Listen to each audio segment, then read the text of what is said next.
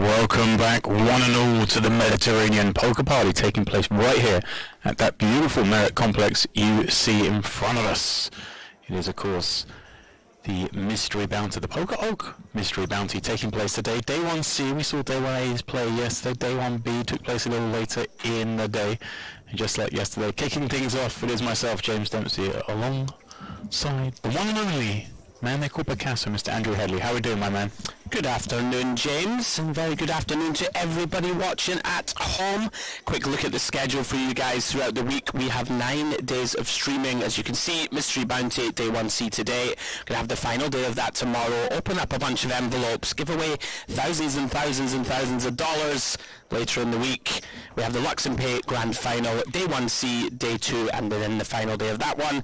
And then the big one, the MPP main event, to close out our coverage. Here we go then. This is how things will start off today. Our 3 feature tables. Those of you with us yesterday would have seen the fast-paced action. It's set to repeat again today.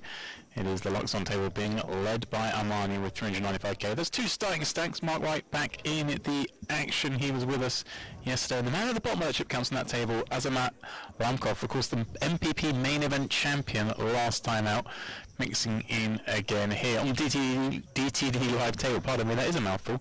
I see Yanis Lipirius, who of course came 4th in the first that's in the mix. MPP, and I see a familiar name in Alyssa Siplatova, 2nd in the chip counts over there, regular here at Merit.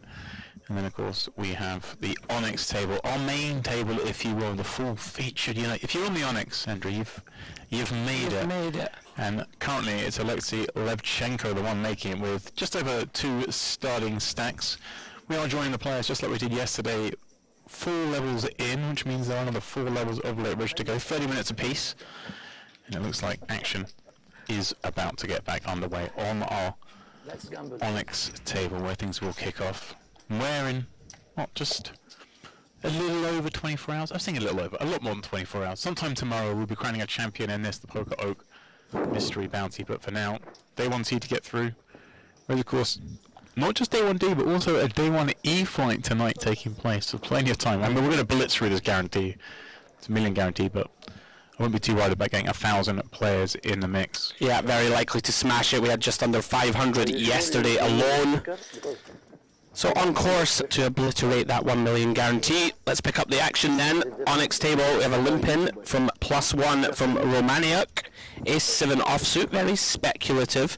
We did see a lot of that yesterday, James. People sort of just looking to get into pots, try and accumulate that big stack, which of course very important, especially in mystery bounties. Setting or completing from the small with the suited queen. Action on Buhaychuk, the Ukrainian. He checks the big with the Jack-9 suited. And here we go, Jack-9, 3-2 diamonds, top 2 for Buhaychuk. There we go.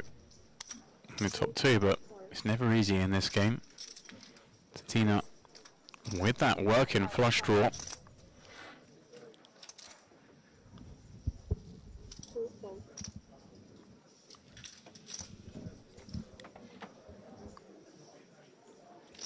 The bet is swiftly met in the form of a call. Ace of clubs on the turn, not the best card for either player to really see, but no reason one would imagine for Buchayek to do anything but bet again here, surely. Yeah, pretty much a slam dunk value bet, especially against the small blind. You're not really going to be concerned about him having too many ace-x in his range.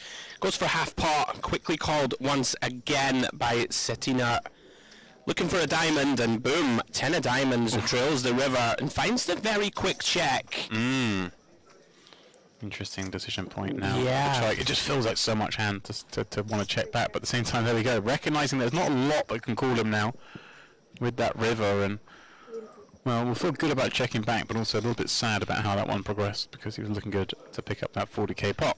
Yeah, done well to find the river check, especially, like I said, against the small blind, who has been allowed to just limp in versus the early position limp. Could bet river, kind of target like a Jack-8, Queen-Jack type hand. Also the danger, though, Demps, that you could get check raise bluffed by like a Queen-10 with a diamond or something like this. First look at Yanis. In the small. There he is. I'm going to say, mention it because he came 4th in the first ever MPP main event, but 4th in that one was particularly bad spot because the top three, of course, chopped it. And one of those three was, of course, our voice of the Angels. Oh, you'll like that. Mr. Steve Warburton, who will, of course, be back in the booth a little bit later today. He was in the mix in that one as well. So basically, they got rid of Yanis and decided to chop it up. He was the danger man. Yeah, certainly somebody you don't want to see at your table. A very experienced player with a lot of pedigree. Well, how's that for a flop? Yeah, this is a cool one for Yanis, of course. Blind on blind, flopping a flush draw up against Pesh. You can have all sorts of stuff. This one's going to continue, and one imagines this pot could get somewhat sized more, though, of course. Out of position, 23k in the middle. Don't really want to be swelling it too much. Yes, it's an interesting one. That quick check back, in fact. I was gonna say, like, I quite like this. It's one of these hands that you really don't mind to see a turn card. You know, you can call a bet all the way to the river every single time. You have a disguised, really strong hand. If a club comes off, the small blind can start trying to bluff. And like Yanis now, with that green light, you know, try and knock out some of these sort of ace-high type holdings, right? Something like a king-queen. Hands that have us crushed is going to start with a bet of 7,500. Pesh just absolutely loving life here. Yeah, this is dreamy, right? We check back with so much hand, but also just one pair. But we've improved in the most devilish way of just pinging that 7. It seems so nutted. Yeah, that's well rooting for a club. You know, he wants anything but that card, and perhaps thankfully misses. Although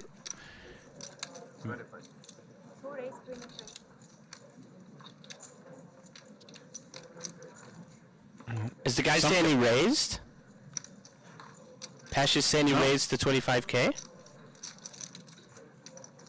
I think maybe they both would change.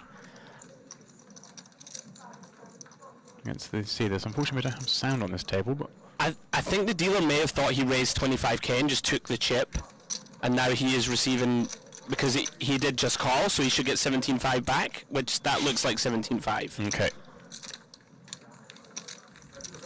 This isn't an ideal situation when you're trying to decide here, am I going to blast off with a river bluff? At least you get more time. You do get more time to consider what you're going to do. Yeah, really interesting decision for Yanis. You don't obviously normally want to bluff with bricked clubs, right? You would rather your opponent had a missed flush draw or something like that themselves. But Pesh's looks pretty capped, right? Like, he looks like he doesn't have too strong a hand. We do just have queen high. I feel like Yanis probably still goes for this. Like, you are going to get called by like ace jack and stuff like that, James, on the turn, right? When that checks back and calls a turn bet. So it makes sense, I think, to bluff. It looks like he's gone sizable. I saw 6 of those blue 5Ks going out there, like really going after those kind of weak hands, like you mentioned, that call turn that can't call river. I think this is reasonable. If we had something like a 10, it's going to be worth a large bet. If we have a 7, it's definitely worth a large one. Something like a jack 9 flop straight, we're going to bet big. So it does make sense. And Pesh, it seems to me, we did see a few times yesterday people just call rivers in spots where we thought a raise was mandatory. I think it's compulsory to raise this one, and he is reaching for it. Looks like 70k. There we go. Very clicky. I really like how he's played this hand. Pretty much perfect. Yeah, it was very much the theme yesterday. I noticed a number of hands. Players not really getting value for these, like, That's not it. marginals, but I feel like mandatory river raises, but with like non-nutted hands. Like Definitely. Trips is obviously far from nutted here, but yeah, you've got to get the value here, obviously, when you can. As it is, Yanis just, well, swinging in the wind. Yeah, just one of those hands, I think, really well played by both. Like, Yanis, just unfortunate here to run into the very sneaky trip 7s of Pesh. Well played, guys. Don't they both look thrilled to be here? Okay, back over on the Onyx table. Romaniac looks like to be calling a raise from the big blind from Schumann, who's popped it up to 7k from +1 and a frisky hand class here, the 10-6. But we're here to play. We're here to build chips. There's plenty of day ones. Let's get it going.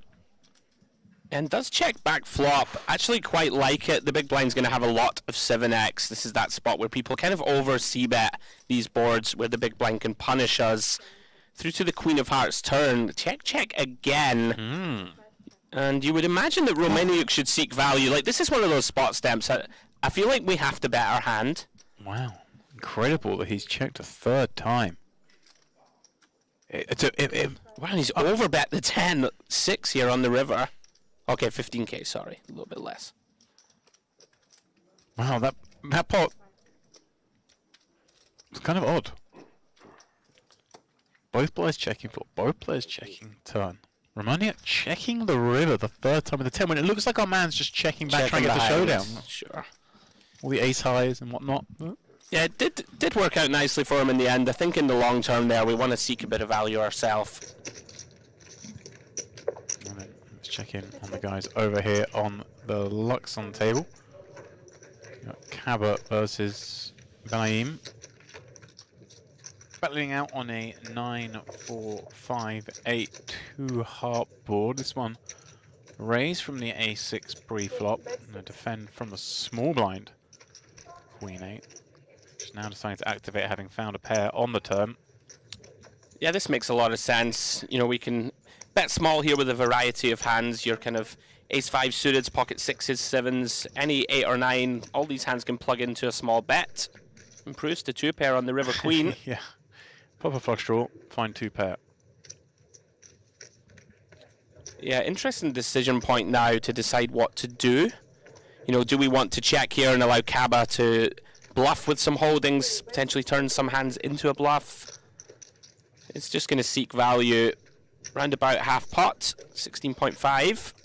Yeah, Kaba obviously pulled one off there. Yeah. Hoping perhaps to see a check in front of the river or maybe strike lucky with a 7 or an ace. But to this card, no continue. I see.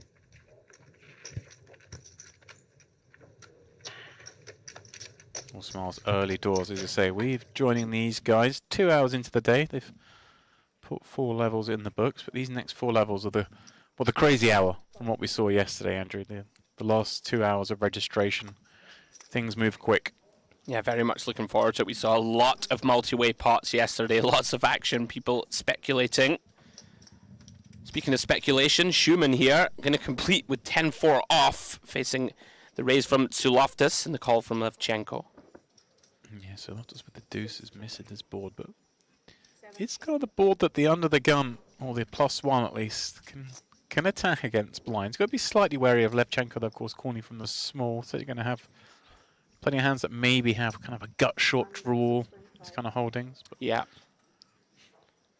Yeah, makes some sense here. Let's just try and knock out. I mean, we can fold out some better pairs, which is always nice. Fold out the 3s through 6s, even potentially. Some people might overfold hands like 8s and 9s on the ace-high board. We know Levchenko going nowhere. Cool. Typically just going to be check calling demps. Not really a hand that we want to bloat the pot just yet. now, of course, whenever we're in these situations, we're wary that the early position raiser gets to have all those big aces far more than we do as a small blind peeler. So playing defensive with range here, usually the thing that makes sense, as it is an improvement for Levchenko on the turn, in the sense that he picks up a gut shot straight draw now. Does he fire again here with the deuce? Is this board getting a little murky? Some of those hands that did check call may well have improved. Yeah, the interesting part in these spots in general, I think when you're in a heads-up pot against a big blind, it's much more palatable to just barrel off, because they are going to have, you know, your like Jack-6 suiteds of the world and stuff that we can target, whereas the small blind never really has these hands, and they end up having, you know, a bunch of kind of ace-X, they'll have some king-queens that you reference with gut shots on the flop, they'll have the Jack-10 suiteds of the world that won't fold, so I kind of like give up much more against the small blind than the big. Yeah, it seems reasonable to wave the white flag here, I think.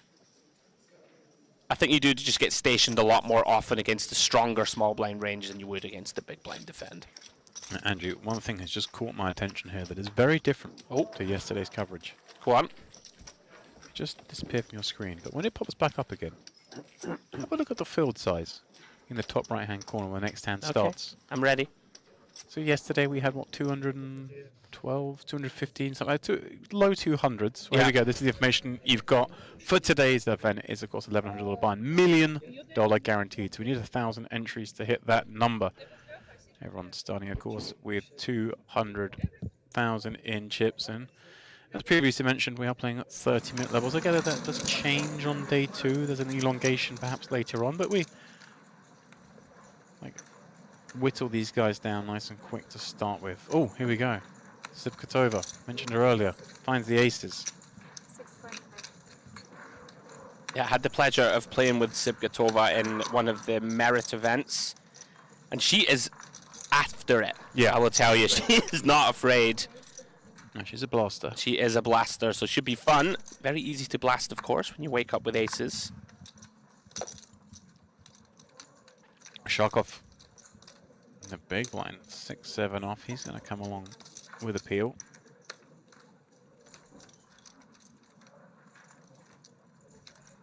King 3 deuce. Not a board that really the big blind continues on too much against under the gun. Oh, hang on. Surely hang not. on. Surely not. Oh no. Shenanigans from Ushakov. Oh no. Get the fire extinguisher, someone. Yeah, I mean, Get the fire extinguisher. But hopefully this is just a very optimistic one and done. But so often when you see someone leave from the big hit, they rarely slow down. Picks up some chance in the form of a 5. And what a payoff that would be. Obviously, Sipkatova would be picking up a gut shot. But it looks like he has thought better of it. Confusing for her, this line. Like, what does my opponent have? Like, does he ever have anything? Am I just betting here and betting either into it or into absolutely nothing? yeah, I think in the grand scheme of things, in the long term, this is very weak kind of line from the big. Should just be handover and is. Yeah, that's a curious lead. Certainly not something you will see very often. Zhukov trying to lean on Sipkatova. Trust me, my friend, that is a mistake. Yeah. Especially when she's got aces. Yeah. Not going to work too well there. Right, top right corner. How many does it say? Filled. Talk to me. 364 runners. With 2 James, hours of reg to with go. 2 hours of reg to go. So, gonna smash the guarantee for sure. Great start here at MPP 2025. 8 betting. Hayek sitting here pretty. Trip 6s up against Satina. These guys reaching this pot in the form of a raise from the ace queen. Defend from the big blind. Check through the big. Check through the flop. Check through the turn. And now, nicely done. Nicely. Yeah, well done. Kind of hard to fold the nut no pair in those spots. Just one bet when that action's gone like that. Because you kind of look like you've got this kind of hand, right? I was about to reference, we have a pretty reasonable bluff catch candidate here. You know, don't have a spade in our hand, don't have a 3, 4, or a 5 for that sort of low straight draw that could be bluffing the river. Good fold though. I think often in these spots you expect a king to announce itself on the turn also. Right. So then, back over on the Sipkatova table. The very next hand, Yanis, the one kicking things off with the 2-9. She's defending 6-4 diamonds, and look at this, turns at the flush. Checks it over to her man, second time of asking. 9's no diamond. Is this a hand that begins to feel like, hey, I need to fire a little bit bet out here? I'm actually a big fan of this turn check from Sipkatova. Like, it's quite difficult to represent just pure bluff, since it's normally going to be your sort of king of diamonds, queen of diamonds, X that just lead in to the razor. So we can induce our opponent to put a bet in and potentially check raise, but she's gone the check call route. Interesting. No, she has raised. I like this a lot. It makes a load of sense. You know, you can get 9s through kings with a diamond here that will just have a very, very difficult time folding. Or if Yanis has like an ace-5 suited type hand that played, you know, sort of passively on the flop, it's going to be hard to just fold. Well played.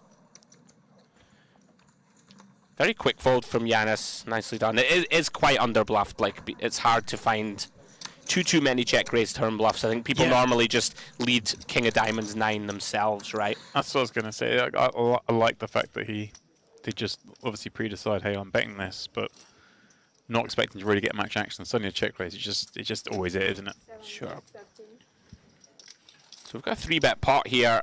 Had an open from Buhaychuk. Schumann 3-betting the button, the frisky one with 5-6 suited. Yeah, and I mean, obviously, Buhaychuk not having improved, but we don't get many better flops than that for the 2-3s, but he is going to pitch it into the muck. It's one of those, it's just so hard to continue down the streets with this type of holding. Like, we don't really want to raise flop. And if we face a turn bet, you really are just playing guessing games. Nice pickup for Schumann. I hear you though. Like, if we are calling this hand, are we just exclusively set mining? Perhaps need to get a little sticky sometimes versus aggressive opponents. I've got some spice here. Open from the 8-4 offsuit. Oh yeah, here we go. We're playing some poker. Blind on blind from Amani. Artiv defending. Calls the c-bet. Wow, he's finding a turn barrel. 8-4, no spade. Okay, I see. We see you, Amani. We are playing poker now. We see you. Artiev, I mean, fair play. Made the call on the flop, but it's another bridge to cross to make this call here on the turn, just with the ace high. Although, having said that, pardon me, just dawned on me, the working spade. Andrew, we're definitely continuing. Yeah, never fold in. Just a question of whether we want to start turning our hand into a bluff. It's a very viable candidate to do so. He's reaching. He has done exactly very nice. As you suggested. Yeah, this one of those spots, I think, where you have like the better ace highs. Say we have an ace jack off or an ace 10, we can just call because we can be winning at showdown. But it's very, disheartening here to just call down and then lose to sort of ace 9 red if it goes check check. I like this a lot. We can just target hands that are slightly better than us and knock them out. And Amani hasn't folded yet. If he continues here, Stop it. No! No! What is going on? oh my goodness me. Artiev popping it up to 56k. Manny's made it 133. All of a sudden, a spot where Artiev had the best hand, the best draw position, everything going his way. Is there a case where we don't see the river? Yeah.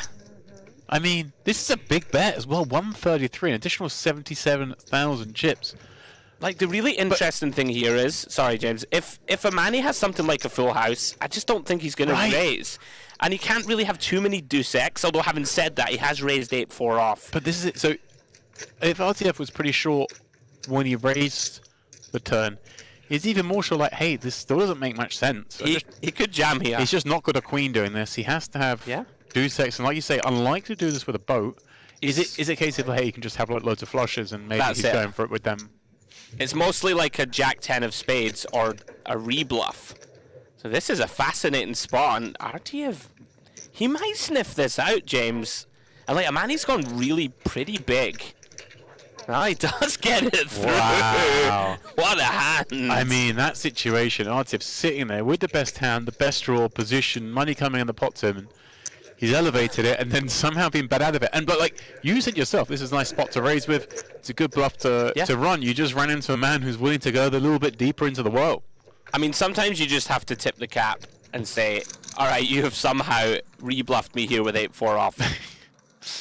We got him good. Right, back over at the DTD live table. Giannis back in there with the ace-8 from the big. Up against Pesh with ace-jack from under the gun, and Badir with jack-8. All of them kind of liking this board once the turn has rolled off, but Pesh obviously still out in front with those aces.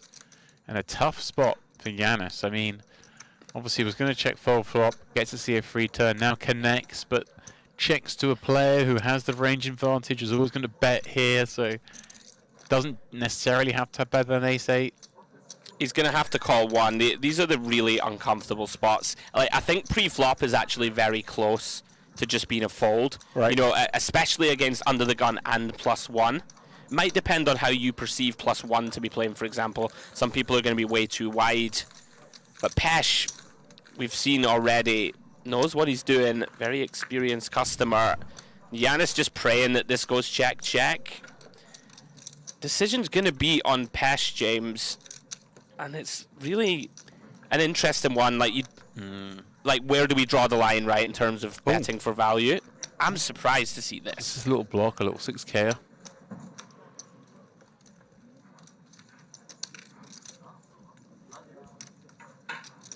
I'm not sure about this one from Giannis, I gotta say. Like, it feels like you just fold out bluffs, potentially open yourself up to be rebluffed. If our opponent has, like, king jack with a club here, right? Something like this, they can just go after us. We can't really get called by... I mean, I guess you could get called by the suited wheel aces, right? We beat those. Curious decision from Yanis to lead that one. Not one I would find myself, the way the action went. Well, let's put him further behind here. 66k of his 200k starting stack. Still there as he walks away early on this day 1C. Not forbearing any disaster, but of course this is a re-entry and there are more starting flights to go. This is a veteran of the game. No doubt he'll spin that up or get back in the mix if he doesn't. Meanwhile, over at the Onyx, three-way pot developed here between cutoff button and big blind, and perhaps a little surprising, this was a raise from the 7-5 offsuit, flat from the 10s on the button. Certainly a candidate to 3-bet with, and allowed to tie it in from the big with that King 7 offsuit, which means the 10s have now fallen behind. Showman putting additional chips in the middle, but does now think better of it. Ryak picks up that gut shot draw. This one looks like it's destined for a showdown unless Showman just finds the, hey look, I raised pre, I bet the flop, I gave up. This is like, I mean, this isn't the best hand to be raising with pre-flop. Probably not the best hand to be c-betting with on the flop. But once we've done those two things and check turn, then find this river, this feels like a great spot to follow up. I would agree with that. Sometimes you just get there, right, and you're like, okay, I've painted myself into a corner, but I've got 7 high. I'm up against two guys that haven't really shown any strength through this hand. Right. And like, I think Satina very likely to have raised flop with a 9. You know, stuff like this. The button would probably bet, right, with a hand like Queen 10 or a 9 or a good strong king himself. Schumann gets it done. There we go. Well done. Loving that. Yeah, I mean, I guess, James, if you're going to be wanting to open pots, right, with these really substandard hands, you are going to have to be willing to fire off some barrels. Gets the job done. So you see him there, 223k in chips. Levchenko still out in the lead, 436k on the DTD Live table. Back into the action we go. Ushakov, 4-5 of clubs. Comes in for a raise from Hijack. And Matai, going to 3-bet here with ace-king from the button. Makes it 17k to go. Ushakov now has, with one of those types of hands, you'd like to see 3. And here he comes. I think they're deep enough, Demps. 60 bigs effective or so. If we're going to open this one, facing a pretty small 3-bet. Less than 6 bigs. We'll see, you've got 4-5 suited. Yeah. It looks pretty. And just let's call. Let's see. Let's see 3. Not the 3 you're looking for when you build a 3-bet. That one is what we call the 3-better's range. He's not going to lead again, is he? Oh no. Ushakov. Wow. Absolute wild card. We're getting an idea of the strat here. It's just to get yourself in these spots and just stab and hope opponents overfold. But obviously this board just not the right texture. Yeah, Matai with a decision whether to immediately bump this up. Looks like he's made it 50k. I mean, I guess if you're against an opponent that you think will just never have a bet fold, then it can never be bad here to just try and bloat this one. Right, and maybe even if it's an opponent who's just never going to fight the second shell as well, right? You're like, okay, you might be bluffing, but you're not going to put more chips in. I don't want to give you a free look. Let's just pump this up now in case you've got anything that wants to continue. Yeah, Ushakov kind of just disrespecting the ranges at the moment. We saw him against the under the gun open, try something similar, and then out of position versus the 3-bet. It's a risky strategy, that's what we'll call it. Certainly is.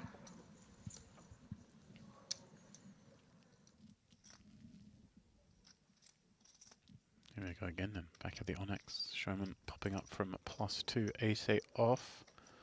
Souflatus, the ace-king of spades. Now this man, let me tell you, Andrew, has been doing some damage in the poker world, particularly on this very island, the Cypriot native. He won the Mediterranean Poker Cup here back in 2022, good for 264k, but that's not his best cash on the island, because he came second in the EPT main event last year for $642,000. And had a good year last year, because not only did he get second there, but he got 4th in the Irish Open main event, which I feel like maybe were you there? Oh, that's who he is. I gonna do say, recognise him. I feel like you would have been on the call on that one. So Yeah. you know, you watch these finals, people come in and out, but that's the face. That's what you're known for. 4th place finisher, 2nd place finisher in the EPT, winner of the Mediterranean Poker Cup here, and now just trying to win this pot with Ace King against Balastro's Ace 9. That's a pretty good flop to do it. Yeah, Jack 6 with 2 spades. Palastro here went for the cold 4-bet jam. Pretty wide one, decided to run it. Runs into Ace King suited. He's looking for a 6 or a 3, non-spade for a chop. Or a 9, or he's going to be out of here. Queen of spades completes the nut flush for Suloftis. And yeah, he's going to be a danger man, James. Yeah. 3rd on the Cyprus all-time money list, I'm seeing. He is. 1.9 million. He is indeed. Of course, Yanis, who is on the DTD live table out there, is #1 on the Cypriot all-time money list. This man's certainly closing in. In fact, he's only 80k behind 2nd, Peter Costa, who is a bit of a blast from the past, that name. He is indeed. Peter the Poet, I believe, was his nickname back in the old late-night poker days on TV. Loving that. Peter the Poet Costa. How far behind Yanis is he? Maybe we can organise some kind of he's got a battle to the death side bet. He's got a little bit of going. Yanis is at 3.6 mil. Oof. Suflatus at just under 2 mil. So, you know, won't take long at this rate. Whether he's racking up cashes this year and last year. He just needs to win all 3 of the landmark tournaments this week and he'll be in touch and distance. Yeah, that'll do it. Enough of my nonsense. Look at this. Cooler developing. Jacks for Lamkov. Starts the hand with 24 bigs. Yeah, Going to be pretty tough to get away from this one. Oh, wait, Heredia is going to play it tricky. Quite like this for what it's worth against the stack depth. You know, Lamkov having only 21 blinds behind. These are the kind of perfect spots to trap with aces. Having said that, you do allow the potential for things to go 4 ways, and that is exactly what is happening. You never love to see this, of course, with pocket aces. Do you have position, though? Pretty clean so far. Queen 9-4, 2 hearts. Nobody connecting. Lamkov can actually be saved now. He doesn't know it. If he faced the 3-bet, he'd have been walking out the door. He's going to bet, James. I'm not too sure if I'm a fan of this multi-way. With specifically like jacks here with the Jack of Hearts. I feel like check might be the way to proceed. You know, Heredia might overstab in position. It may go bet then raise and we can relinquish our hand. Just kind of murky. Of course, can never be a huge mistake to bet small. Heredia going to continue the slow play. Yeah, now just hoping for napkins on the turn.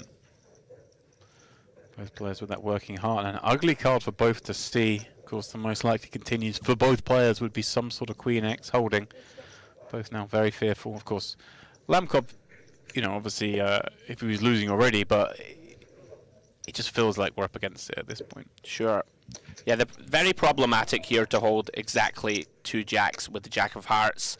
If Heredia does start to bet, the most natural bluff's obviously going to be the Jack 10 suited of the world. I quite like this from Heredia. Nice. Yeah, you kind of just almost over-rep, don't you, if you bet aces here. You save that for betting some of the Queen X. Obviously, you still want to trap with some hands, and it just seems like the strongest non-Queen X hands, which is, like, we don't really have aces here, like, flanking the button, in theory. Very, very rarely. So it's nice to, when we do have it, use it as our best trap that doesn't want to just bet get in on the turn. Yeah, intriguing that Lamkov went with check. I thought he might block this river, go for a small bet himself, kind of target pocket 8 and 9.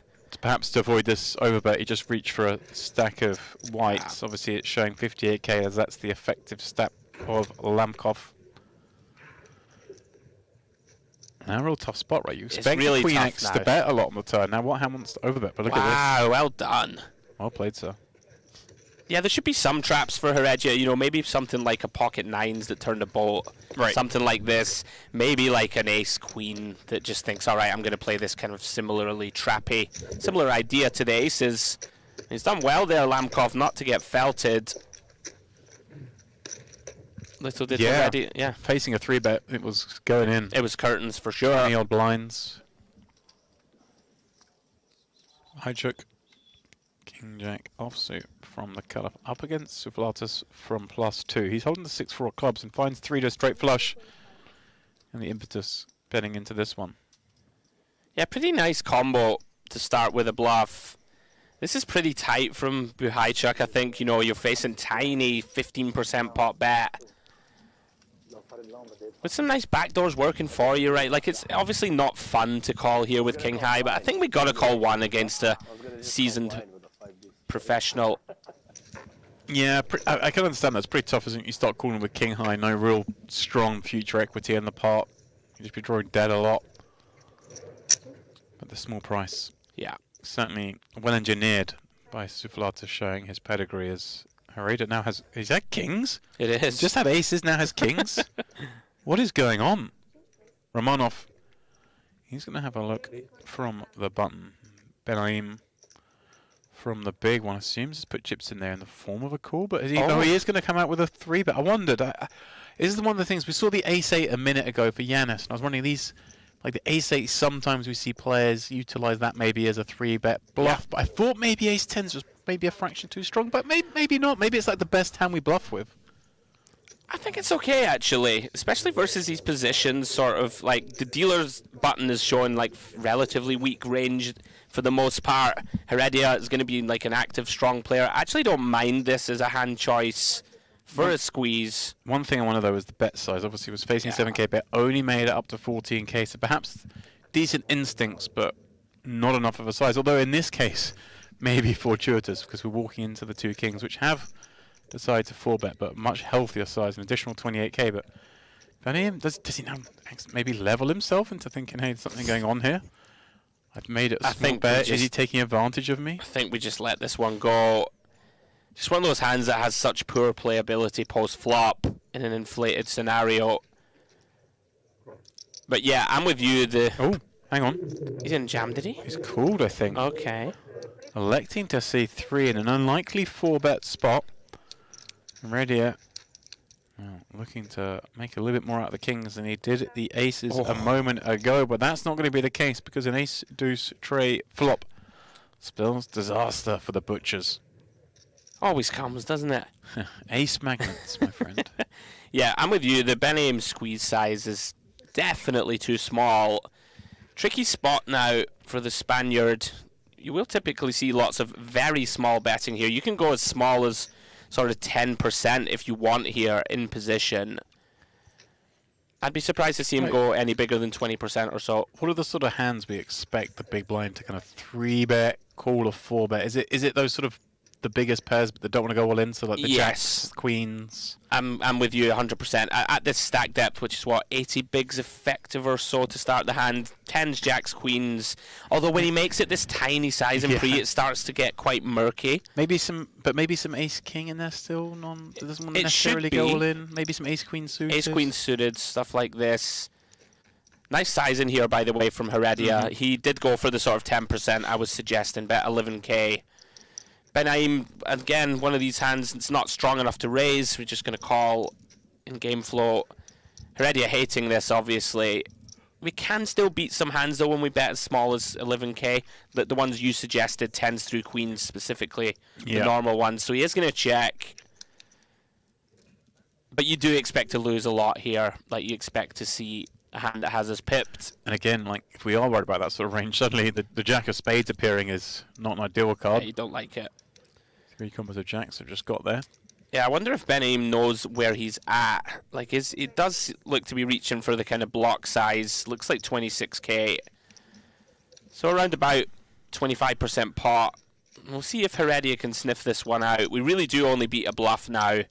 Like, do people turn queens into a bluff here for B25? Seems unlikely. It does seem unlikely, so I do expect to see ace-jack suited, ace-queen very often here in the hands of my opponent. It's frustrating, of course, because we've inflated this pot. We've got our man where we want him. Is there ever a spot here where Heredia could then return these kings into bluff, just go for some kamikaze maneuver? You could try. It just seems like you might run into a pretty bladed range of like 3 jacks, like you said, ace-jack suited, they'll never fold.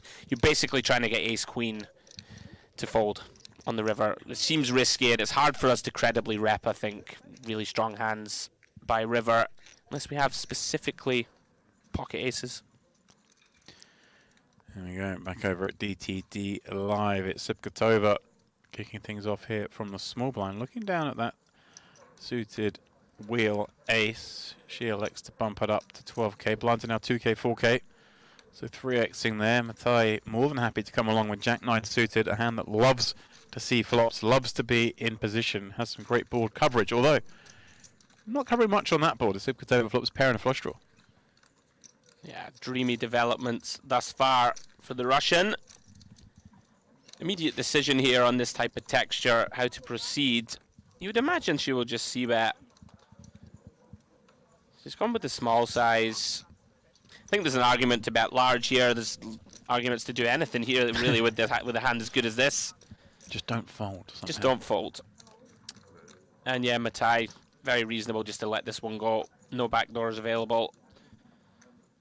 Probably calls flop if there's a heart on board.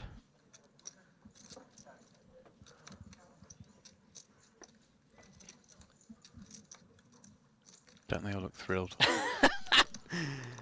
I miss the charisma at the table, you know. I know that you're, like me and you are very chatty table mates, right? You always, you told me in your wisdom, I remember it well, you said that when you arrive at the table, you'll immediately start a dialogue and get chatting to try and get into their heads. I like, well, then, you know, just to try and loosen things up. But obviously there is some benefit to it. But primarily just to stop myself getting bored at the table, you know.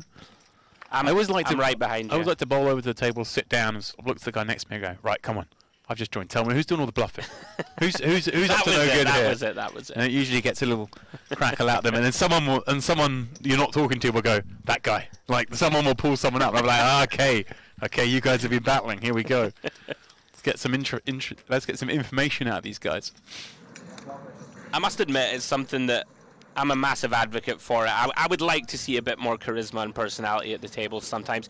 What do you think, though? Maybe because it's feature tables, people might be a bit more nervous, I think whenever you put the cameras on, this tends to happen. The amount of times I've seen where in other tours I wear different hats and I'm going around choosing feature tables that we're going to put on a stream. And you see these guys are all having a good time, chatting, laughing. You think this will make a good feature table.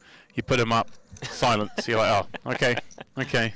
Because you know you don't want to make a mistake on the camera. You're kind of a bit nervous, just different surroundings. You've been mic'd up. It's kind of usually you find though, but the second hour of their coverage, they kind of loosened up a little bit, kind of forget everything that's there. Yeah, once they relax. But also here, you know, you do have, especially in Merit, is just a meeting of so many languages and cultures that perhaps so often there is a language barrier. Obviously, kind of the most spoken language would be English, but it's hard to assume that, you know, a lot of these Russian native speakers, they'll understand some English, but it's not necessarily easy for them to have the banter in another language, so it's somewhat understandable. Sure. And of course, you know, this is like a few hours into day one. Maybe they've all played yesterday's day ones down a bit, kind of a bit bored, just want to get through the day, you know, already. It's only day two, James. Not over it, but, you know, they're not excited yet. Maybe they played late last night in the day ones, didn't bag, and now have to go through this again. It's like, oh, am I really here again? The sun's shining today. I could be out by the pool. Could be in the sea. I hear ya. Could be at the buffet. Oh, I love the buffet. So interesting spot here, by the way. Ricken opened, Pesh defended. Had the option to check raise flop here with the flopped flush draw and some backdoors. Decided against that. I also thought that this is a curious line. I wonder if Ricken can ever sniff this out, by the way. Like, it's obviously incredibly tough to do with just queen high. On the turn 7, I thought that Pesh might lead turn, right? We see lots of this from the big blind. He elected not to do so.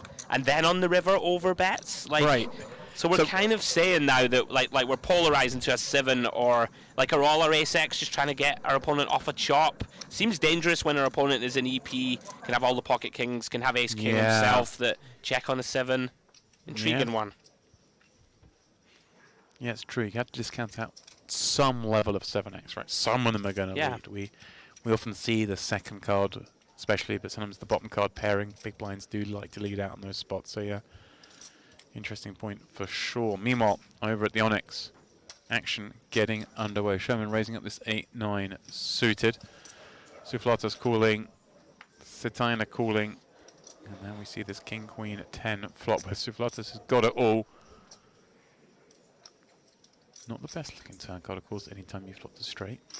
Certainly houses potential here. These are coordinated cards. They are the big cards. Yeah, tricky spot now. I'd expect him always to check in game flow here, but he's going to lead. I'm a little surprised at this. You know, it's like we don't have pocket kings, queens, or tens, I don't think, ever, right? We're just going to 3-bet all of these versus a cut-off open. So now we're kind of saying that we have king, jack, king, 9 suited. But, like, are we leading king, queen here for the ball? Even though people maybe should, in inverted commas, I don't think they ever do. So this is a curious lead. Like, we're not going to lead a queen or a 10 or anything ever. So we're kind of saying that we have a king or better. I mean, it's, you know, probably besides the point anyway, because Schumann really has nothing, but we have seen him. Oh, wow. Here we go. He's He's floating Is he just it? cooling as well? Yeah. Oh no, there are 2 whites in there. Whites are the 25Ks, but... He does Yeah. float. Oh. Has plans. Okay, we are going dirty, but his plans, but a little over pot behind. This is ballsy. If Souflatus somehow finds a kind Can of he find the check? a check Yeah. or just a smaller bet, like does Schumann just have to pounce? I mean, why have we played this hand if we're not going to pounce? Yeah, this is pretty wild. Souflatus must feel like this is like my man's just got a king here, right? Yeah, we're loving life, and the question is, are we going to go for this kind of block size? People tend to get greedy here if they think their opponent has just a king, though. But he has gone relatively small, James. Oh no! No. Okay, Yeah, sorry. okay. I misread the whites. I mean, now we might have had a plan, but how can we pull the trigger? Well, how strong does this look? I mean, it looks absurd and looks like a full house if we can find it, but almost impossible. He was definitely going to try and do something, but as you say, to this size, it gets real difficult. Yeah. Yeah, okay. Good avoid. Yeah, kind of an intriguing one. Suloftus, momentum, up to 300k. There we go, up to third in chips on this particular table, but still very early on in the day. Gonna have to keep our eye on Schumann. He is spicy. Yeah. We're of course going to play it down to the money just like we did last night. That'll be the final 15% of the field. And that went quick last night. Obviously, Andrea wasn't at the booth. It was yourself and Warbs covering that one. But I gather it was basically like one hand for hand, right? That was it. Okay, we're done. Rapid fire. And of course, not just in the money, but bounty eligible for day 2 as well. So it's like a double bubble. It was funny. People were just going for the big stack, I guess. Of all the tournament formats to think, right, I don't want to bag 10 bigs. Right. It's probably this one. But yeah, it didn't take long. Open then from Matei, defend by Bahadir. Both come up completely empty. Bahadir with bottom pair on the flop. But Oh, sorry, excuse yeah, but me. obviously a bad looking texture in the form of 3 spades. Does find a bet and finds a call from worse. I mean, Bahadir kind of. that is a big bet if he has announced 25k. I bet 8k, just going milky. I think he just knows his fool's good. Yeah, very nice. Can be dicey to bet twice here. Knew where his man was. Nice pickup for him. We have, of course, seen lots of action the first couple of days, guys. This is the PokerOK Mystery Bounty, 1 million guaranteed day 1C. We'll be myself, James, and Steve will be taking you through to the end of coverage today. And then on to day 2 tomorrow, where, of course, the Mystery Bounties will be active and in play. And we'll have coverage of people opening the envelopes, I believe, James, which is going to be exciting for us to watch. Yeah, one hopes so. That'll be kicking off. I mean, last year we had it right by the stage. And Amazing. There was some high drama on the breaks. The players rushed up to pull those bounties. Romanov, he's queen suited, taking that up to 21k. Right back in action. He's calling with the king jack on the button. And Hereda obviously with a lovely looking hand that you really don't mind taking 3-way in a 3-bet pot. Yeah, this is inadvisable from right to be cold calling with a hand like King Jack off. Heredia, one of these kind of intriguing spots where it depends how you perceive the button to be playing. Like sometimes there is some latitude to think, okay, if I think Romanov is coming after me relatively light here, and I think that the button has a pretty weak range, could decide to bump it up. Typically people just call, and he does. Of course, makes some sense. Ace 10 of hearts, very pretty and playable post. Yeah, it's almost one of those hands I prefer taking it 3-way than I do heads up, because I know I get to play a little bit more fit or fold. Whereas like the ace 10 in a 3-bet pot against one player, difficult. 3-way, yeah, I'm just going to try and make the nuts sometimes. Agreed. Queen 5 deuce, big flop for Romanov. I really like this from him for what it's worth. You know, the button is going to have those kind of 9s, 10s, jacks. People have them a lot, and people will overstab these type of boards multi-way. We have a great hand to kind of line up some check raises potentially. Oh, even better now. Even better now. Heredia, he's the man sort of stuck in the middle in the sense that the other two have stronger ranges, you would assume, right? The 3-better and a cold cooler. We're just ace high. Yeah, I can't imagine that we want to bluff with this one. But you're still right about having a hand like 9. Definitely. And the 9s are just never folded. And they never fold. Like 9s and 10s, for example, will never ever fold. You're basically trying to dislodge an ace, jack, ace, king from Romanov, potentially. This is optimistic. Maybe I will file it under. Well, maybe he's giving the Romanov that kind of the ace king, maybe some ace jack, some of his hands that missed, and maybe he's seen enough already. Obviously, we're joining 2 hours in of maybe turning up too often with some marginal hands in these spots. Maybe recognizing this exactly the situation, because obviously this time Romanov's trapping, but if Romanov had ace king here, this would work, right? Absolutely, that's very fair. As it is, the trap is working. Maybe he was trapping Heredia, but instead.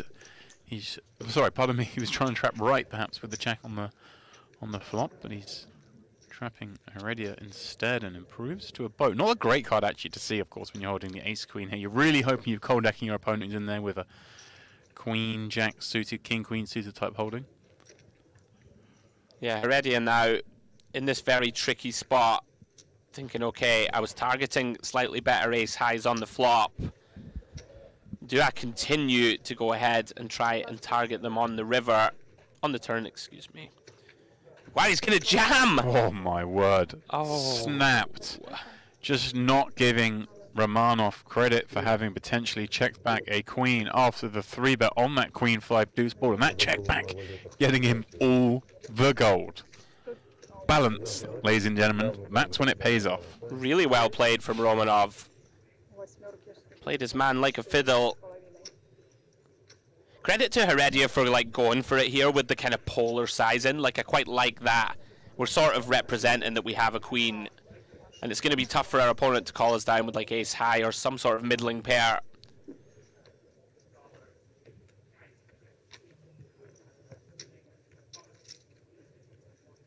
Beautifully done, and he looks thrilled too, James. He's just like, okay, I think we figured out I've won. Can I have the chips now, please? I want to see some fist pumps, you know, jumping out your seat and all that. It is day 1C, admittedly. Yeah. That's a fun hand. Well done, Romanov. Very well done indeed. Love it when a plan comes together. Yeah.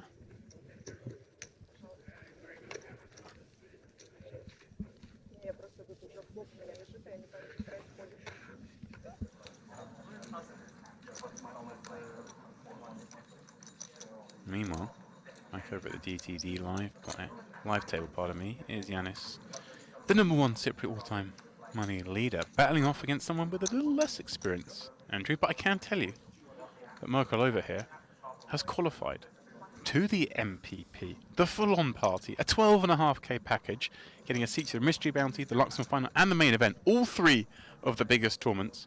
And she has qualified for, get this, 12.5k package. Right. $2. $2?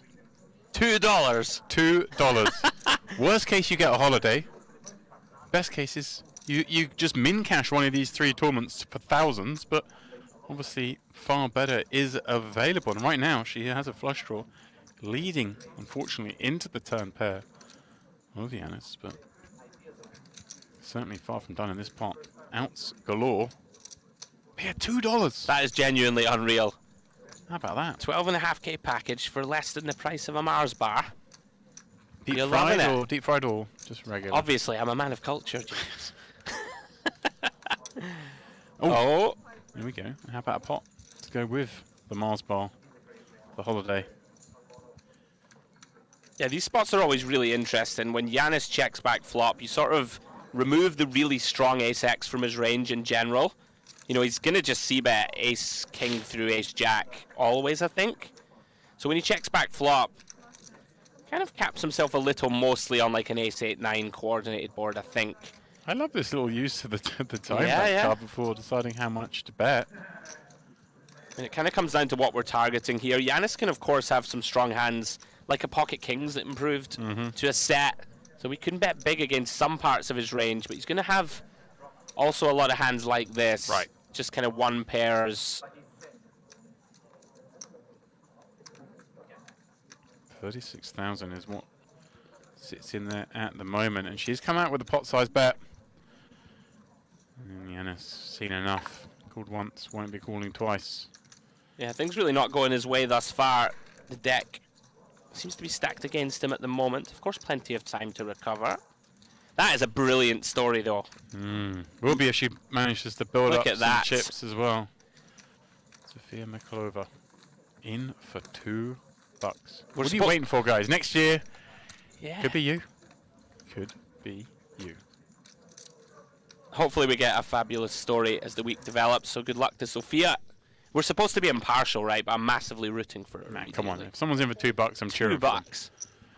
Brilliant. RTF from under the gun, ace-4 suited. He's mixing this up. Lamkov in the small and Amani in the big. Oh, man. With the king 8 off, has found best of it on king 6-3. Yeah, that 8-4 offsuit hand will live long in the memory. RTF here, pretty nice hand to see bet. Backdoor nut flush draw, backdoor straight draws. Fairly dry, king 6-3. Pretty good spot to start putting money in. Goes with half pot or so. Don't mind it. Very easy call for Amani. Let's see a turn.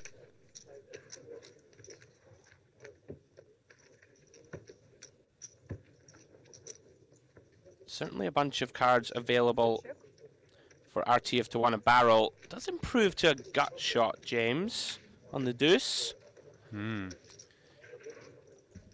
Kind of tricky. Like when we've bet half pot here, you can narrow the range occasionally, you know, of the hands that Amani will continue with. Like he might start folding a 3 and stuff like this to half pot. But we've seen that he is spice. He may not fold any pair to that size. So it can be tricky. He is going to barrel though. So tough as well. It's the second time he's battled, we've seen, against Amani, and both times, well, the last time, not into it at all. Amani just laid down the law. Yeah. This time he is betting into the goods and certainly won't be moving out the way for 2 bullets. A bit of a curious choice of sizing, in my opinion, to bet 13-5. Like, pretty small. Like we're betting a quarter pot. It's one of these boards where, you know, we're not thrilled to put lots and lots of money in with sort of pocket queens and stuff like this. It's a kind of a strange one. Normally you're going to have a king or better. Oh, bingo. 2, 3, Gets 4, there. 5, 6. And now, with the recent history of the two of them, 79k in there, double that behind. I mean, in before Amani goes for some savage bluff, turning his top pair into bluff with the working 8 of spades. Stranger things have happened. I mean, listen, after seeing that man play the 8-4 off, all bets are off. Yeah, RTF just kind of trying to decide here on river size. You can be normally fairly confident that your opponent has a king. We want to get paid by that. He's going large, full pot. 75 into 79. And Manny, I mean, just given the history these two have, you may find it hard to get away from this one. He pulled such a big bluff on his man a moment ago. I don't think that would have been the first sort of firing in this war between the two of them. Yeah, it's just inherently problematic here that this was a three-way pot also. Small blind was in there, so the fact that Artiev is just treble barreling this off, like it seems hard to give him too many natural bluffs. Like it's normally going to be like ace queen with the ace of spades, something like this. The bluffs that perhaps fired twice were the flush draws, right? Yeah. So they've got their things getting a little harder, perhaps. Then also on the flip side of that, Artiev is never going to value bet something like king queen here for pot, right? Even a hand like ace king might just check river, so it's very tricky. He's just seen. He was happy to see what looked like a no hand, like a couple of red cards, an ace and a baby. Oh yeah, it's a straight. That'll do it. Yes, well done, sir. Well played. I'm thrilled for you. There he is, up to 300k. I'm only with a little more than that though, with 360 as we continue to play 2k, 4k. No real damage done to him thus far. Early days here on day 1C. This mystery bounty. Here we go then, back at the DTD live table where we have a DTD reg who is in the action once more. Cyprus auto money leader. Yanis Lapirius in here with the 2-4s, jamming for a little under 15 blinds. And it is round to our online qualifier, Michailova, who is putting the chips in with what looks to be ace king. All right, here we go. Here we go. Yeah, Giannis going to be thrilled, of course, to see that he's flipping. He just the look of a man doesn't think he's going to win. He doesn't think he's going to win this pot, does he? Some of you know. Okay. Okay. There are some bad ones out there. That, not one of them. Okay. Double up. Yanis back in this thing. Michailova, you're qualified down to just 75k. Yeah, unlucky for Sophia. What are you going to do? Oh, look, the double up alarm's gone off. That's what happens if your Cyprus is best and you would double up in Cyprus. They just, this is it. Fanfare, balloons, fireworks. It all goes off. I promise you that inwardly, Giannis is deliriously happy. Doubles up to second, shortest on the table. Obviously, a lot of work left to be done here. He was in his mind like, okay, I'm just going to go rebuy and have a starting stack again somewhere else. This will do, though. Maybe save myself $1,000. Yeah?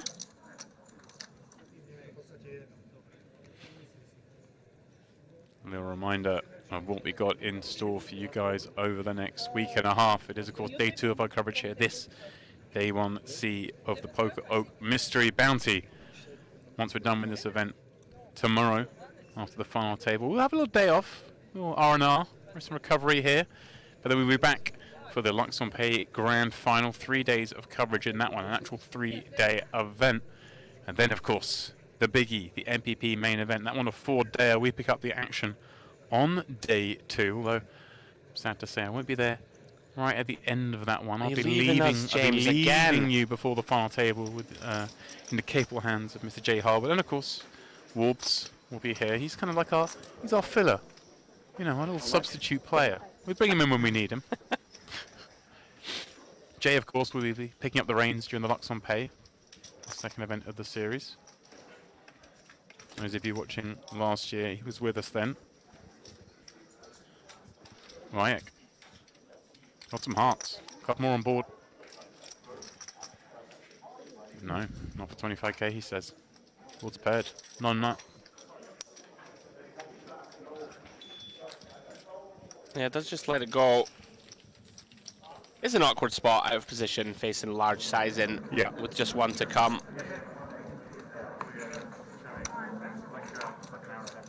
Back over to DTD Live then. Raise from Matai. Makes it 10k from +1.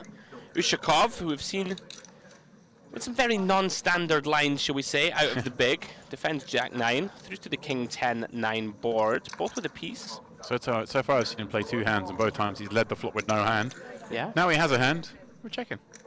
Okay. Of course, this is the far more standard line with this particular holding. Facing 7k with that pair, with a gut shot. Just put in 1 blue, 2 purples, enough for a call. They got some card sharing action going on here. Yeah, it's an interesting one. There's certainly some latitude to consider check raise, bluff, and flop here. We have a pretty cool hand to do it. Blocking 2 pairs, blocking straights. You know, you can start to put pressure on 1 pair hands that Matai has. Of course, we can see wouldn't be folding king queen. Right, and still decent equity against those strongest one pair hands, right? An ace king and aces is it's not that far ahead of jack 9 here. Sure. Because Matai has found the second barrel, 16k. Yeah, very reasonable. Shade under half pot. Sharkov. I'm getting curious. A couple more clubs on the board, maybe attributing some of that continue range to those backdoor flush draws and thus giving himself a little bit more power with this club. Or is he perhaps thinking, hey, I've got the 9 of clubs, why can't I have 9x of clubs and perhaps go bluffing later on? But no, he does play it as a check call. And that was like a slow roll from Matai. It looked like he was mucking, right? I wonder what did he see first where he thought he was beat there? Was it? I mean, you see the club, but then I don't know. Yeah. One black card, 1 red card, one non-pair, 1 pair. I would have. I don't know. Maybe there's a bit of gamesmanship going on. A mini slow roll. Have you got that in the locker, Demps? You know, have you ever done it like the old? Look at your hand for 45 seconds and then reveal the winner. I've done plenty of fantastic slow rolls, but I've only done one sort of like unprompted, but it was against the person it was against Sean Deeb, which is like completely custom. Oh, you're loving slow it. rolls everyone. Of course, so, you're loving it. And I got him good with it back once, but I think it's about 28-1 his direction. But no, I've never done like the unprompted. I've done it as banter. I don't think I've ever done it in a cruel way. In a cruel way, yeah, Okay. not in a negative way, not try and gain any kind of edge. So back on the DTD live table, Heredia, who we saw, who had a lot of chips, so he's been stacked somewhere, all in for his last 17k from under the gun. We must have missed the big one. Oh, it was the ace 10, wasn't it? He got a bit frisky. Oh, of course it was. My Romanov. apologies. I've had too much sunshine. Well, he's going to struggle to win this one. It's the same villain, no less. Yeah. Romanov with the kings. Coming to finish the job off. Let's see if he can do it. It's quite likely. We won't lie. Yeah, big old favourite. Like this just call, by the way, from Romanov, who's trying to induce some action behind. Heredia going to have to find some magic. Okay. We can't ask for too much. We can ask for that. 8 clean pulls at the win. Oh, there there we it go. is. Easy. Double up. Thank you very much. Obviously, not one he was rooting to double up with the 17k, but it's a chance to spin, you know? Anytime you can save a rebuy. Oh, that's just a mug off, that is. Little rub down. Tops out in the river. No good. Yeah, one of the best slow rolls I heard of, Go on. which was like, I'm going to try this one out this summer when I venture over to Vegas and play a bit of poker, but although it doesn't really work, they need to spin a smaller venue. But anyway, player has moved all in the river in a tournament. Got you. Next player sitting there with the nuts, wanting to go for the slow roll. Instead of saying cool like that, he just called floor, seat open. And everyone's like, what? Yeah. Cool. Turn over the nuts. See you later. I want to use that one on See, I like that. That's funny. Yeah. But you need to be, you know, it's not really going to work in a warehouse event at the World Series of Poker. You need it to be in a smaller venue with the floors With the nearby, floor and they need doors. to know when the seats are open. That's a cruel one. I like it though. Floor. Yeah. What is it? Seat open. Yeah. Nuts. So we see a very wide open here from Suloftis, Queen 5 suited +1. Quite surprised to see a c-bet here 4 ways. I would have typically expected him to check with this hand. And does go ahead and bet 16k into 36. Really awkward spot now for Levchenko, who overcalled pre with the king 10 off from small. Again, quite speculative. Does make the call, and now Schumann, who we have seen, is very capable of pulling the trigger. Has Queen 7 suited here, James. Yeah, he's just decided to send it. I'm not that shocked to see it from the way he's been playing. And this is part of the problem as Suloftis when you do c-bet this hand. You know, there are some semi-bluffs. King Jacks, Jack 9 suited's the most natural ones. A lot of the time here, when you face jam, you can just be stone dead. or you're up against a hand that has a lot of equity. Don't close the action either, of course, with Livchenko behind. I mean, you can't really call this one, Demps. So hard, isn't it? You know, all of the better Queen X just have us dead. Nice. Yeah, Good fold. I think you have to just lay this down. And yeah, so you still have to be somewhat concerned about Levchenko behind as well. Right. I don't think hugely, but there's No. some level to which he's working with a trap there. Yeah, he's going to have Well, not even a trap, the maybe just occasional ace queen somehow that doesn't squeeze, king But queen. I guess though, if you call If those you call, hands, they'll then probably probably do fold a lot. One pair Sure. combos. They might call still, but yeah, nicely done.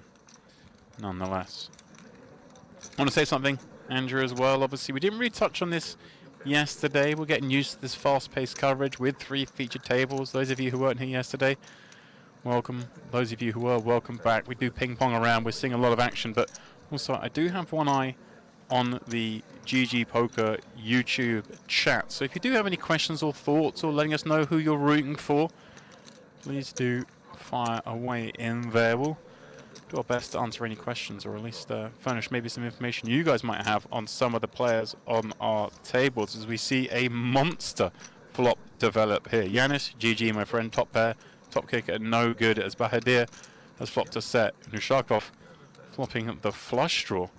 Yeah, I'm afraid they will not be sounding the Cyprus double up alarm in the background here. This is just GG for Yanis. Oh, wow. Shakov just taking his spot with his clubs, jamming it in. Was that bet 50k as well, the C That's bet? a huge bet. I mean, this was a limp pot from Bahadir and Ushakov, 5x from Yanis, 2 callers, all of a sudden, 3-way all-in situation. I want to see Yanis's face. Yeah, Yanis is just basically dead. He's just like, what, really? This is what the situation is, and I'm just dead with ace queen in this spot. Ushakov, though, 31% equity Demps to get to 330k. Yeah, I mean, great spot for him in the sense that up against Oh. Oh, hang on a second. He couldn't, could he? Hang on 1 second. No! No way! No! Yeah, look, a right smile on his face. He hasn't just done that. Oh my word! Dear, how have you lost that one to that hand? He was worried about the clubs, but he didn't see Yanis coming up inside the rail. Ace, ace. I take it all back. Sound the alarms. Wow. Break out the trumpets. Yanis has trebled. Not just that, but a minute ago he doubled up with the 2 fours himself, making a set. Now he cracks the set of 4s. In the most ludicrous part, he's sitting there thinking, I've got the crown jewels on the flop, I'm going to check it on over. See these guys go blasting. Well, well, well. What an absolutely outrageous run out. 2% equity is turned into 330k. You don't get much emotion at that amount of table, but I did see his lips just purse up slightly Deary me. when that river got dealt. Wow, what a hand. Blockbuster stuff here at the Mediterranean Poker Party. And already another one trying to spin up. He completed stage 1 with 6-7 against 2 kings. Now he has the commanding lead in this pot with ace-9 up against the queen 4. Can he get things going himself? Back up to 78k will feel reasonable. From down to just 17k is where he was. Save himself the need for a rebuy and an ace in the window, but not quite that clean behind.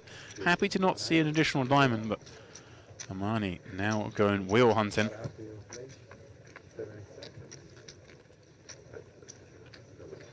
We'll have to find it on the river. Sorry. He does! What is happening? He does! Blood is getting spilt here in Merit. Manny pings the gut shot wheel on the river. GG to Garcia Heredia. Did run that. Yeah, you liked it, didn't you? You liked the bluff he ran. I did. I mean, I think turn was somewhat optimistic, but once we get to river, it was certainly a max pressure polar all-in spot, and he took it. Whenever someone takes these aggressive bluff spots, I think it bodes well for them in the future. Yeah, he just happened to run into Sure. like the snap call. But there would have been lots of hands there that wouldn't have enjoyed calling. 100%. So then, back to the table. Onyx, 10-10-9 flop. Artemonov with the open-ended straight draw. He's kind of got the best of this at the moment in terms of equity. Bachayak with, of course, about 9, but not a great hand to have in a four-way affair. In that straight is completely the opposite. That is the hand you want to have in this four-way affair, but unfortunately for him, there has been no action on the flop, therefore decreasing the likelihood of getting too much action. But a second diamond, some other straight draws, potentially customers that can call a bet. Sure. Yeah, interesting decision for Buhaychuk. That you don't really want to reopen the action here. You know, four ways on this very kind of dynamic 8 on the turn. He has decided he wants to just put a little bit of money in, sort of protect. But we are up against 3 ranges, right? It's very tricky. This is a little optimistic with a bet and call in front. Yeah. Continue with that 8. Yeah, this from Ramoniuk. Too wide. Facing bet and call. I mean, what is the plan? We are somehow going 3 ways to the river. Of course, Artemonov, huge favourite. Queen of Hearts completes the board. Yeah, not a card he's thrilled to see, of course. Going to shop against some Jack X now. Might lose the King Jack and also scare off some action. But nonetheless, he does have the best of it. Buchayek giving up. We bet that turn. Yeah, I wonder what Artemonov makes of the overcall from Ramoniuk. Oh, I was going to say quite small, yeah. Okay. I thought he'd gone quite big there, which I don't feel this is a spot we bet too big with this hand because I agree completely. What can we really get called by? Yeah, I like small bet. Just kind of target the occasional sort of king, queen, hero call type spot. Always going to get called by a 10. Hard to have too many bluffs ourselves. Well played. Up to a quarter mil. Back over to DTD Live. Matai raising it with pocket 10s. Bahadir, after that horrendous beat against Giannis, calls the small blind with ace-5 of spades. 10-8-9. Went check on the flop. Quickly check turn. Matai trying to trap here. Does river a full house. Trying to induce Bahadir to put some money in. Not going to happen, it looks like. Does look frustrated, but of course recognizing ace-5 no good.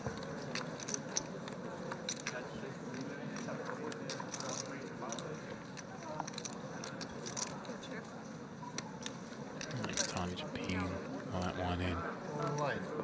Want me to make a hand, but you need someone to make something to pay you. Back we go then to Onyx. Raised from Buhaychuk from under the gun. Called by Romaniuk. Cool. Again, he's in there very wide, James. Called him +2 with ace-6 suited here. I'm not a fan of this versus under the gun. Levchenko decides just to overcall with ace-queen. Certainly was a candidate to consider squeezing. And with that just call, allows Huayek in from the button with the 10-8 suited. So we're going 4 ways here, 4 pretty hands. Okay. See from the equities, Huayek here with a very clean combo against the rest of the field. How about that for a flop? Oh. Top pair, king kicker for Buchayek. Top pair, top kicker for Levchenko and Romaniuk with the nut flush draw. Buckle up, boys and girls. We're going for a bumpy one. Yeah, we could potentially see a 3-way here where all players commit all their chips. But Buhaychuk has essentially done just that on the flop. Okay, Romaniuk decides just to call. Certainly an argument to just run it here with the nut flush draw and over 100k in the pot already. Now Levchenko, this is quite tricky. But again, start the hand, 2 4k blinds, I believe, still, James. So Romaniuk with just 25 blinds back, Buhaychuk with 14. Probably look to just get this in with ace-queen. I like this decision. Let's just run it, and if I run into a stronger hand than me, then good luck to you. Buhaychuk, all of a sudden, this is pretty uncomfy, but we've put so many of our chips in. Can't get away from it. Yeah, and he goes. Wow. Yeah, here we go. What a hand. Three-way coup. 340k in the middle. Lukashenko won't be loving it, but No. For sure we're in there. So the bones of 400k now. turn them up, boys. Yeah, Let's go. Buhaichuk in a world of pain. Needs an offsuit king. Just the red king. It's not it's just not the red difficult. king. You just see Yanis a minute ago. I mean, the guy was drawing dead. Ping a couple of aces. No big deal. This man just needs one. There's only one out, in fact, because we can see the king of hearts has been folded. A little bit thinner than perhaps we'd won. We have to hit the one out and then fade the redraw, but, you know, strange things have happened. Just a little bit thinner.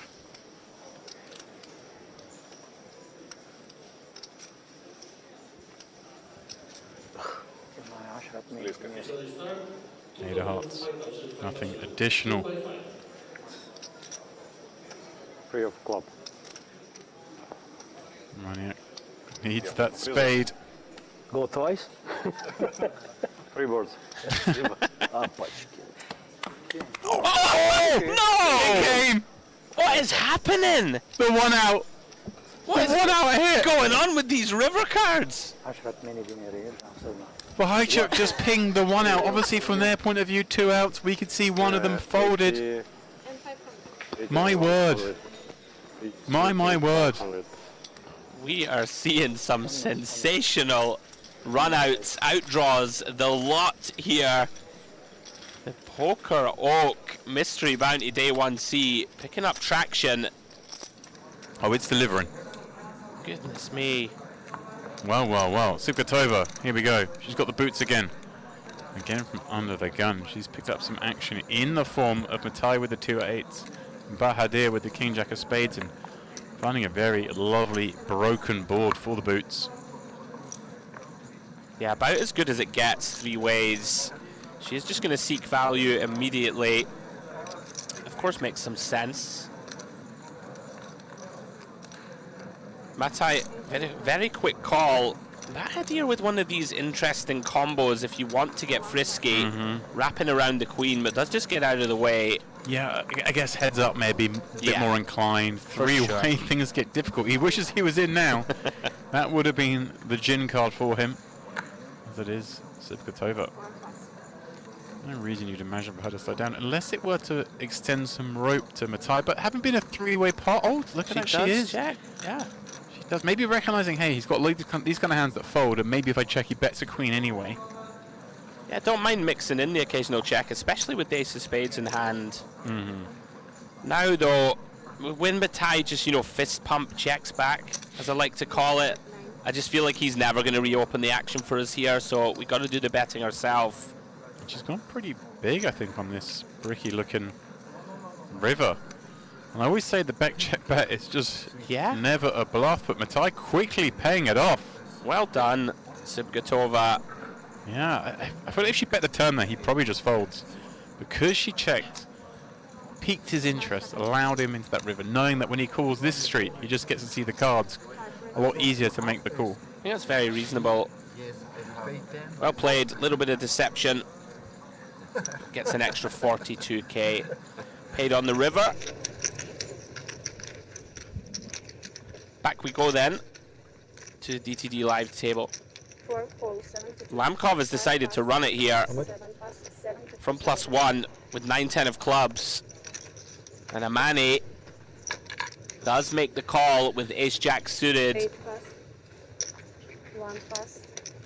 Likely to be another all-in at risk. Yeah. These boys are gambling over here. This is the table that's going to lead to the big stacks, I'd say. I like it. Okay, there we go. That's a bit more merit I like. That's the merit I know and love. Yeah, there's been far too much grumpiness going on. A little fist bump. Good luck, sir. Lamkov, of course, dominated clubs-wise. Does find the open ender, though, Demps. Jack a bad card to see, but when the queen rolls out behind, more than happy.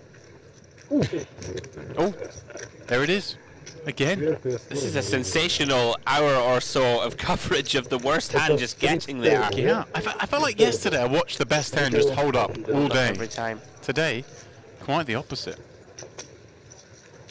Lamkov back in the mix, 156k. Good for 30 big blinds. Yeah, it's been wild, this last little segment. Everyone's getting there. Everyone's in there gambling. Speaking of gambling, look at that for an open. Schumann, Jack 4 of spades from +1. Picks up 2 callers in the form of Suloftus and Cetina. Interesting now, Buhaychuk did have that decision point. Are we going to squeeze? Yeah. And it looks like he has. That looks like around about 40k. Yeah, we've seen a lot of action at this table, and I think he's seen enough to know that, hey, I got to start going after these guys. And the fact that it's Jack 4 suited opening just completely vindicating him on that front. Yeah, one thing I will say, I think this is a bit too small. Kind of less than 8 big blinds, right? Like, you really need to knock out all 3 players. You'd be happy just to take this down, right? It's that type of hand. And Suloftus has the type of hand that will want to continue in position here. Does make the call. What a great spot this becomes for Suloftus as well, given he's up against 2 9s, has 2 overs. Likely to make the ace check fall behind, although, hang on a second. Yeah, this is, for me, a mistake. Yeah, really hard to I don't want to be too critical. It's just one of those hands that can just be dead. Like, we do have position is one thing I will say. Seems to me to be a little too wide here. Maybe if we have the suited variety ourselves, we can get in the mix. Well, 9 5 3. Oh, hello. Well, Buhaychuk's like, yep, that's right. I squeeze it up, flop top set. Surely we find the knuckles here. We've killed this board. Seems like the perfect spot and very nice. Finds a check. This could get intriguing. Suloftus and Cetina both with kind of some ideas right on this board. Suloftus 2 overs, backdoor nut flush draw. Cetina with the ace of clubs in hand. Could see either player take a stab at this. Does check to the button. Does decline the option. King of Diamonds turn. That's a funny one because it's kind of a card that all 3 players hit at quite a high frequency. I would agree. And like, Buhaychuk's loving this card, thinking he's going to be up against a bunch of sort of King, Queen, King, Jack suiteds are going to be in there a lot. So he's just going to seek value and going to be disappointed when he doesn't get any action, which you would imagine is going to be the case. I'm a little surprised to see neither of the other 2 players take a stab at this on the flop, I must say. Yeah, both of those backdoor draws working. Yeah. Seemed like good hands to give it a go with. There we go. Kind of, it's one of those, pre-flop he was hoping everyone folds. Oh no, I found myself in a 3-way pot. Then suddenly flop top set. Now somehow a bit of disappointment as he pulled the pot in that it wasn't any larger. Listen, the man pinged the 1 outer not 30 seconds ago, James. He's just happy to be there. Fair enough. Fair enough. Bahadir popping up to 6s from +2. Getting some action all around as Sibkatova flops best top pair, top kicker, ace of spades working in her favour. I love how Matai just looks over it all the time.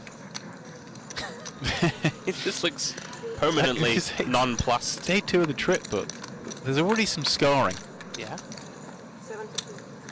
So the decision going to be back on Sibkatova. She does have the type of hand that likes to just fast play. Can be tricky in multi-way affairs, of course.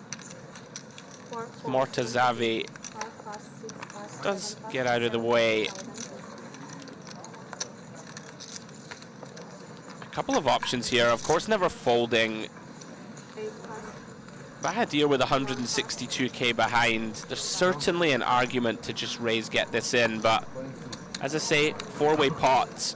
Wants to tread a little more carefully. Settles on call. 5 of hearts on the turn. Sibkatova still best. Does knuckle it over to Bahadir. Very tricky spot now with 6s. Like, we've bet this 4 ways. We've got one of the better turn cards, I would suggest. It's pretty hard for Sibkatova to have a 5 from the small blind here facing raise and call.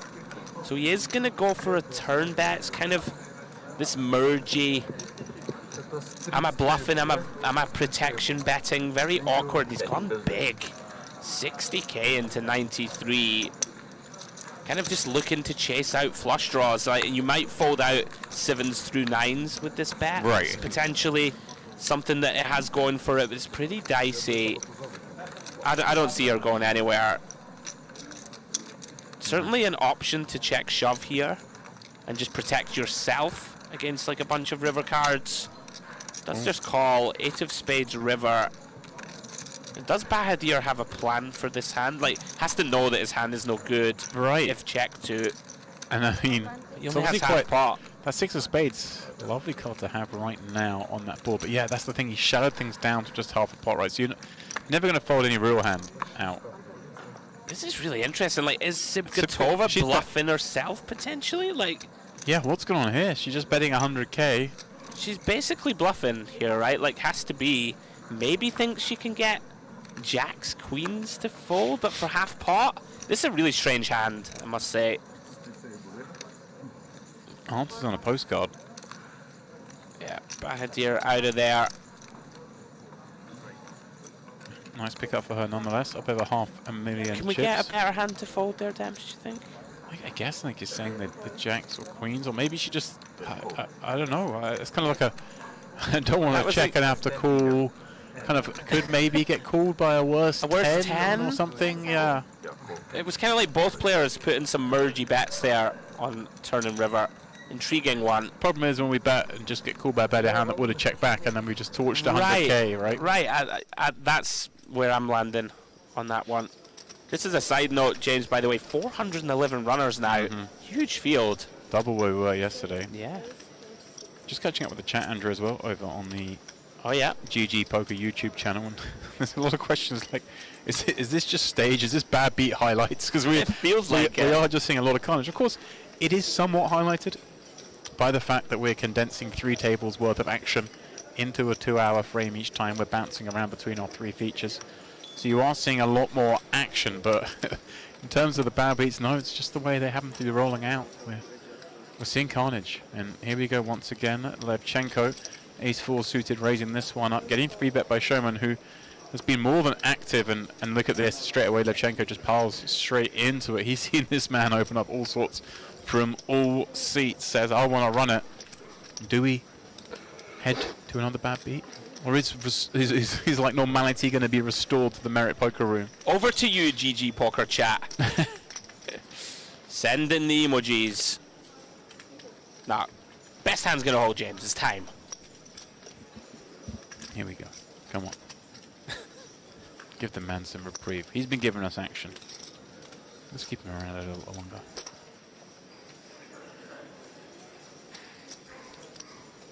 What you waiting for? Little flex of the neck for Schumann. Like a boxer getting ready to enter the arena. Oh, oh no. No. Stop it. Okay, but if we've learned anything, the Queen's going to get there by the back door, right? Yeah, of course. Okay, no, not this GG. time. GG's indeed. GG's all around. The conspiracy deepens. Yeah. As the group, It genuinely the group was- chat, the GG chat goes wild. It was yesterday, like, the best hand just kept winning. Yeah. Today is the complete opposite. Unlucky, Rami. GG, sir. I'm sure we will see you through the rest of the week. A lot of fun to watch. Yeah, and of course, Lucky this is hand. day 1C. We've still got what's the end of this frame, or until the end of the next break, I should say, of re-entries. This one, of course, a 1K buy-in. This is day 1C. There are 2 more day 1s today, actually. The traditional day 1D, and then I believe the turbo flight late tonight for those that are really itching to make it through to day 2. Because, hey, it's not just the money you're playing for on day 2. It's a chance to open envelopes. And we're all sickos. That's what we want to be I'm doing. excited, I'm not going to lie. Always fun to see somebody rip open $100,000 in an envelope. Heads up pot here then, Wright versus Amani. Oh, yeah. Well, Amani had taken the lead, and things have reversed on the ace of clubs turn.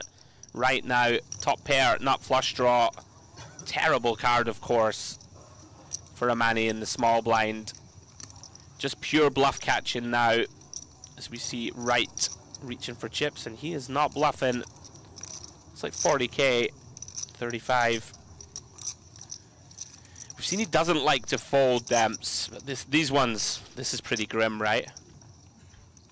My man's not folding. Come on, what are you talking about? He's in here. I never said he was gonna fold. He's putting his I just said opponent it's- on like a 10 deuce, because that's what he would have. I just said it was grim.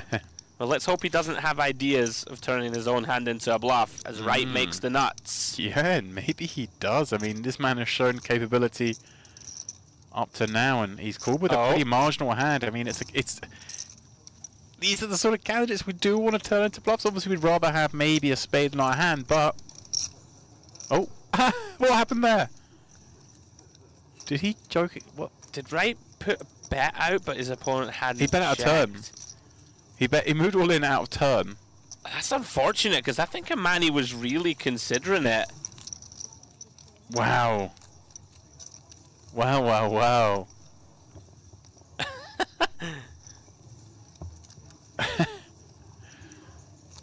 I mean, I think he was considering it. I think he was going to give it a go.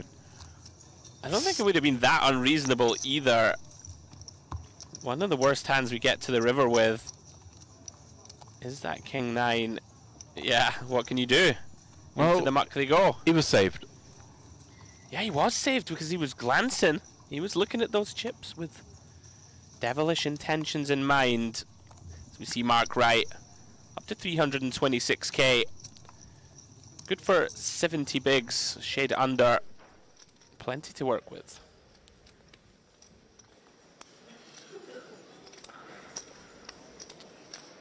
Back to Onyx then. Satina versus Buhaychuk, who's finding heat. Has the check mark already here. Nut flush draw, top pair. Satina with the king of clubs in hand. Actually quite a reasonable hand to choose here to line up the barrels. If a club comes off, he can be in some real trouble. Yeah, nice little spot this for Buchayk. Obviously, haven't just called the open pre-flop. Gets the call about on the flop. Home flop top pair turns those warming clubs. But as nice as it is in the turn, suddenly you do get a bit nervous when your man fires the third shell on the river. This hand has really shrunk up. Yeah, and Satina's gone the kind of classic Right. milky value size. I've got a strong one pair. Sure. He's not polarizing. He's not saying, hey, I've got two pair plus. He's saying, hey, I've just got ace queen, and I know you've got an ace. I don't mind Pay me. it. And suddenly that four of clubs is kind of like working against us, right? You really want your opponent to have a hand like 4 or 5 of clubs, something like that on the turn. 100%. Yeah, I mean, this is a really tough spot to make the call now. Again, we do have top pair. It is blind on blind. We're relatively under-repped ourselves. You can certainly argue in many ways that this sort of half pot size gets more credit, and into the muck it goes. Kind of like loving Well life. It's done. not just does he win the pot, but you get shown the ace of clubs. Found a way to get the job done. Oh, wow. Reward is second chips on the table, just a smidge behind Levchenko. Those two over double starting stack here. Over at DTD Live, Yanis improbably still here, but I feel like the first time we joined this table, basically not in a pot, as Mokolova is facing the action from Pesha in the cutoff. He's open king 3 of spades. She finds king queen O. Our online qualifier in for just $2. Here she comes. A couple of options here in my eyes. Certainly could 3-bet this hand. But facing specifically cut-off aggressive players like Pesh, he's going to have hands like king 10 off here, right? King 8 suited, hands like this. So we do really well against them. It's not the worst spot to just go with call and try and keep in some of the hands we dominate. She certainly can 3-bet though. Options available. Looks like 40k. Yeah, very reasonable. 8 bigs. You'd imagine Pesh just lets this one go. Into the muck they go. 99. I don't want to make too many, cast aspersions about Merkalova's experience level or whatever, but she's, if you're in a $2 Sati, she's handling herself very well in the live arena here. Yeah, certainly is. Looks like she belongs. Working her way back up the chip counts. Just sub starting stack again now. Atamanov over on the Onyx. He's flopped top pair on this Jack 10-3, having played from the big blind. Yeah, presume this is a 3-bet pot. A lot of money in there. Yeah, not sure how we got there. That's what I was wondering. This Must be 3-bet from Artemonov and peel from Suloftis. And he does float it, and look at that for a turn. Ace of Hearts. Takes the lead. Really tricky now for Artemonov, but he's going to keep barreling. What an interesting spot. Suloftis deciding to continue 3 to a straight, 3 to a flush. But in a 3-bet pot, all of a sudden you improve to top pair and your opponent's bets half their stack at you. It's hard to imagine that our pair of aces is good very often here.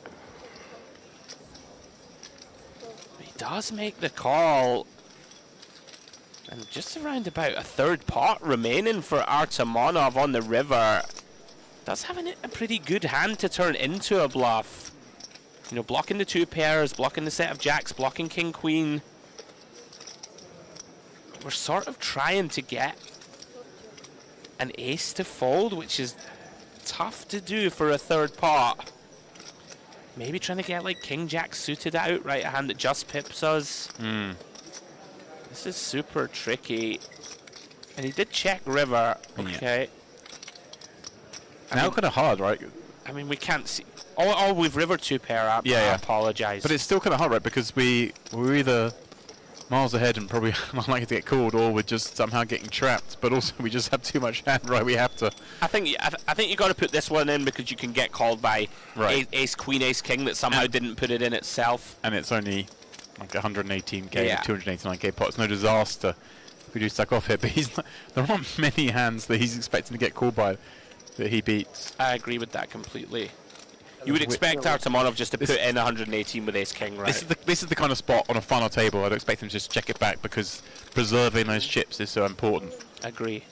But in this stage of a tournament, obviously it makes sense to go for the jugular. Just fade the snap. Yeah, he knows his hand is, of course, best now.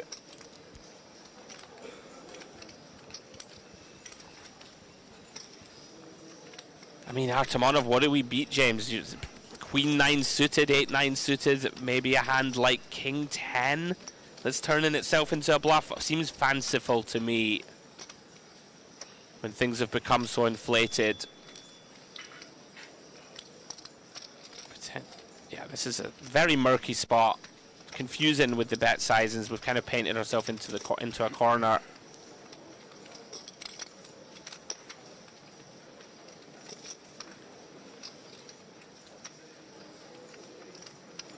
Suloftis now, of course, praying for a call. Artemonov makes a disciplined laydown on the river. You see on TV,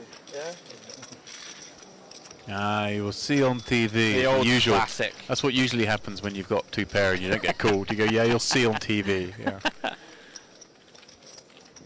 you go. One of the many accolades I didn't mention. WSP Circuit San Remo main event winner. But the man done most of his damage in this very room. Okay, back over on the DTD live table. We seem to have joined a hand where Pesh is in the mix once more, this time from the hijack with 2 3s. Flops a set on this 3-4-10 board against Enriction and Mortazavi, who is the one leading out with just the queen high from the big blind. Not quite sure what the pre-flop action was to get to this point. Like a big pop. Does indeed. Raise 3-bet cold call potentially, and then call. Yeah, would make sense. Was it a squeeze from the ace, from the queen jack? Hence the continue. Well, oh no! If we continue queen jack, and we get called, and we find that turn, and we have pot behind. Feels like one we have to YOLO. If queen jack wins this pot, Demps, the GG chat is going to implode. Yeah.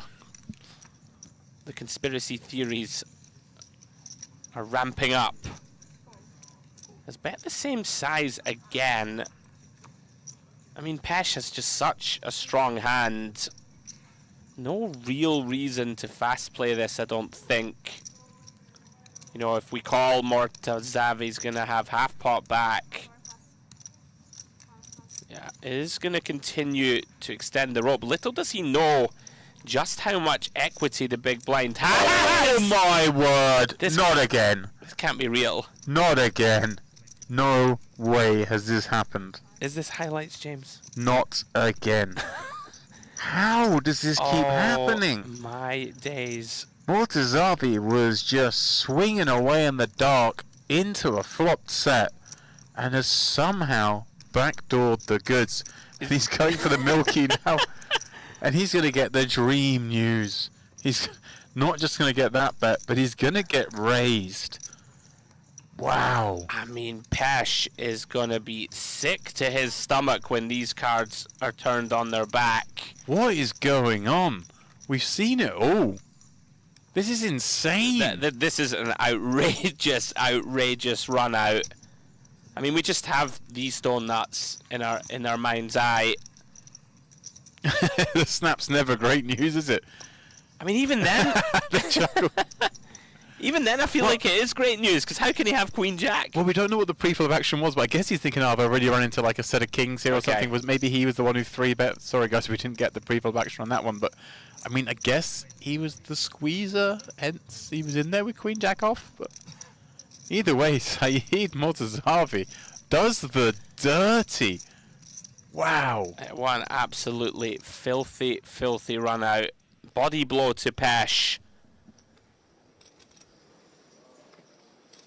Actually might be the most bad beats I've ever seen in one segment in a row. Yeah, I mean, obviously we are bringing action from 3 tables at once, but even still, this is insane. Yeah, we've seen 6 or 7 in a row. Just bad beat after bad beat, horror runouts. I mean, if I was getting word at one of these tables, I'd just be punting it with any 2. How much is it? Well, back we go at Onyx. Suloftus, very active, as we've seen. Yeah, is this a limp? Yeah, this is a limp from Huayek and an ISO from the Cypriot. Wow, continues the trap as well, having limped under the gun, not activating in the form of a 3-bet, just calling, keeping his man in there with dominated hand. And well, it's a card we're thinking of. The 4 of clubs. Yeah, if the queen pings here. No, not this time. Can't happen again. So checks over from under the gun. Suloftus, you would imagine, as the pre-flop aggressor, going to continue to try and lean on his man. Reaches for chips. Going down. 18,000. Huayek, of course, not going anywhere with Big Slick. Looking for a queen, of course, to make Broadway.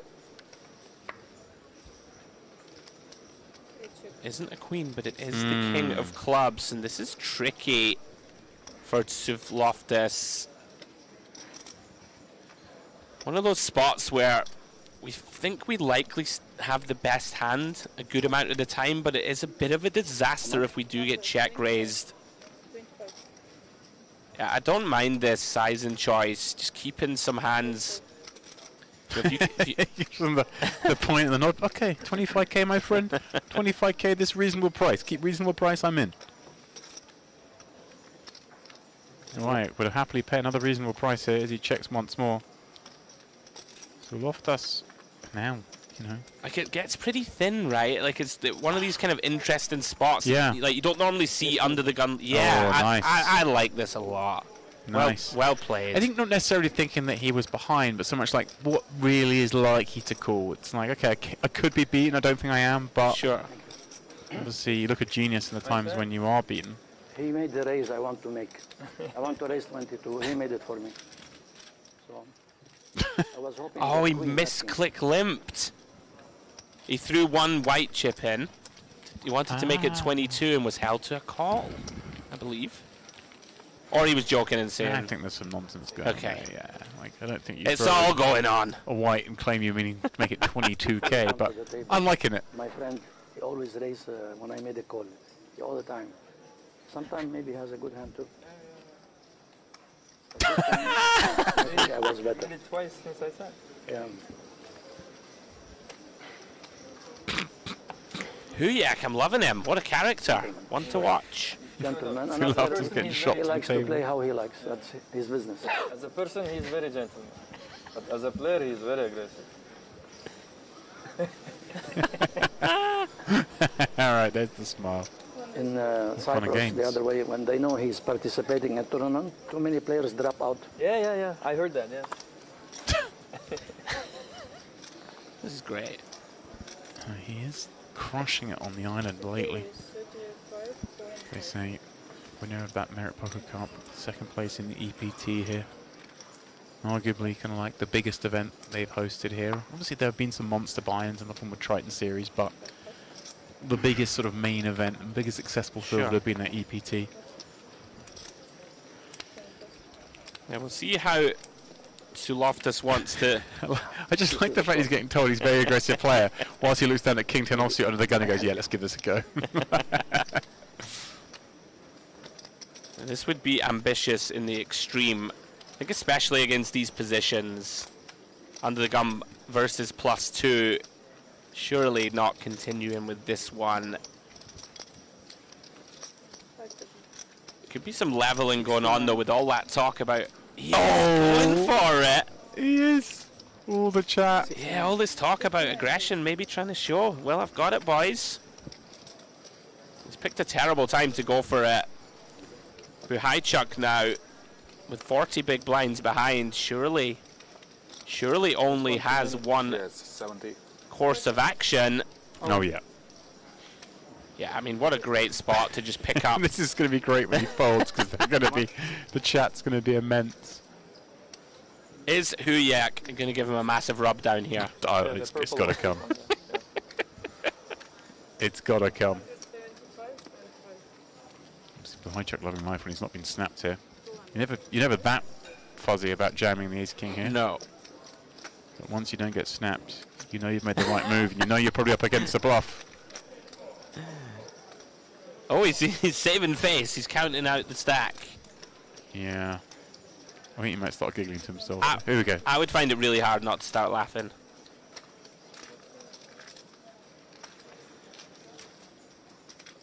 They letting him off? Ah, are they shortchanging us? Come on, Huyak. Well, we saved you Now's your 1,000. time. At least. Discount.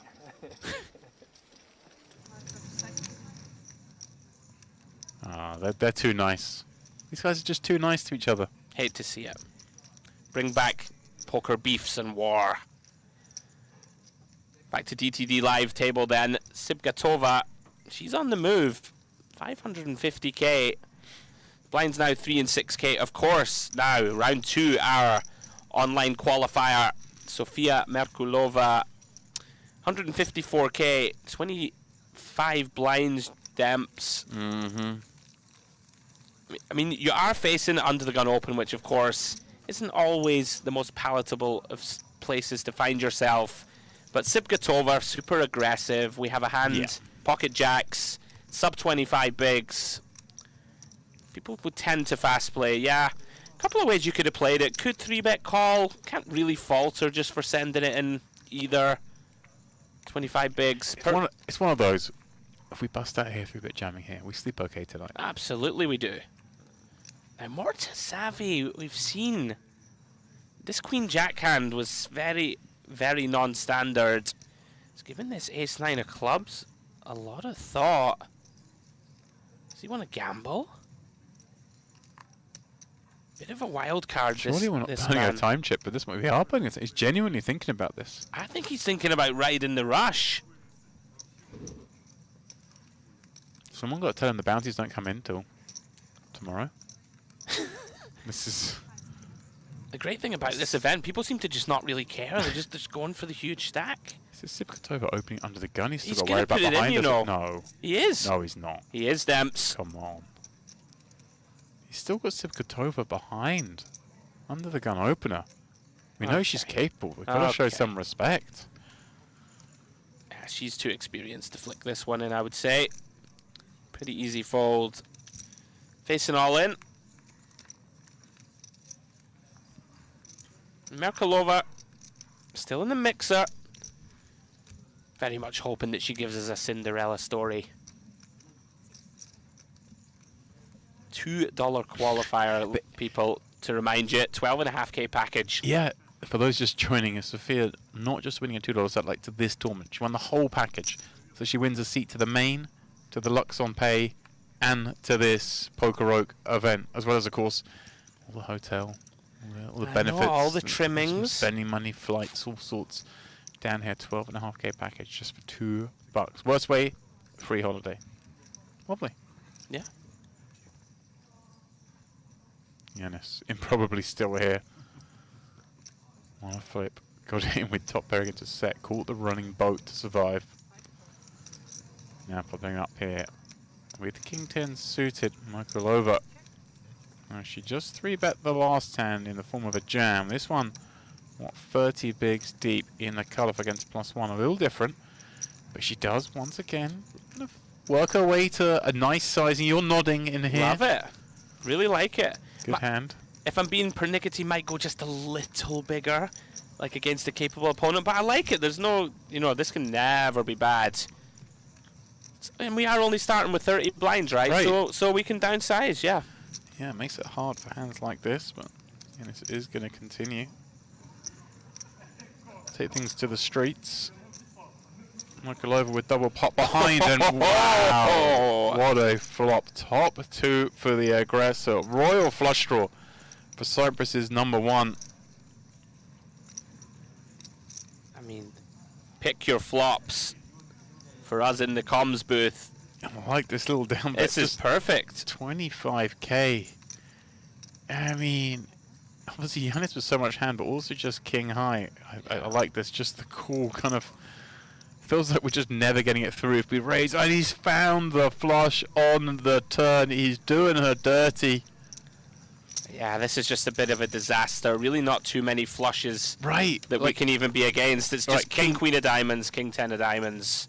Oh, but look at this. She finds the check back. 9, 10 of diamonds very occasionally. Pot size bet behind. She does find a check. Interesting river, the King of Hearts, in that the Queen 10 suited combos now all get there also. Yanis not going to have Ace King himself, of course. He's going to fast play that pre. Likely does the same with Pocket Kings. So Yanis is just going to go for it all. And she has a real stinker of a spot here. Like, is Yanis going to jam river with Ace Queen of Spades? That Well, I know she has the spade. You hear me? But, He's probably never no gonna, is the answer to the question. Yeah. So he's basically repping a straight or better. Maybe pocket nines, right, might be the only set in there that didn't fast play or didn't get it in pre. So he's saying he has queen 10 or a flush. And there aren't many flushes. Yeah, this is a grim spot to be in with ace jack. But then also, what are his main bluffs? Like, if he has a king queen, it's river to pair. Does it jam? I would say maybe not.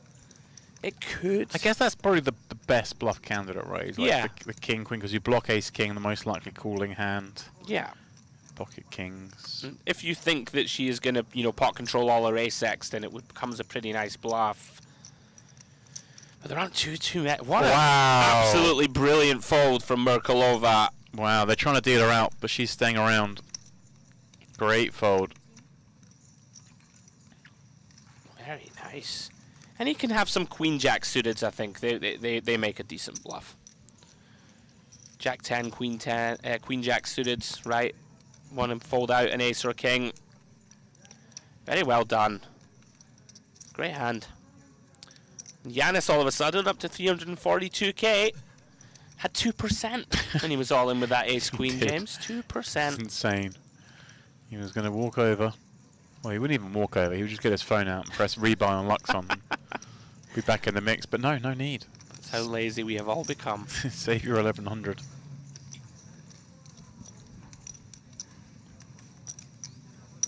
Well, Merkelova may feel like she was taken advantage of there, but she's going to be so happy when she looks back and sees that she made a great fold there. Especially because the hand's so under rep, right? We expect that ace jack just to bet the turn, despite the presence of the third diamond. It's just so hard to fold here when you, in a 3-bet pot where you flop top 2 and you only have pot behind. Like, just really tough. And she's getting after it again here. This opened a little on the wide side for me, but she's getting in the mix. Let's have that ace blocker working. Mortazavi, real wild card, just in there. Jack 8 offsuit on the button. Now Sibgatova might be tempted to get in the mix here. You know, the potential to play a big pot against a fellow big stack in Mortazavi. That might be part of the thinking here, overcalling with King 6 suited. Matai's just in there with the nut low, taking the price. Why not? Jack 9-6, couple of hearts, over with the flush draw. Well, Mortazavi with that top pair. Likely, it looks like, to check round to him on the button. He will reach for chips. One of those white 25Ks gone in his claws. And here we come, a little 31K bet. yeah, I did say that potentially she wants to play a big one against the button if she makes her hand. Right. She's getting the opportunity to do just that. Yeah, this is how you draw this hand up if you're peeling with this. It is. This King 6, right? Has to be. Try and make a big hand against a player who's shown a willingness to move chips with sub-premium holdings. Absolutely. That Queen Jack will live in my memory for a little while. Probably not quite as long as it will in Pesh's head. But. So then, heart on the turn. She drills it. Does she now come out with a lead? No, she checks to a man who has shown a willingness to blast. I mean, he's got to check this one, surely. It's a little unfortunate for her that in this case he's actually kind of got a hand, and a hand that really wants to check, as you mentioned, a jack with a heart, and he improves to trip jacks. Here we go then. And the real question here is, can she find check raise? Oof. I think it makes a lot of sense to check. Like, a jack is just going to always bet. And if he has give ups, you let them bluff. Whereas when we blast money in here, you're really just targeting like a 9 or something. If you understand what I mean, that he'll just call and not put money in itself. I thought she's gone for sort of a 45K, which... Yeah, he's just going to flick it in. Yeah, makes life a lot easier for him to just call. And he'll get the bad news. Flush it is. But yeah, I'm with you, maybe checking. Letting him bet that jack. I think there's letting just him bet the misses, yeah. Sure, I think there's just potential to win a really big pot when we check. Obviously, can never be a mistake to bet, but, you know, I'm a greedy man. I want to find a way to maximize every spot possible. Nice pot, though, and she's cruising up over 600K now. Great place to be. Yeah, super accomplished player, regular here. No surprise to see her building a stack as we head back to the Onyx, where Zuloftus is back in action once more, this time with 5-6 from the button. And he finds the best of it on ace 8-5. It really seems to be in almost every pot we've seen from this table. Reaching for c-betting chips. Hand over.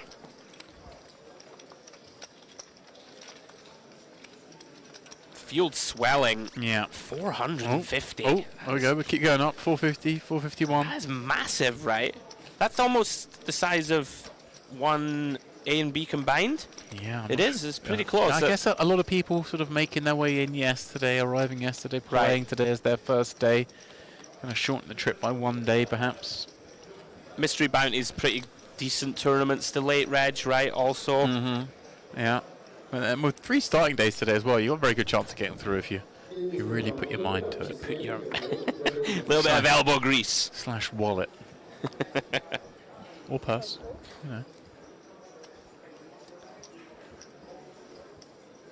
Or man bag. You strike me as a man bag type, Come on, Dems. don't be No? stupid. That's more of a Steve Warburton fashion accessory, I'd say. It does go hand in hand with the bucket hat, doesn't it? How long until they don't call them man bag anymore? Like person bag, because it's 2025 and you're It's not a allowed. merce. A merce. The merce. Oh dear. I'm not long for this world. The microphone closed. Well, Levchenko, pocket jacks, +1. In he comes. Round 2, Artemonov. He's going to defend. Pretty substandard hand, especially when you're up against 2 jacks. Does find a piece on the ace-7 deuce. Yeah, unfortunate, really catching that piece. And saving grace, of course, an ace-high board means, well, first of all, his opponent unlikely to fire twice, and secondly, he doesn't really have to call twice on this board, but one feels the first barrel must be met. Yeah. Really nice sizing choice from the Ukrainian. Quarter pot, very dry board. Through to the 5 of hearts turn. Jack's still good. Yeah, pretty reasonable. Quick check.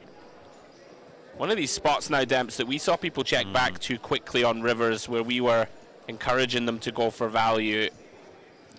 Yeah, we're just up against a lot of this 7x, aren't we? But he does decide just to knuckle and happily take it down with a superior hand.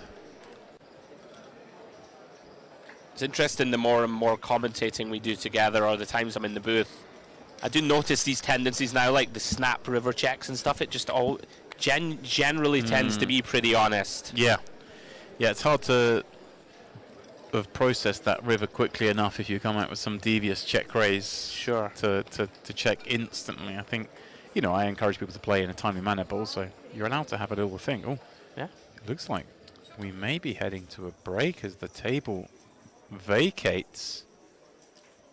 And I believe we are. That's how things will look as we head on the break. The Onyx table being led by Amin there with 449k, with Levchenko not too far behind, and Suplatus, the one in the mix, creating a lot of action at that table. Still has over 2x starting. They'll be going back to 4k, 8k, of course, as will this table where Yanis has 445k that he should not have. Sofia Merkalova, the hero on that table, in for her $2 satellite, battling it up with the best, but it is, of course, the regular Subkotova leading the way with 654k there as Late Rage closes over on the Luxon table. We didn't see too much action from there in the last 30 minutes or so. It is Ben Alim leading the way with 434k, but at the bottom, Lamkov, what the main event champion from last year, in the mix. We'll see you guys shortly.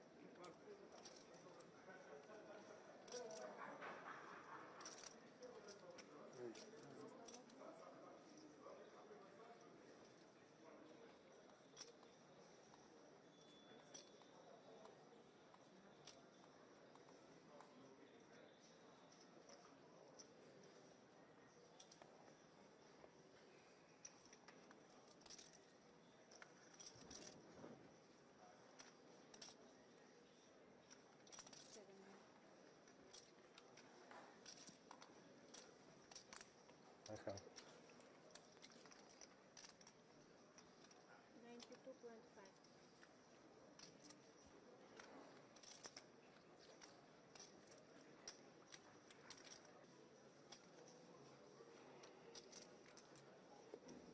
Four, raise 60. 5 pass.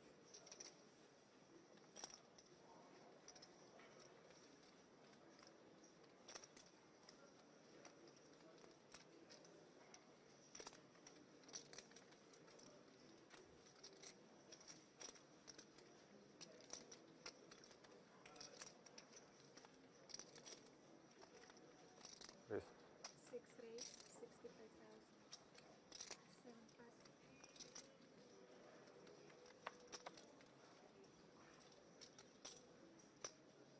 8 pass. Muere. 4 all in. 6 open.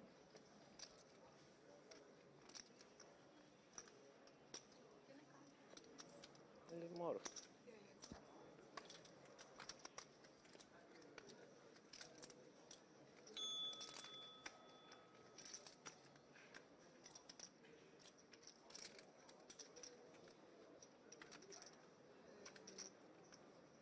200, 280.5. 290, 500. 290, 12.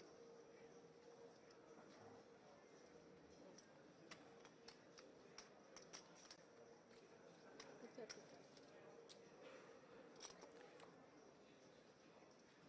235. Right?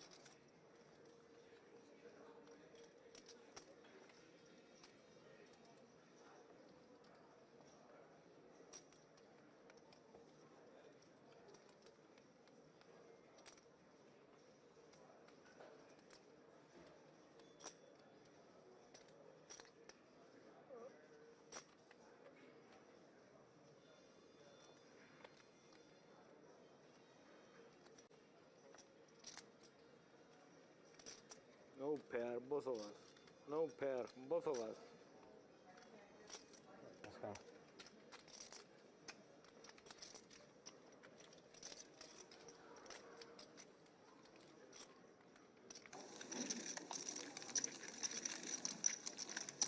One check.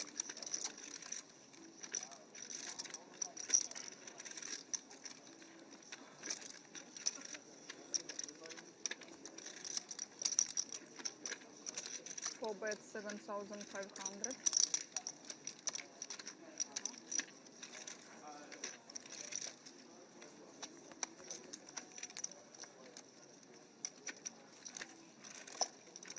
One raise.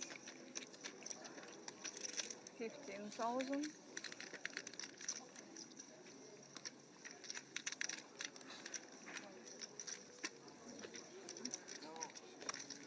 Four calls.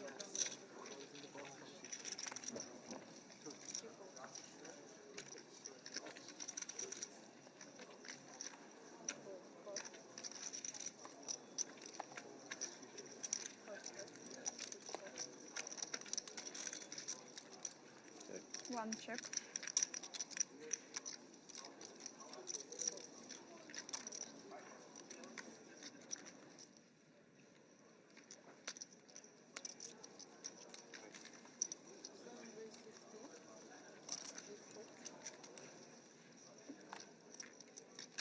Four bet 8.5.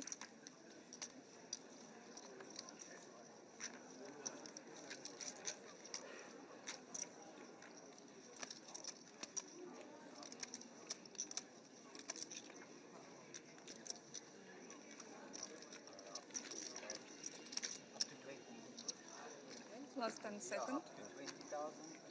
One call. 1,000 more.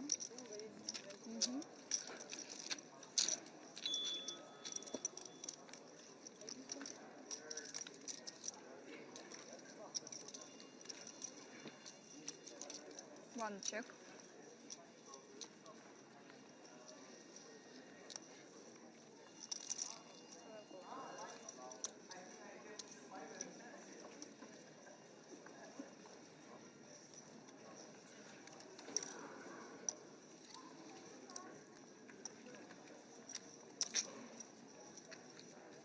4 bet, 42.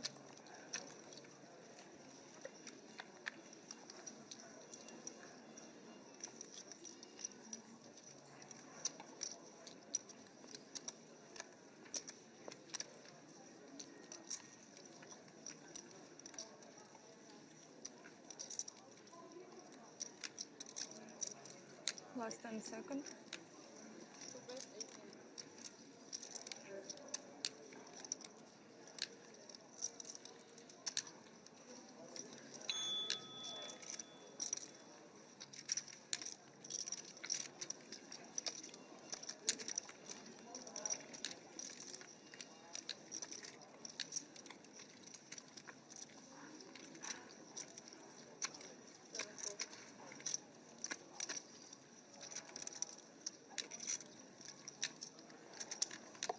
Last 10. Call. 1 call.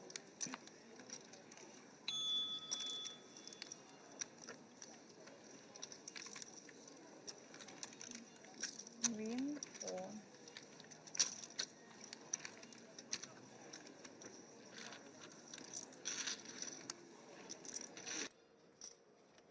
Eight bets, 10.5. 10.5.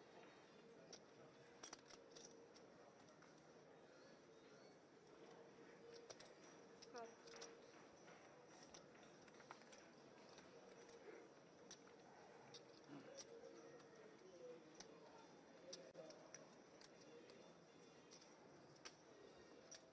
Seven call.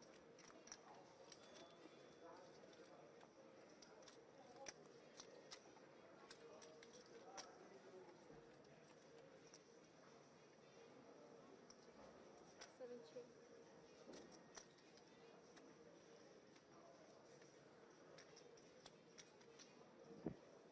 Eight bet, 36.5. 36,500. 36,000. Two call. Seven pass. Exact.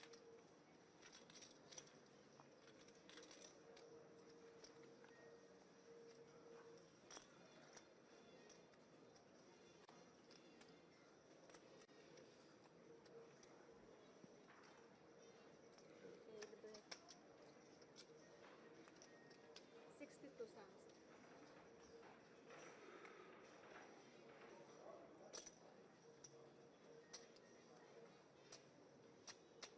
Two call.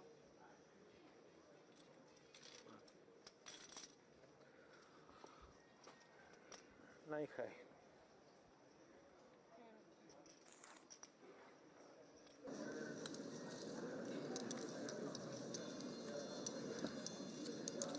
one check.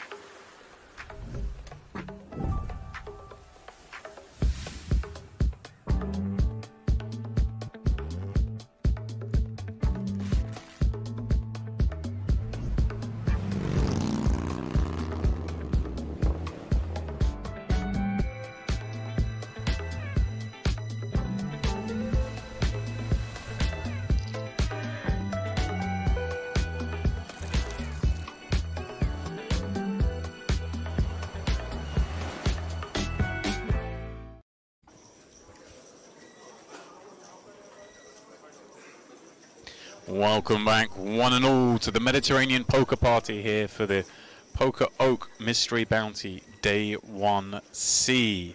This is how things look on our feature tables. It is the Luxon table. We're resuming with Benaim leading the way with that 435k, a little over 2 starting stacks. Mark Wright, man, some of you to watch yesterday if you were with us, he's in the mix there. This is the table that's been perhaps the most interesting thus far. Alyssa Sipkatova leading the way at a merit regular, but it's Yanis Vapiris, Cyprus's #1 all-time money list leader, who quite rightly should have been out of this tournament at least once, but is somehow still here courtesy of running aces. And then here is your Onyx table, where there's been a lot going on, most of it led by that man, third in chip, Sulafatis, who has been very, very active, and it hasn't gone without notice on this table. It was myself and Andrew calling the action at the start of the program, and I am joined by Warbs for this frame. I know you saw some of it, but we're in for a little treat with these guys, Steve. Yeah, good to be back, Mr. Dempsey. There was a lot of action yesterday. I'm sure it will be similar today. I've seen a few highlights. Yeah, I mean, there was speculation in the chat that we were just watching like a bad beat highlight package for a while, because there was a 20-minute period where whatever you had, if you were ahead, you were never winning the pot. Seems like a pretty good read from the viewers. Yeah, it was. I mean, it is somewhat of a highlight package for those of you just joining us. We have 3 featured tables, and we are pinging between them all quite heavily to bring you as much action as we can. Picking this one off blinds at 4k, 8k. Late reg now closed, so our field is set today at 460 entries, which is huge. Wow. Considering yesterday was what, 220, something like that. Unbelievable, yeah. Might have to jump in. So Loftus 210s, the man. They've all flagged at this table as being hyper aggressive. They say he's a nice guy, but he's very aggressive. Okay. Right, We'll see. This man hit a 1-outer. I didn't even mention that.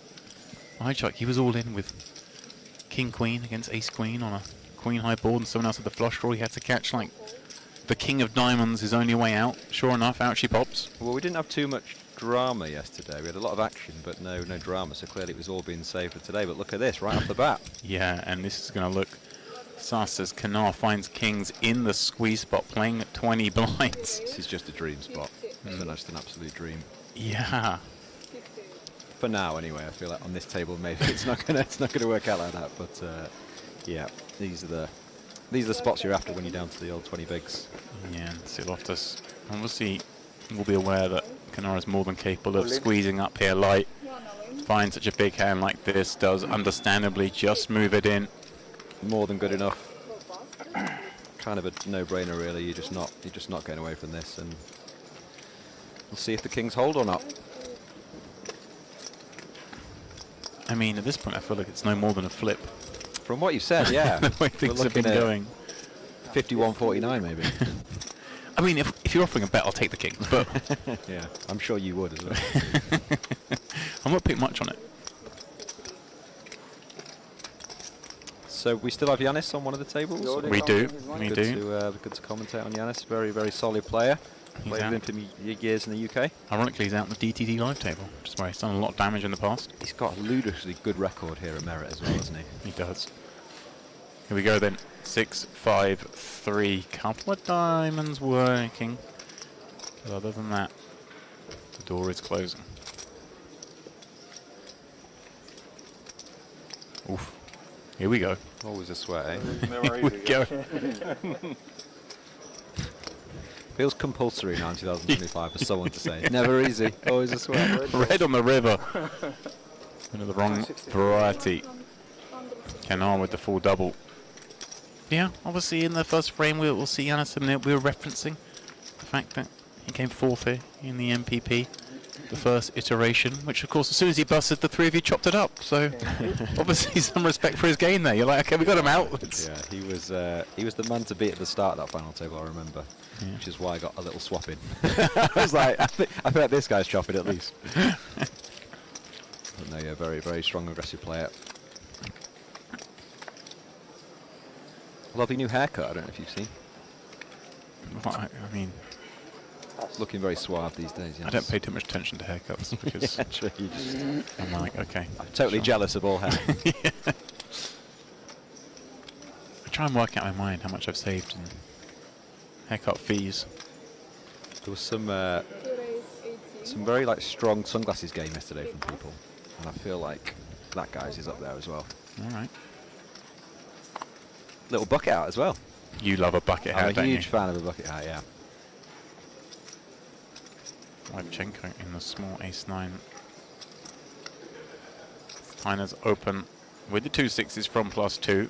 I don't mind the fold here. You are facing open from undergun 2, but yeah, I like it. Oh. Well. Bowler's going to be rewarded because he's going to see activation from behind of R2 with 2 queens in the big. Playing just under 20 blinds. Casually flicks in.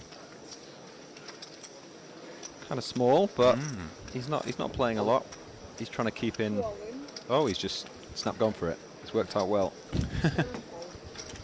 Maybe if he just goes all in with the queens there, the 6s might fold. So it's worked out very well for him. Yeah, already another big pot brewing. Re-entry has closed. We're playing for keeps.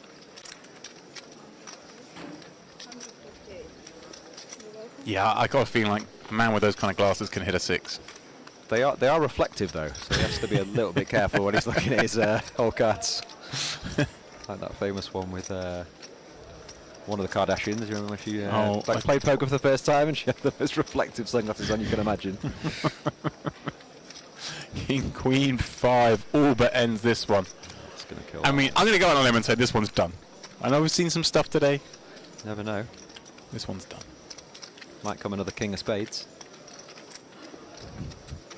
Yeah. Okay. We're done now. Yeah. So yeah, 460. That is huge, isn't it? Yeah, where'd they come from? I mean, I guess we were speculating that a lot of players maybe booked to arrive yesterday, so although a lot were here, everyone's now here to play this final day of day ones in this event. Yeah, and even the ones yesterday, you like to sort of get settled first, don't you? And then reg today. Yeah.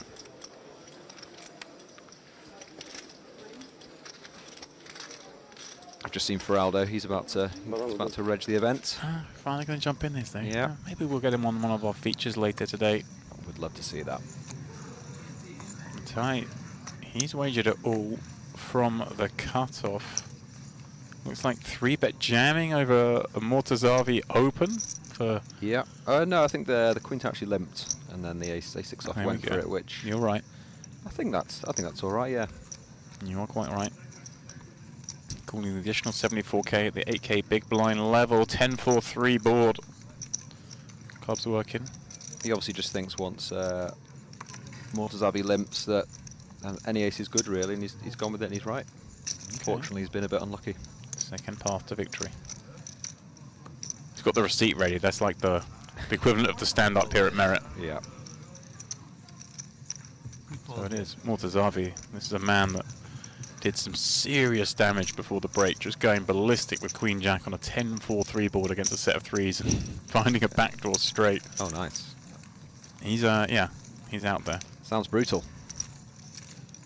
Don't be fooled. They're blasting over here.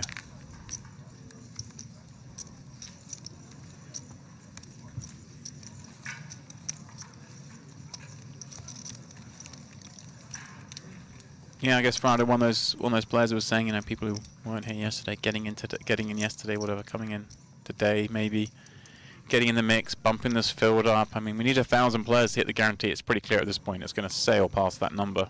Yeah, I think Feraldo's strategy is a bit different though. He likes to late reg so that he doesn't do 5 or 6 bullets rather than just firing from the start. And he's very, very seasoned pro. He knows what he's doing. Maybe as well something to do with the fact there was an Old Firm derby today. He may have been busy. Yeah. It's possible.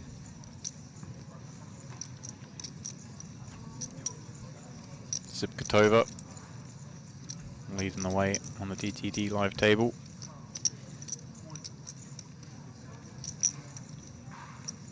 Have you had much experience playing with her here or not? No. Zipkatova, have come across her. Yeah, very capable. Pesh, the man who was on the wrong side of that set of 3s encounter, is going to jam it in here for his remaining 10 blinds. It will come round to his nemesis, Mortazavi, who, well, King Jack and It's always your man, isn't it? Always, like, it's just They every time finish you off. Yeah, it's always the same one. me again. Yeah, you move all in and you're just staring at that one person, and I just really don't want it to be this player. And then they somehow dominate you here with one held in King Jack as Yeah, well. and now you just stand up and leave because you are 0%. Alright. Not quite 0, right? Chances. 6-5 deuce. 8 still alive. Some low card can bring additional. Maybe a diamond. No. An 8 and an 8 only. Now Pesh will be consigned to day 1D and then perhaps day 1E if he wishes to continue in this event. That'd be the way. So unlucky. Really, really was robbed of a big stack. Kind of unceremonious exit from this stage, you know. They've got to wander around, get their phone, get filmed doing it. It's like Yeah, we were saying yesterday about how far do you get filmed? Do you just get filmed through the tables? You leave the room? Do they follow you all the way out? to the buffet. Yeah. Like, what's he gone for? Oh, All the way to- Gravelax. All the way to the all the way to the rebuy desk. Where's the cutoff? That Gravelax was good today, wasn't it? It was good. Yeah. Yeah. Shout out once again to the buffet. Outstanding here. I mean, I know many of you watching would have played here, would have been to Merit, but those who haven't, sure, there's some crazy poker action you think in these games are beatable, but even if they're not, you get it back in EV from the buffet. It's true. Interesting spot here versus third pot bet. Sorry, no, almost half pot bet. Obviously dealer versus big blind, so range is super wide. The king high might be good, he's got the backdoor clubs. Yeah, he's right on the idea of king high being good, but maybe things are about to get a bit more difficult as Avar2 turns the straight draw, but It's always tough to navigate these spots, and Queen Jack's just a really good candidate to be betting the turn here. You're trying to get a deuce to fold, ace high, king high. oh, But he is getting sticky. no, surely not. No. Surely not with this one. He bluffed me going for his chips. I thought he was definitely. Yeah. Yeah, there's not really much you can do there. Even if you are beating the 7-8 of hearts and all hands like that, it's just very, very hard to get the showdown with king high there. You guys know how long we play on this table, or Nice play. they don't change it? I don't know. Till the final. I don't mind that. Then you left, right?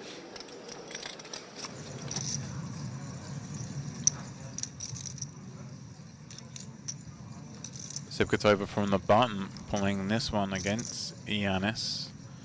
Both players with backdoor hearts. He's got a sort of candidate that likes to do some stuff sometimes, right? Yeah, this could be interesting depending on what size. She has gone small, so he does have some options. Check raise is perfectly fine. They're definitely deep enough. But I don't mind the fold, yeah. You I can was just getting excited. Yeah, you kind of want to see the action from the booth, don't you? But you can't just be check raising like all the back doors. All the Why back door can't we, straights. Wolves? Why can't we? Come on. I feel like in a 1K mystery, when you're trying to get a stat, you definitely can. But Giannis is way more solid than I am. Okay. That's actually not true, but anyway. I was going to make some joke about that final table again, but I'm going to leave him be for a minute. I need to blast the man. You can keep mentioning me on final tables, mate. It's fine, yeah. You've not got many to choose from, so. Of course, doing yourself a disservice. Former GKPT champion, EPT champion, WPT champion, aren't you? By champion, you mean seconds and thirds. Yeah. It's tough to go over the line. I got the money over the line, come on. We do play the game for money. Right then. Ricken from +1. Going after this one off 20 blinds. Kind of right at the bottom of range. Yeah, you're not opening ace 8 off here, or you shouldn't be really.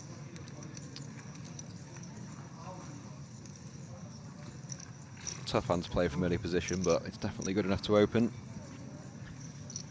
And it's completing from the smaller queen ten of clubs, allowing Dobrolovsky in from the big blind with a dominated queen. A very nice flop. Right. But usually you are going quite a big size on. Especially with this stack size, obviously, these pots are so significant now. 56k in there. More than happy to get this in, should it be requested. The house actually got pretty small here. 18k. Gonna perhaps price his man in here with these overs, back doors. Possibly, yeah. I mean, he's obviously with the hand he's got, he's not folding, but he's kind of opened himself up for a check raise here, and he's pretty handcuffed. He can't really do much with a load of hands, but Yeah, this does make way with a player to act behind. I think if Giannis is in the big blind, maybe he might peel there, but can't really do much with the big blind behind you.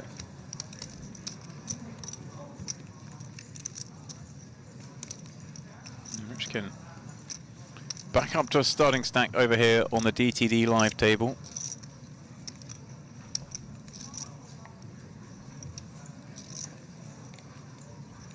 Now, I don't even know about this lady on the left, Mokolova, on the table here in the middle there. She qualified for $2. Oh, amazing. Not just to this event, let me Incredible. tell you. She won a 12.5k package. It's buy into each of the events, the Luxon Pay, this, the main event, and of course all the Oh, beautiful. hotel We'd and love to- travel expenses and all that for we'd love to see that. for $2. Incredible. And she's made a great fold already. We've seen against Yana. She flopped top 2 in a 3-bet pot with Ace Jack, and he made a flush, and she somehow got away from it. Nice. I wonder if she's got much live experience then, or I mean, she seems to, like, hold herself just fine at the table. yeah. Knows what's going on. Maybe we'll find out here. Going up against Sibkatova once more. They have a few battles, these two. Spending the 10-6 of hearts. She's definitely got the sort of hand that could be flopping a piece and check raising all in here. No. That's not the one though. Jack 9-3 all spades, no good for either. She was in the strawberry market, and it's come the spades. Wow. I think they've kept you off air for years, and you've had things like that lurking behind in the locker. So we've checked back from Sibkatova and checked her once more. Is this a spot where we may should just sort of fire out the one blind, just equity deny? Yeah, you can just go very small here, can't you? Most of the time you've got the best hand, and Yeah. just get to showdown. Equity deny, as you say, stop the pairs making the best hand. Yeah, that's just it. You know that she's pretty handcuffed as well, because she's only got 90k left, so can't really be put under too much pressure.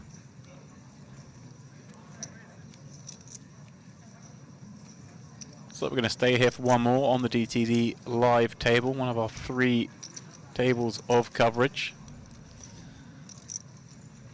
It's a pretty insane return on investment, James, isn't it? $2 Yeah. to 12,500 and more. Yeah, I mean, because she's this- definitely this- going to cash this. This is so what we were saying. It's like, it's unbelievable. doesn't matter if you don't cash anything. You got Yeah. a holiday for $2, but Yeah, also of course. just a min cash in any event is then Yeah. like a Brucey bonus. All these withered veterans, like, you know, just sitting there miserably as they hit runner. Ace has barely cracked a smile. Yeah, it's just another day. She's in here loving life, ripping it in another day. here with the King 6. Uh-oh. Uh-oh. She's gone with the jammy, which is obviously perfectly fine. Yeah, she's going to need a lot of help. 11 big blinds, King 6-0 in the small. Just quite unlucky to run into 7s, but see what happens.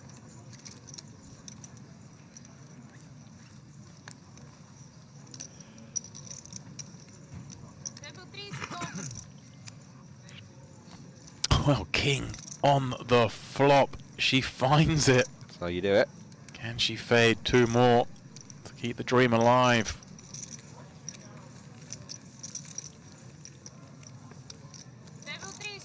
Halfway there.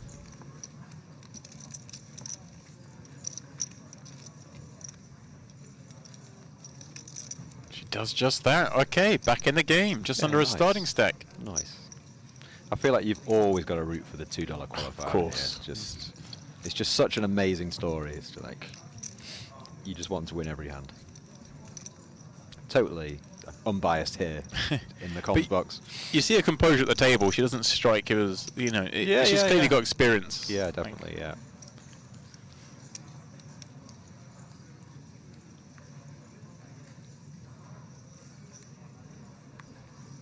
That's starting stack now worth just 24 blinds though, as things do move pretty quick here on day one. We will of course play down to the money as we did last night. 15% of the field making it through to day two, which takes place tomorrow. We play down all the way from the remaining field to our champion. Okay, back at the Onyx, picking action up on the turn. Bahaychuk got the best of it here, pair and a straight draw from the big. This one checking through on the flop after the ace-queen open. Wyatt flattening the cutoff. May he get frisky here? May he get curious with that gut shot? Yeah, I think you can at least call. Some hands you still beat. You've got outs to give effective nuts.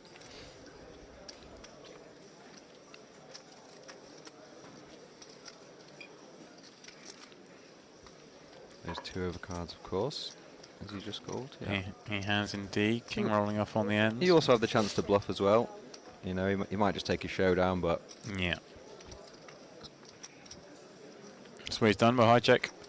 it's not a great card to bluff. But if you think, you know, your opponent can be betting a 7, a 6, or a deuce on the turn, and all of a sudden you're betting 3/4 pot, it's a very tough spot for them to call. Thank you. Have you bought any special bucket hats for the occasion this trip? I have not. Oh. I have not. I packed very quickly. I forgot a load of stuff. So. Is that how high on the list of forgotten items is the bucket hat? Oh, it's number 1. Oh, okay. Sukatova. Find her all in once more as we rejoin DTD Live, and Dropolovsky is in trouble. A7. Certainly is.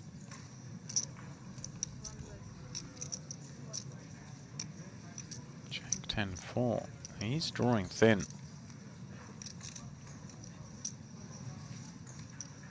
I'm going to put it out there. Not the most animated table.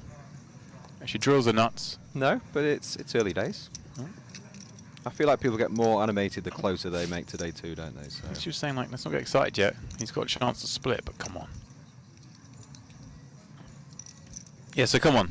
The bucket hat was left at home. What else was left at home that was supposed to have here? Be honest. Did you bring enough pants? Having just moved house, everything's a bit all over the place. So yeah, it was just a bit of a... Enough socks? I've brought enough socks, actually, yeah. It's a really interesting chat, isn't it? What did you bring? What did you leave? No, I usually let my wife do all the packing for me, and she was... so we're blaming her on a subpar performance, of course, is it? yeah. She was very unorganised herself, so... Oh, dear. Yeah, all a bit. I feel like, though... The shop. I feel like if she was in charge, she wouldn't have brought the bucket hat anyway. I feel like that's something you've got to force into the bag. She actually hates bucket hats, because I bought like 20 of them. And 18 didn't even fit me, because I've got such a massive head. So there's just a load of bucket hats all over the place in our house. Okay. The boots. From under the gun. Valtu raising that one up. Getting action from both blinds and just drilling this board. Ace deuce 5. He's got all of it. A little bit too much of it, isn't it? Yeah, but Levchenko actually finding a sort of piece that loves to continue here in the form of a flop pair with backdoor hearts. Yeah, presumably going to c-bet very small. Should pick up a call from Levchenko. We're going. Hang on a second. We're getting checking, early nomination for the. Oh, he's gone for the check back. For the awards. I don't really like this against the 2 blinds, just because, you know, 3 rolls off or 4 rolls off. A club's obviously not the worst at the ace of clubs, but I think it's better just to c-bet, as you would do if you had queen jack off, king queen off, all these hands and things. It's a little bit suspect, but you could disguise like you might have queens, kings, and things. But yeah, when you start betting bigger on the later streets after checking back the flop, it's a bit suspicious. He's gone small though, which is fine. Yeah, puts in about a third pot when checked to for the second time. This is where it gets interesting for Levchenko because yeah, if I'm in his seat, I'm feeling like what you were saying. This feels like it could just be a lot of those. Sure, but like I think queens, jacks. you've got to look at most players would be bluffing the flop because it's such a good flop for them as the under the gun raiser. So you can sort of level yourself thinking, oh, he might just have king queen here and things, but more than likely he's checked back a hand that's kings, queens, jacks, tens, nines, aces. So Well, the bottom does fill in. it's a good bluffing card. We know it's not going to work, but don't actually mind a lead here. Ripping the 5-3, deuce 3, 4x type hands, but it's a bit dicey. Okay, we check once more. Action over to Vartu. Mandatory value bet here. We saw a lot of checkbacks yesterday in spots where people were a little bit worried about not having the best hand, but this hand's just too strong. 7-20. Very small, just 20k. Milky. Milky.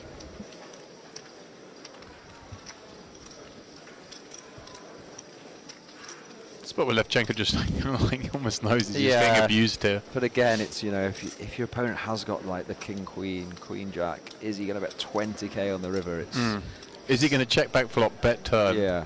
and then bet small river? I get it, you're getting like an amazing prize, but you know, 20 to win 112, when realistically you just never have the best hand. It's not as good a price as it looks.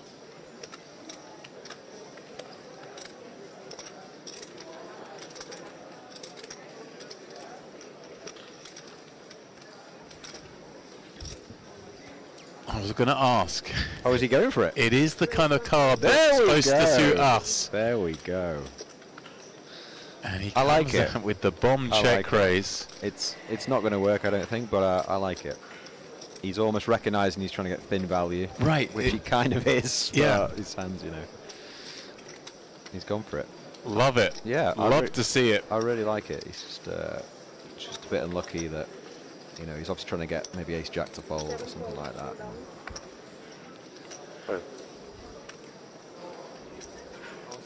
He's realised, yeah. Jack 4 straight. I have 6-4 suited. That was what I was afraid of. 4. 6-4, but and also from the club. Yeah. I wouldn't eat. Вроде как тут 4. Yeah, I was afraid. It's a fine play, but just a bit unlucky that he's run into the I had to call. Wow. to the top set this time. Two big hands for Vartu, and now he leads the way here on the Onyx table. 2-5, same. Plus 2.5 starting stacks though. So it was a good race. It's going to be far from leading the way by the end of this frame. Oh, right. He's going to pick up here. Please blinds. Small big, big blind control. Nice one, sir. Thank you. Yeah, it's a little bit more chilled than yesterday. Everyone was in a bit of a rush. Everyone was taking, you know, it's a 2 or 3 second decision. People are actually thinking about things. Yeah, 8-5. it was a different breakneck vibe. speed yesterday when it was hard to really get our It teeth was, into yeah. things.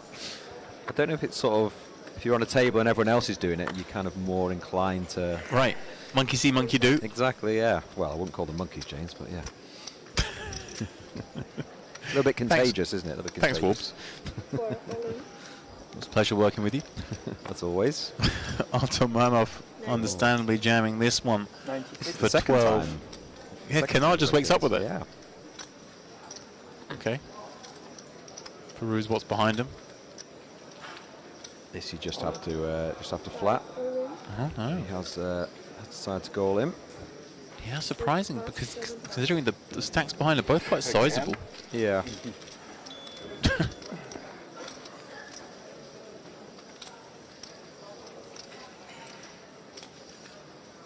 Does just find it, and once more up against the under pair.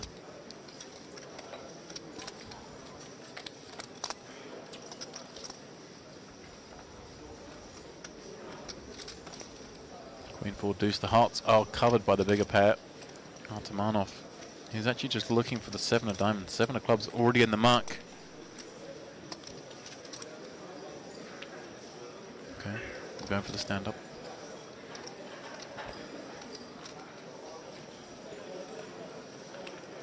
guys. Nice playing with you. Not to be. Classic. One more out on our quest to make the money.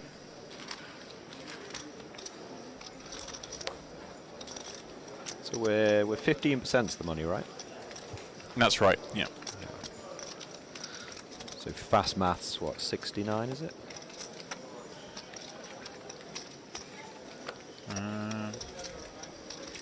Round about that. Tell you what, Steve. Let's just do this professionally. You're going to get the calculator out, aren't you? Yeah. You take your time. I have. 69 is it? Yeah. Just making sure, though, you know, we need to double check these things. We can't just trust you. Someone goes busting out in 69 from the 67 paid. I've actually never known if they like round it up. You know, if it's Oh, so yeah, it will be. It'll be 69, 70 yeah, actually. It will be 70. Yeah. Yeah. It's always at least It's tolerant. 15%. Yeah. Quick. If you don't get lucky quickly, between 10 and 14, you will. That's what I'm saying, because after 14, a lot of players are. Yeah, I know, but it is quick. So that's why around 18, 19 is top. 30 minutes is. Talking obviously about the structure there. They're saying these are the levels that really matter. You suddenly get to level 9, level 10. The starting stacks aren't worth much. Here we are as we begin level 10. Just 20 bigs as a starting stack. Time to run good. Yeah, it's around the time you're going to see a lot of all-ins, isn't it? And then for the latter part of the day, there'll be more. It'll be a bit deeper. Who said raise? I said raise. 7+. Sign up from +1. So open up with 8-6 clubs. Just trying to get one through. Levchenko elevating the situation from the bottom with that ace-queen suited, and we're getting sticky. Sometimes you have Yeah, to think like with a small the hand. 3-bet. Ooh, hello. Hello. You destroyed. Well, there we go. How about that? It's about as good a flop as you get. I don't particularly like the jam, but I can understand his thinking. He's trying to get ace-high to fall, which he has done. You obviously pick up more chips. If you check, you get the C-bet, and then you check raise all in, you still might get the ace-high to fold. So, Yeah. but he just wants to end the hand, doesn't he? And he's gone with it. Because obviously what he's trying to avoid, I guess, is the check back and then Sure. a murky card on the turn. Yeah.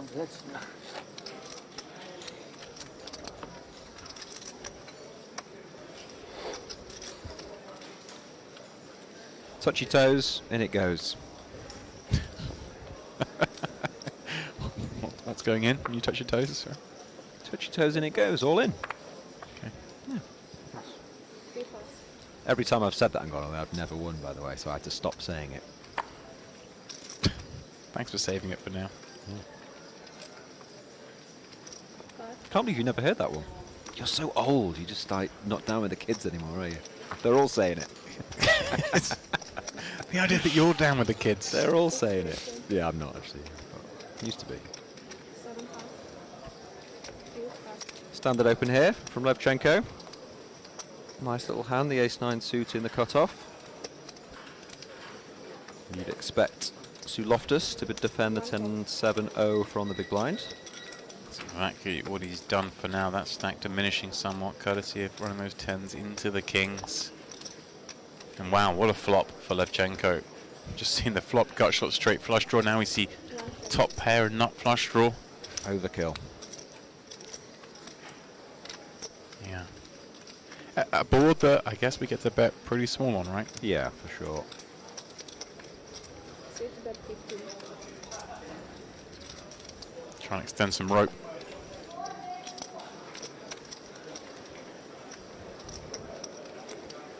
Oh, hang on. I mean, he likes getting after spots, but this one would be a little liberal. Yeah. Oh. Oh, hello. Are we stock taking or are we investing? We are investing! I was going to say versus some opponents, you can very occasionally use this hand as a check back because they're going to attack a lot of turn cards and things. And I didn't for a second think this was going to happen to C-bet, but he's gone with it. Which is, he's just gone with that clicky sizing, right? Trying to go after Yeah, the well- king highs, queen highs. I guess he Oh. just, I guess just recognises the 15k c-bet as weak, and he's just gone for it. Yeah, well, Levchenko, unfortunately, I imagine we're not too big of fans of this one. Kind of, we just got so much of it. Yeah, Levchenko needs to just call everything there, really. Keeping the bluffs. If he is beat, you know, he's going to be getting snapped off there, and he's not in amazing shape, even though his hand is so strong. But yeah, maybe he didn't expect to be up against any bluffs and was just, here we go, top pair, not flush draw, happy to get it in. Almost a lead off there. There could have been some turns that might feel the need to carry on firing at. Yeah. Okay, back over at DTD Live. Matson raising it up from under the gun. Yeah, very easy 3-bet get in from Yanis. He's in the next seat, yeah, against that very shallow stack, and he's gone for a clicky kind of sizing because he is targeting just 15 blinds. Exactly, yeah, that's the reason that he's sized down for this. Also can sometimes entice action behind as well. Some people don't necessarily read that size because of the under the gun open, and they can sort of make a misstep and think that, you know, Yanis is maybe trying to find out where he is and Right. 3-bet smaller, but no, the size is solely based on the undergun stack. This only gets so grim as well for Matson, just trying to get one through from under the gun. Feels compelled now to flick an additional 20k with just 110 behind, heading to a pot with 105 in it. Yeah, and unless there's a 5 on the flop, it's going to be very hard to navigate against such a good player like Yanis. An unlikely situation where 2 unders have fallen. Yanis 3 to the royal. This is bread and butter for Yanis. He's played these spots, you know, hundreds, thousands of times. He knows exactly which cards to attack, what sizing to bet, etc. He's about 18k for now. So good luck, Matson, is kind of what I'm trying to. Yeah, these are these spots, aren't they? Like, we kind of feel we have to call here, but it's Yeah. going to be so hard to realise our equity down the street. Like exactly what you say, Yanis is just so he's adept gone at for putting it. the pressure in. Wow, But have maybe some of that. That's Have some why. of that. Matson's like, bluff this. That's so And- tilting, by the way. And now, like, 94k to call. Yeah. I See- mean, there's just no obvious draws, are there? Versus an under the gun 1 3-bet. This is kind of close your eyes and go all in, really, because you're just going to be up against a very, very strong range, and I know he does have the best hand this time. Yeah, his face says it all. Like, really? Yeah. Really? You got me here with 2 5s. Okay. Plenty of ways for him to still take this pot. 5 of clubs, 3 of clubs. Oof. Which one we having? Back Jack of diamonds. Okay, it's not the worst. Put the 10s up on the board. It'll be a nice double for Matson if he can hold. She can. In style. Little 5.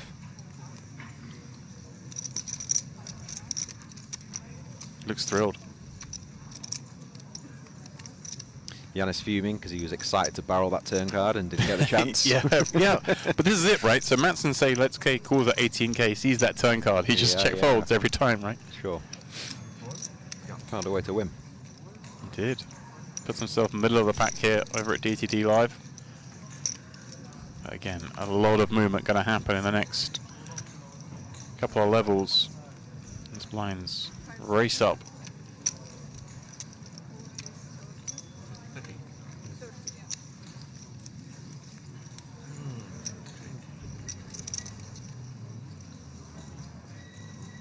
Staying here at the DTD Live table.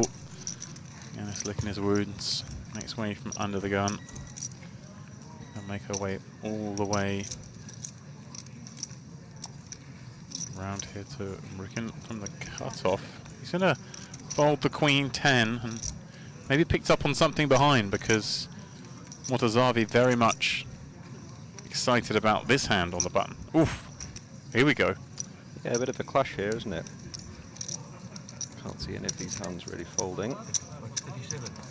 Yeah, and I feel like Supletova's been waiting for this kind of spot. She's seen Mortazavi kind of overextend in some situations and maybe eyeing that stack. Obviously, ideally in position, but Yeah, it was interesting to see if she did flat out 3-bet. It's a definite 3-bet for value.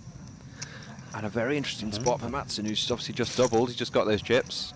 yeah, 30, what's he on? 31 bigs? this is definitely a contender, right? Yeah, this is, I mean, I think folding is actually the best play, but the small blind needs to be a lot wider than she perhaps is, and yeah, I wouldn't have said it was a bad play if we went all in, but Right, you know, cuspy for you. yeah. Hello. I think people can be too loose in those spots for sure.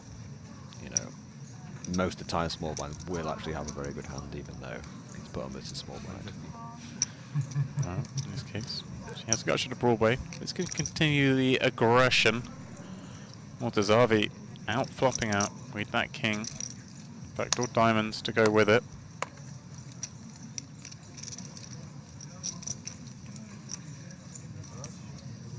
Oh, hang on. Is he going to raise this top pair? It could be. Spicy. You're almost more likely to go all in with those sevens if you're against, you know, two sort of top pros who are playing like correct ranges. Right, of course. So you need to have a bit of respect sometimes for people that aren't necessarily super aggro, you know. Look at this though, Mortazavi just popping this up with kind of a vulnerable hand. I mean, we've got one pair short. It rates to be great, but as soon as we start raising it, it certainly feels to me, Wobbs, that we're kind of over-repping this holding. Yeah, a little bit, yeah.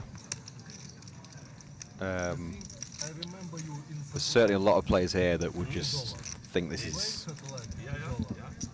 total BS, let's say, and then they're just, you know, firing in the ace-jack because they think maybe you might have a flush draw or... Right, the value that does this is like pretty much just king-queen, right? Queens and kings, 4-betting pre-flop. Yeah, Ace-king would. Aces would have made some noise. You're obviously not expecting ace-king. You don't really expect king-10 to raise. But she has got away, which is a very good fold. I think I'd have at least been calling there because you are deep enough. You've still got outs to the nuts. You beat lots of hands. And as you say, there's not too many value hands there.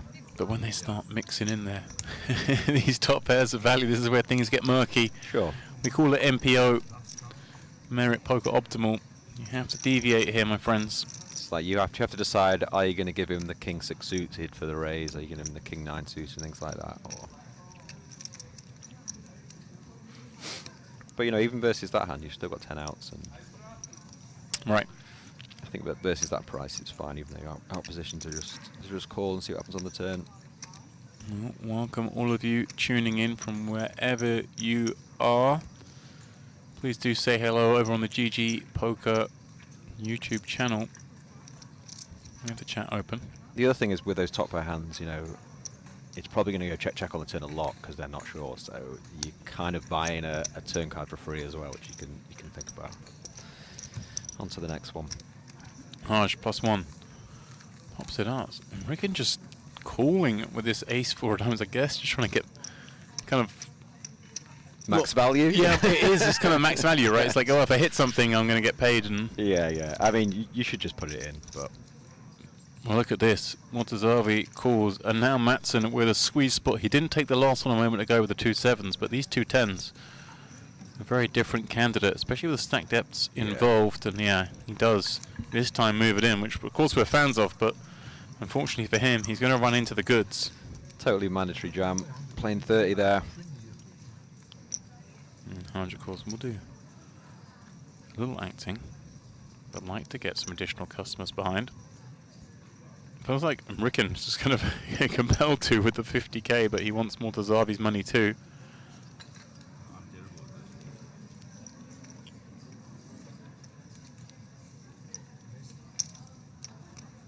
Yeah, you don't want to burn a time bank, mate. Ace 4 suited, it's got his max value.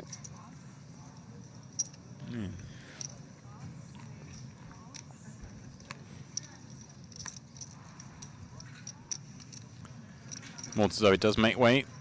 3 hands on their backs. And we'll get the good news. He's just fading the 10 for the main pot. Or I should say for the larger side pot.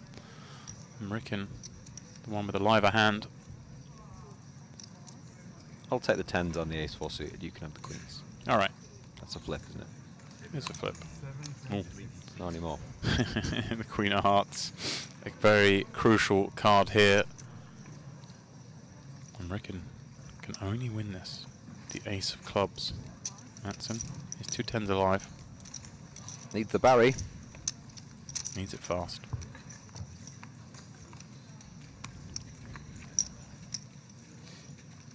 Not to beat. We say goodbye to Ricken Haj with the more than double up, and Matson back down to basically where he was, perhaps where he could have been if he just check followed the 5 still. Yeah, that's a good point. Yanis. After his bag of goodies, of course, all players here at the feature sequestering their phones and devices and whatnot. Just What do you think about doing that every time you play poker? You're not allowed to have a mobile phone. it's funny because it's one of these things that I would have said months ago, like no chance, but now I feel like it's the natural direction that poker I think is going to head. Oh, you think? I think, yeah. You don't think that people wouldn't reg because I think it will have an impact, yeah. everyone's obsessed with their phones, aren't we? But I think that the way software and technology is going, that the idea of people having devices that could be used to, shall we say, enhance their play at the table is going to be Zuckerberg wants us to all wear glasses. He's saying that's the future within 5 years. Yeah. I digress. I'm ahead of him. I've got glasses on already, so take that, Zuck. Interesting spot here, blind and blind. Mm. Little piece for everyone. Single raise pot pre. Limp raise call. Yeah, makes sense. Ooh, prepared to go with the flush draw. Yep. You've got to keep betting here. Right, this hand's so far up, isn't it? Blind on blind when you've got top pair. Exactly. With yeah. a big kicker.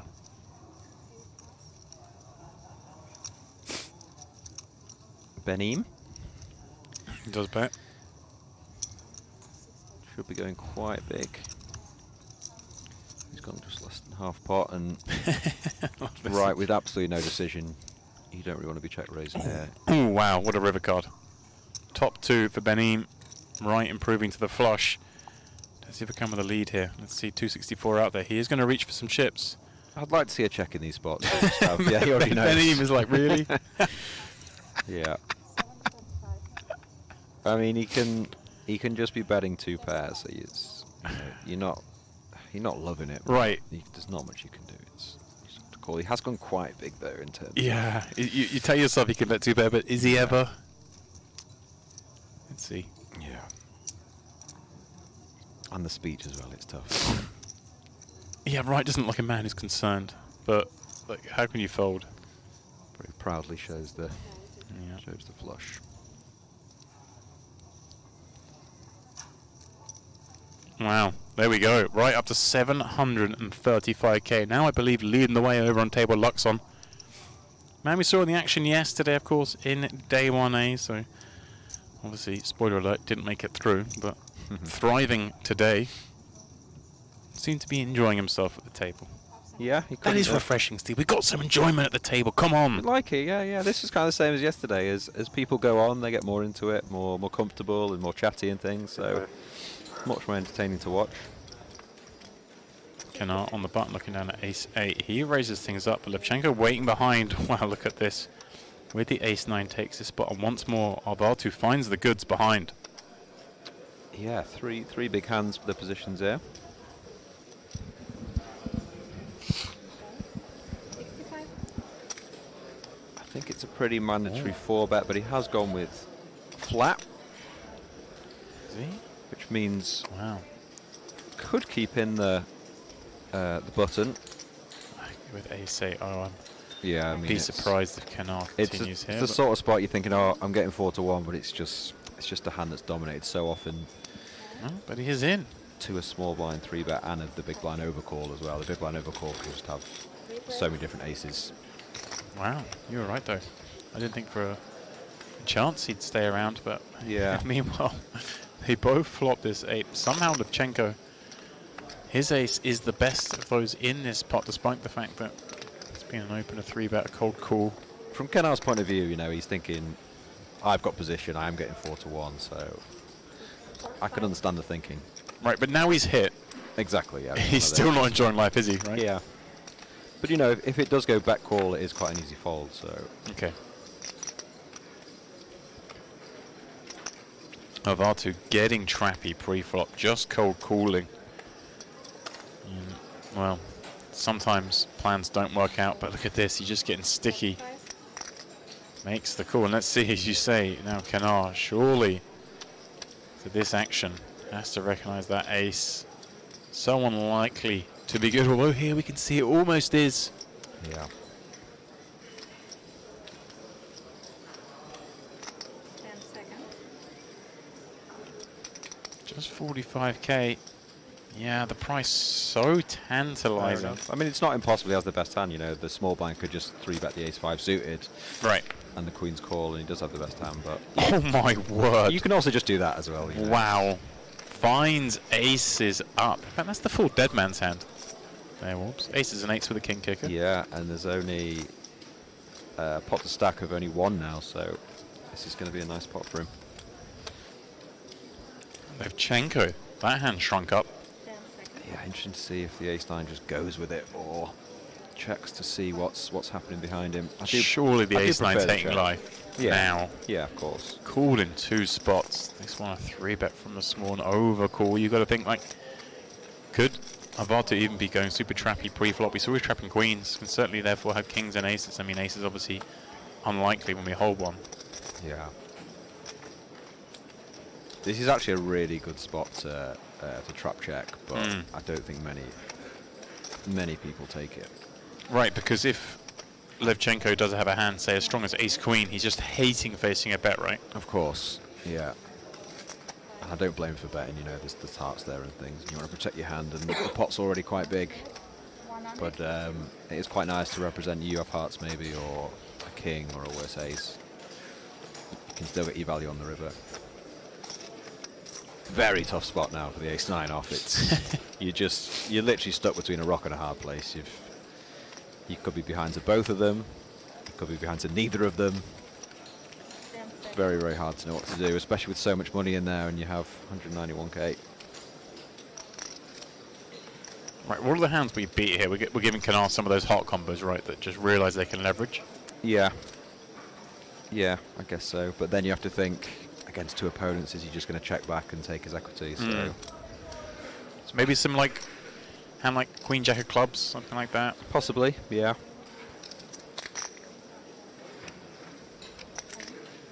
I love these 3-way spots.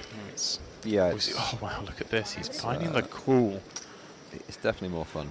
He's finding the cool, leaving back just 75k. I mean, Avatu, come on. We've found ourselves in the spot somehow with queens, but Yeah. 2 streets of action, multi-way. Gig is up. We tried to trap, but things backfired. Sol was not so good with the 3-way spots, so I absolutely love watching them. It's like, these are the spots you want to see. Oh, he just flattered. He didn't even. Okay, Yeah, he's just he left left the himself at 76, and Now now he's now it's going in. Oh my god, and like Kenar just feels sick, right? What? Yeah, I mean, It just looks like ace king, looks like aces kings. I mean, sure, but 650k. ace in jack. Of course, yeah, we can't fold, can we? The 76. But like, what are we being? What plays this way? Agree, Wants to bet yeah, the 76. It feels sick, but I'm with you. I'm just Yeah. whatever. You've got it. I'm making a bad call. Oh, I've won. You just can't. There's so much money in there, and you have 2 pair. No, Yeah. it's 9. Oh, fuck. It's 10. It's 8. That's it. Yeah. That's a huge pot in the end. It really is. What do I beat? Table 1, seat open. This is the biggest spot with the lowest card, with the lowest hand ever. Let the man leave the stage before we. I mean, he had top pair in a 3-bet pot. Before the Let's. flop, maybe. You never really think at any point in that hand that the ace-8 off is about to win a huge pot against ace-9 off and queens, do you? I mean, I thought it was going to fold. I thought it was going to fold pre-flop. I thought it was going to fold on the flop. Sure. I thought the ace-9 was going to fold the turn. You can't win if you fold, James. I thought the queens were going to jam pre. Yeah. There's a lot of things that need to go your way there. He's counting my chips. He needs to do this, you need to do that, like the board needs to come this. Then you need to hit the 8. Incredible stuff here. Kennard, the cat that got the canary. Yeah, that's what I said. Fuck it, kings or jacks. Like, fuck it. He gambled jacks. He plays all this. You know, this guy, he plays so strong all this time, except these two hands. Loving life now with such a huge stack at this point in the tournament. Tight until last hour. 6 maybe. I don't know. Kings was. I mean, Big anyway, hands. I'm happy. Yeah. No complaints. We're staying here on Onyx. Thank God he didn't have enough It's an money. even on better the stack when all the other stacks around you as He well had are a big kind of show. I don't know middling to what I small, do. 22. short stacks. Papa Petru joins the table. 14 blinds. Sees a lot of action taking place. Well, finds a potential spot where. Yeah, you can definitely go with this. Okay. 22. Thankfully The for sides are flat though. Yeah, thankfully for him, may be able to be dealt some reprieve post-flop. Of course, I was ready. Obviously giving the man with a bucket out a lot of respect. Well, you have to, don't you? Tight players, those bucket guys. Thank God you didn't show pre-flop. And one more. Well, at least one of you, I said, it's got ace king, ace short, he will call definitely. If I see an ace on flop. So, If you show snap fold. yeah, Old fold. yeah. that was the problem. Free in the hand, that was my problem. I have these moments where we get the post-mortem, get an insight to maybe, Yeah. maybe the way that certain players approach the structure of the game. Yeah, of course. I think it's saying like, cool, because I thought someone's going to have ace king or an ace and they're going to call me. But then it came ace side, he still ends up putting chips in the pot. Yeah. It's a very easy assessment as well when it's all finished. It's, Yeah. Yeah. it's a bit like watching from the booth when you can just see all the cards. It's great, You're just isn't like, it? oh, you should have done this, should have done that. It's I can so tell you, easy. It's been a decade since I made a bad call. Interesting whether he continues here with the backdoor diamonds. Very small size. Problem is his stack, you know, he's only got 100k left. 107k in the middle, and that is the Ooh. worst turn card in the world. Really is. Very, very hard to get away now. The hijack with perhaps decisions on how to approach this size-wise. 75. Just goes for big. But Yeah, he's going to go, I think. Can't really blame him after that turn card. Hold on, please. Papa Petru has to pull an ace or a 9, or his stay at the Onyx table will be short-lived. Papa, don't preach. I'm in love with you. You want a 9? Nice. Ace. Ace. I mean, if he doesn't double off the bat, then I'll sing it again if he doubles. is the world spinning. No dice. Not to be. Papa Petru again, one of those faces Table we one, seat often open. see Wow. here at Merit. She's the first one who shouted. Yeah. I'll move it, okay? Aggressive. But no more today.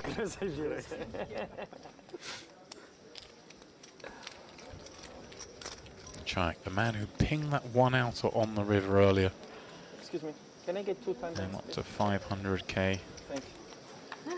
As we continue this action-packed 5k, 10k level,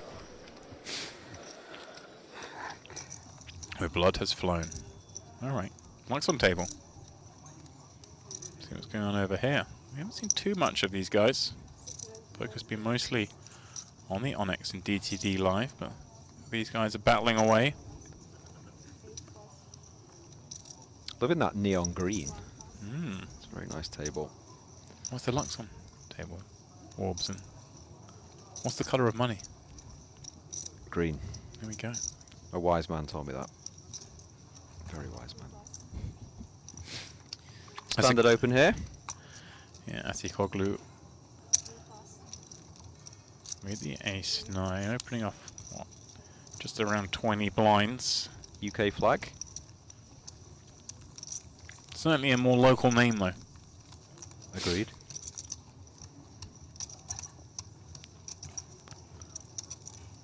Now this guy, Armani, he's he's sort of pulled bluff of the day so far. Just went absolutely ballistic. Okay. Post flop, 0 equity, 3 betting the turn. Thank you very much. You got it through?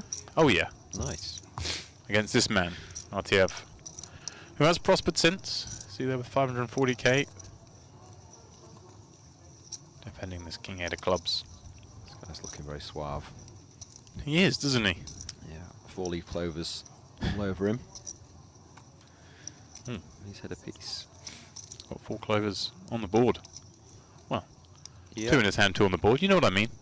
Interesting stack depth, whether he's going to check call or check raise versus the what I assume will be a c-bet. Right. We'll see. It's scary on this texture, isn't it? Against that early position raise off a 20 big blind stack, they're just supposed to have a lot of this board. Exactly. Yeah. I think check call is actually much better, even though we know a check raise would work. Right. You've got plenty of hand to do things down the street. 45k bet. I mean, you might just set him in, actually, mightn't he? What, at that size? That's a big old bet. Yeah. But that looks like a bet that's just never folding, though, doesn't it? 45k into 55. Yeah, really interesting size. It just looks like he's got like ace 5 of clubs and like, I'm not going anywhere. Let's just get it in. But Yeah. I'd be really scared here with the king high flush. Sure. It looks. I mean, even if he has something like king jack, you're not getting that to fold. So you're just getting like a flush draw in against. Right. Things. So he has gone with call. Interested now Yeah. to see what happens on the turn with only pot behind. Right. But it's very, very hard to now just be going all in. Yeah, Asikoglu really built this huge pot. Left an SPR of 1, but how can we ever fire again when we've been called for near full pot on the flop? That bet was just designed to shed everything bar like the strongest 10s, I guess, and the queen X's. You'd assume even like a 6 would fold the flop to that Right, size. it So has he's to, right? he's thinking queen 10, jack 9 he blocks, king jack obviously flush draws. So again, an interesting river in terms of if he does face a bet, it's not without beyond the realms possibility to hero here. Right. The problem is obviously your flop size, as I say, has eliminated a lot of the weaker hands. You know, he's not just going to have. Yes, the bad flush draws perhaps folded. Exactly. The bad 7, straight 9, draws. 7, 8. Even things like jack 8 are now just not in because you've bet so much on the. Right. Even, I mean, jack 9's not calling pot, is it? On queen 10 6. Maybe. I mean, it probably is. Let's face it. But yeah, well, so he's gone 80 into 140. Credit to Asikoglu, he's thinking about this. No, nice Let's pick up go. for RTF. Yeah, it's a nice bet on the river. Obviously trying to rep a queen. It's not one of those pots that could have gone so many different ways. I didn't see it going that way. Yeah, it's an interesting one, that, because you don't expect a 10 to value bet, so it is kind of queen X 2 pair plus. Well, this is the PokerOK Mystery Bounty Day 1C. This one a 1k buy and 1 mil guaranteed. Forget that guarantee. We're smashing through that. Do not worry. And of course, That was me smashing through. there we sorry. go. And of course, we have many more days of coverage here with that Lux on Pay and Lux on Pay event, and of course the MPP main event. So you do not want to miss out. And the best way to do that, Steve, is to go over to the GG Poker YouTube channel and subscribe so you get notified when we go live over the next 10 days or so. Already have, my friend. Okay. Subscribed a long time ago. Fantastic YouTube channel. Do you not consider, Wobbs, that perhaps when I was saying that to you, I might have been talking to all the viewers at home? But No, sure. I was just saying that I Okay. personally, you know. Okay. Let me see. Let me see you've subscribed. No, check your Do you homework. want me to get Come my on, phone where out? is it? Yeah, yeah. Where is it? See? Subscribed. Okay. Liked and subscribed. Okay. Actually, I haven't liked today's stream yet. I think it's a bit weird to like yourself, but, you know, I'm going to give it a like. If there's a man that likes himself, James, it's definitely you. Man of the moment, Keenar here. With the ace-queen suited open. He is going to get some action. Oh, yeah. Sadly, it's in the form of the same hand. But he's got the diamonds working for him. Yeah, still after us. This has gone really well. The point that... Oh, was that beer? No, I don't think it was a beer. I think it was some sort of sparkling water. I thought for a second maybe he just rip through the chips so much we have only one avenue left, and that was to start smashing back the Heinekens. But maybe not. He strikes me as a man who probably doesn't drink and just spends all the time in the gym. But You strike me as a man who drinks sparkling water. you know, I feel like I should be, but I don't No, really is it get not much you? joy from it. Yeah, it's not. I'm in favour of everything pretentious, obviously. But Nice. okay, as you suggested, ace queen v ace queen. Let's go. Bougie, you might say. Bougie. I feel like Little bit I feel like bougie, I'm too pretentious to use the word bougie. I feel like it's A little bit scummy. Yeah. yeah. Well, Well, ace queen v ace queen. I'm sure we'll most likely run out of chops. So let's check over here. yeah. As Anastasius is in here with the ace-10 of diamonds, facing the big wager for Benaim. Yep, he's decided to go for it here. With the Yeah. ace. Needs to get lucky. As all these men do. Maybe a level of frustration kicking in, having just lost that big pot with King Queen, seeing perhaps a quick avenue to recovery, but that board not providing much hope, although a couple of hearts. Not many chop opportunities either, is there, at this point? Certainly aren't now. Very bad card for the chop. Actually, I suppose a 7 or 3 would do it. Or a little ducky. No, no good. All right. That feels like a kind of a liberal double up, doesn't it? You get it in there, you get looked up by the ace deuce. Feels like, ooh.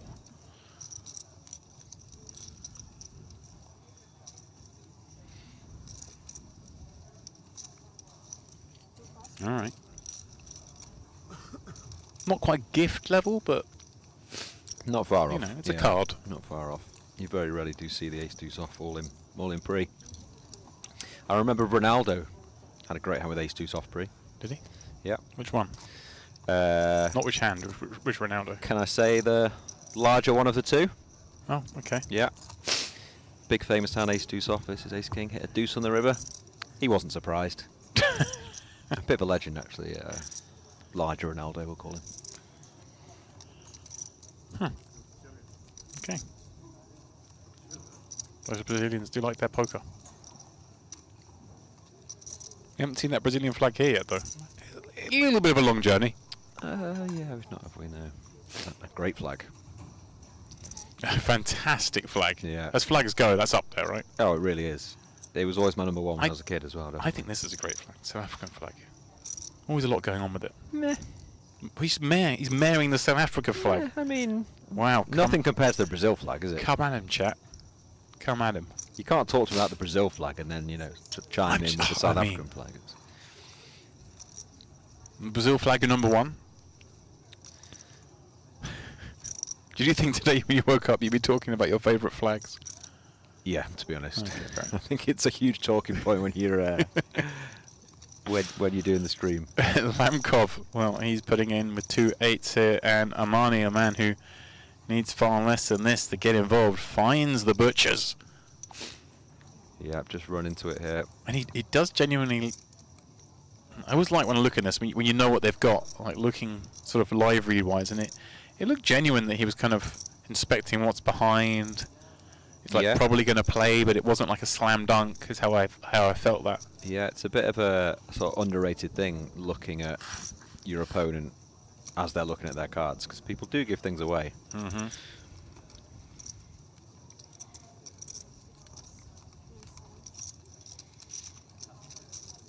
But yeah, 11 big blinds here. He obviously had to go with the 8s and needs to get lucky.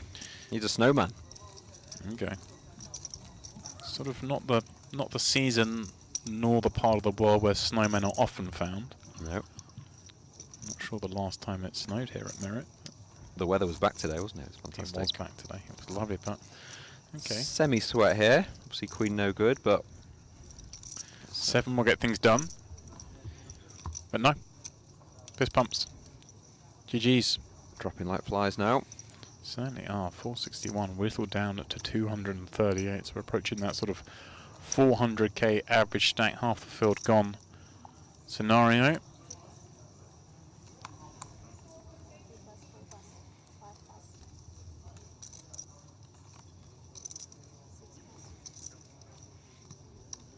That's quite a cool t-shirt. I like that one.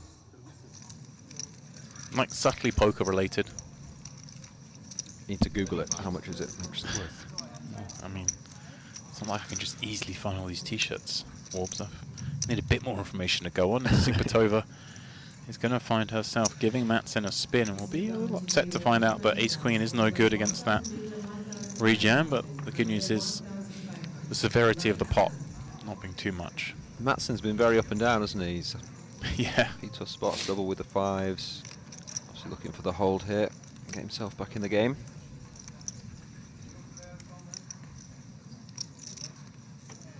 Five deuce. A glance down for both. We'll see the only spade lies in the hands of Sipatova.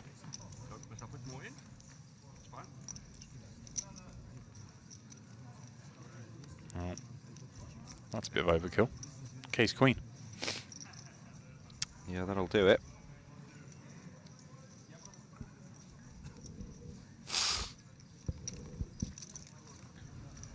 She still has 778k, 4 starting stacks. But again, I always find it funny when you play these tournaments, and obviously they start off relatively deep. The mine's going up every 30 minutes, but you don't really feel the pinch. And you get off to one of those fast starts, and you feel like I've got a big stack, and then it's like 2 hours later, you're like, oh, I'm like bang around average or a little bit below, and I haven't really done anything. It definitely creeps up on you, doesn't it? You can fold for 4 or 5 orbits, and all of a sudden your big stack is just gone. You're like, oh, what happened? Yeah, you're just like, what pot did I lose? Yeah, you've got to. I didn't. You got to keep going. You know, you can't be thinking on level 4 or 5. Oh, I've got a huge stack now, and that's me done. You've got to keep accumulating, James, haven't you? Accumulation. That's the key to this game.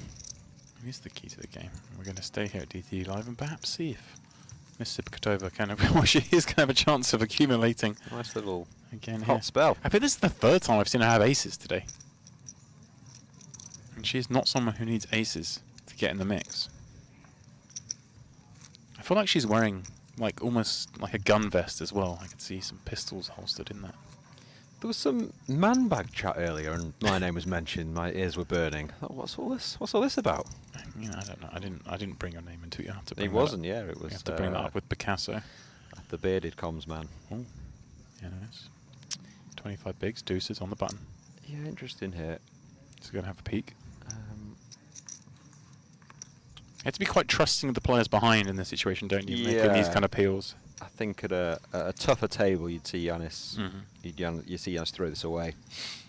But he's obviously so comfortable post flop, and like you say, probably doesn't expect too many light 3-bets from the small and big blind. So he's happy to see a flop.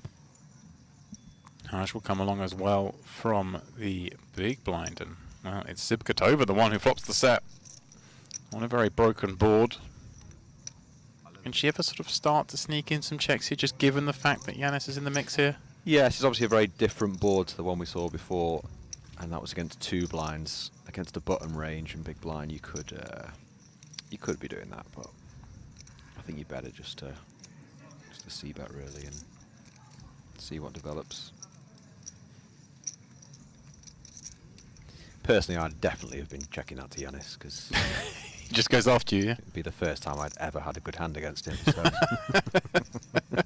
Would it be the first time you ever checked him as well? Yeah, true, yeah. Couple of back doors here, but Yeah, he thought about it. you know, it's hard to do much there.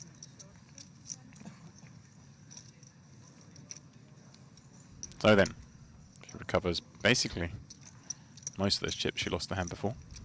She's thinking out ace queen, of aces, top set, and I've just won no chips. Yeah, doesn't seem right.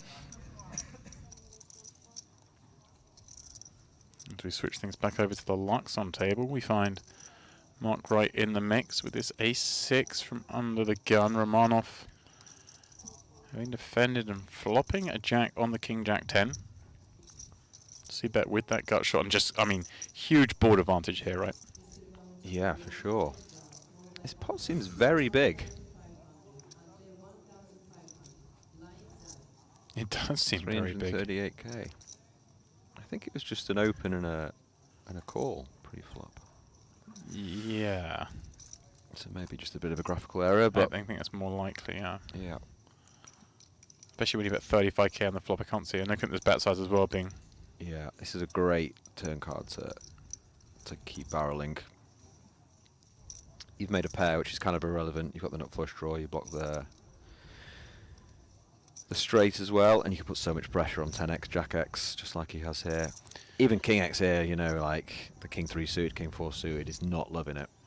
Yeah, I can definitely see. Obviously, you see Romanov with far more than 138k in that stack. So, Yeah. for those unaware of how this works, obviously the dealer will announce a bet size, and then someone has to input that. And somewhere along the chain there, the wrong number's gone in, which is why this pot looks so much bigger. Good eyes from Steve there catching that one. Very rare it happens, isn't it? But yeah, we're all human.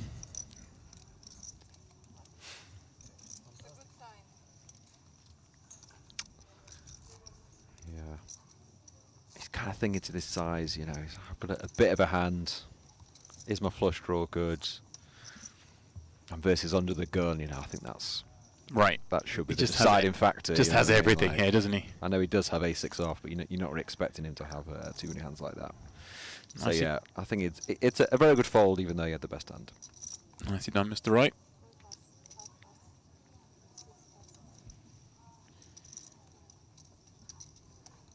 Mr. Right.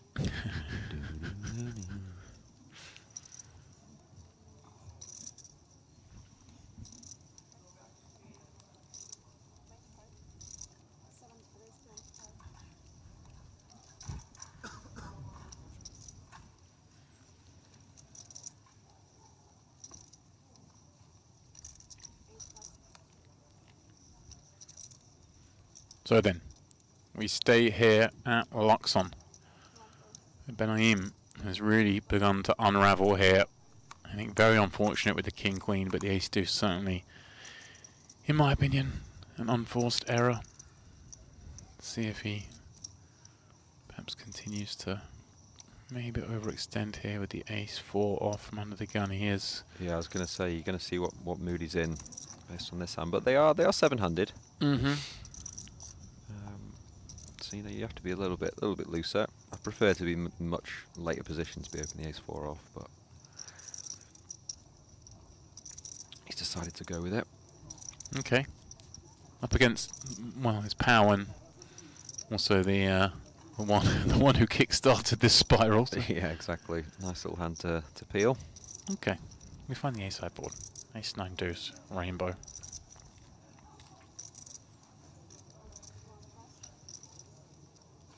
Right, somehow finds the pet here. This is like a big...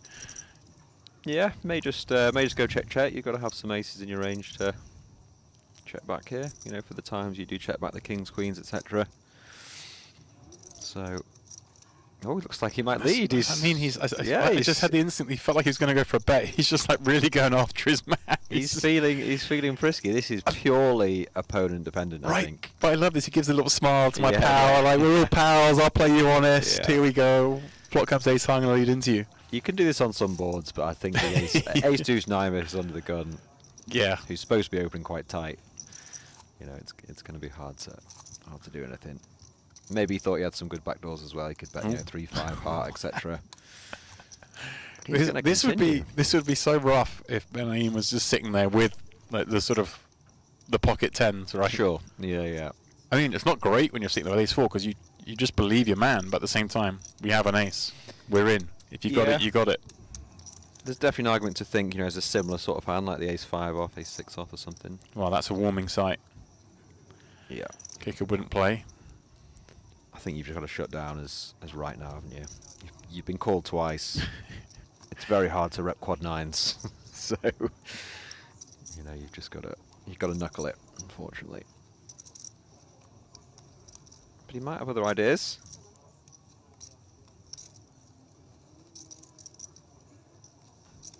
Okay.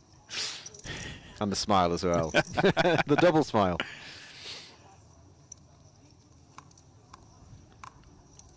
I don't know if we were looking for the answer. And it goes.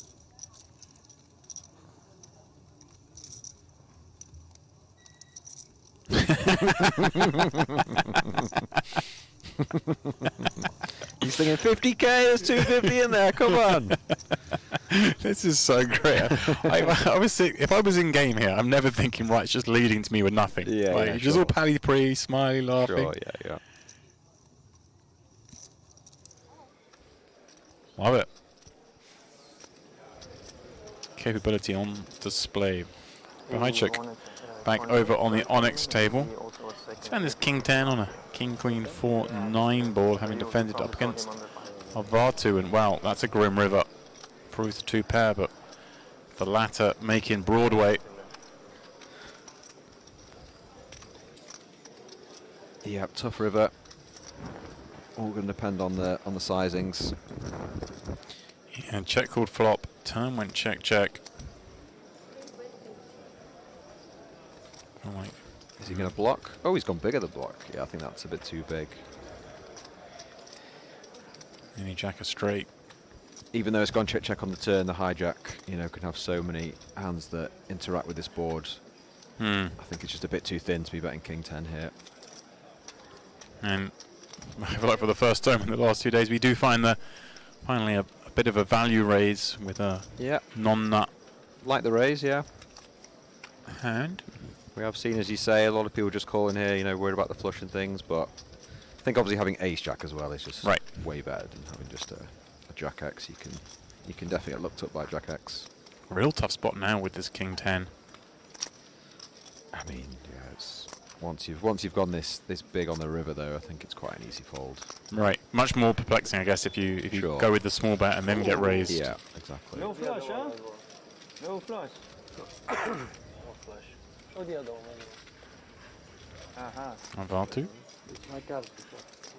Climbing a little bit up to 368k, right in the middle of the pack at this table with 30 blinds.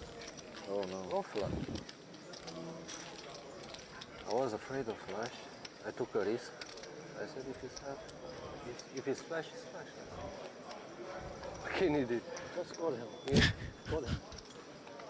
Why put yourself under risk? He doesn't have the flash, he's gonna fold. No coaching on the table, please. I've already been paid. When we went for lunch. All right. His first time in merit, so he needs a... Yeah. My first time in this. When do you Always play nice to receive some coaching on the table, And sometime, especially when you're doing brains. small tournaments sometime in Europe, Yeah. Malta. I like this Hawaii. Malta is my favorite. It's like a cool customer. Yeah, he's had some good chat. You have to be ready for the Italians. You're Italian? No, I'm not. I'm Romanian. Yeah. They have in Well, Italy. your When? cousin with the Italians. Yeah. In Malta. Most of them come from Sicily and Oh, Genoa. that's true. Yeah. Yeah. A lot of Italians. Yeah, most Italian and some French. Yeah. That's in number 1, number 2 in Malta. Battle of Malta. Yeah. It is in August. By Battle of Malta. Battle of Malta, it was, It was in May, yes, there is one in October. Something like this. October. Everyone playing very standardly here. I'm going to open with a King 10 suited and all the chips. Yeah, Savage completing off the shallow stack. I guess it gets a bit murky with these kind of offsuit triple gappers, but just Yeah. gambling it up off the short stack. Very, very tough with the hand unit, very likely to flop. Before maybe A very weaker holding, a little bit of a piece, but you're just not really deep enough close to half to to be 400 check something. calling and things, so it's a very tough hand to play. Last year. No, At this stack depth, I think it was in January. interesting here. Last year I finished 13th place. A standard c-bet from Canard, the King 10 of clubs, and then the ace-8 suit has gone for the raise. Yeah. He got $360,000. Call obviously totally fine. Or March, I'm not sure. He's gone the more aggressive route. Yeah, and it should be in Yeah. January. Love to see it. Should work, I guess, even though he's not repping too much. I guess he's maybe saying, I think it's that Canard's body language is like, really? yeah, Like, this doesn't he make kind any of sense. knows, but he can't really do much about it. In Right, Malta, what can I do with King High? I Yeah. was in the money, and I have kings last time. Day 2. I have the average. One Italian have little more. I raise normal kings. He raised me all in with 2-9. Oh, we missed out on story I time. wanted to hear a little bit more, but I'm sure we'll come back. 7 deuce deuce board here. Subkotova in the mix once again, this time from +1. She really is foot to the floor here.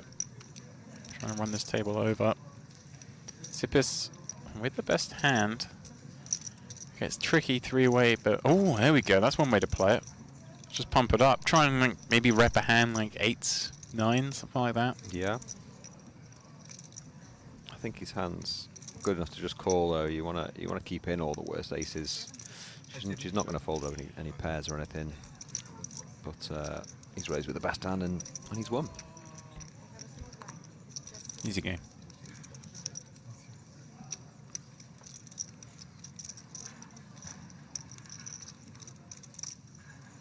Getting his feet wet here over the DTD live table.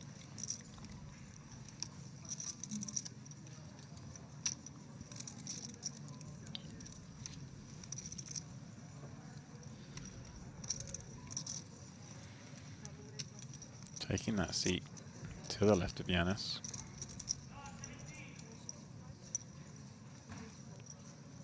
Subkotova again. It's like from under the gun. Ace-9.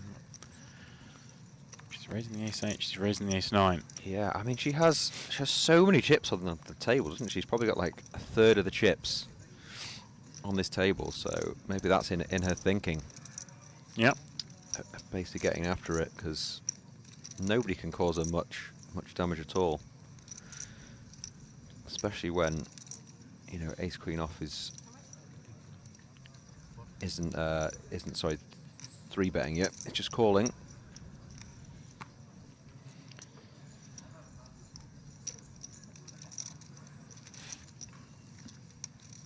Bit of a piece here, but she is behind. I do like the check. Yeah, showing some restraint. Yeah, It's 3-way pot. it's a very good board for the cutoff. Has all the pairs and 9x, 10x, queen jack, king jack, all these hands. So I do like the check. Oh, action turn. There we go. And like this is so good for her as well, isn't it? In the fact that Yeah. Harsh just feels his ace queen is so nutted here. It's like how is it not good? Bar ace king. Exactly, yeah.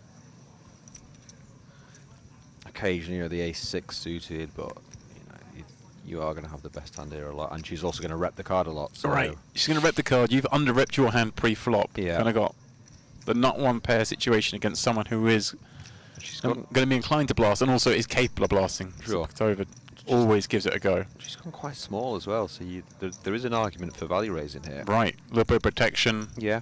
Make it a one-street hand anyway. And here we go. He's pulling out the chips like you suggested he might. And I like this. I like the reason. I like it too, yeah. Definitely. Curious to see how she proceeds. You'd assume just call. Right. Although, is there an argument to say, hey, look, if he's raising here, maybe it's some sort of combo draw and I can just run equity Yeah, here? sure. Like, how does he ever have better than me? You could definitely fast play this and, you know, try and balance it with queen jack or spades or something that you're now betting on the turn and you're trying to put max pressure on, but I think the standard play is just a call. That's what she does. All of a sudden, 300,000 chips. I'd like to see a deuce or something. I'll just see if he'd value bet again, but probably going to slow down the action. The ace queen is not too sure if he's ahead or not. Right.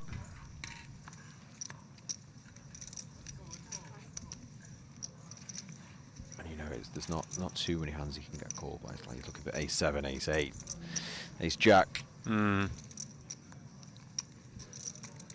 thinking, I mean, fair enough using a time card here, given the size of the pot. Yeah, for relative sure. to the chip stack. Is sure. there a part of him that's thinking, hey, I've got the queen of spades, and can I maybe make ace king fold?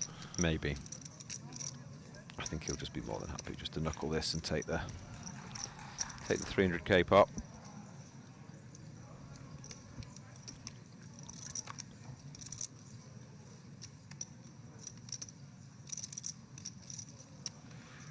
I think he should be more than happy to see a check back as well, knowing full well she's going to win the pot to that action. Yeah. She's now close to $1 million. Wow, there we go. Really is crushing here. Dominating the table.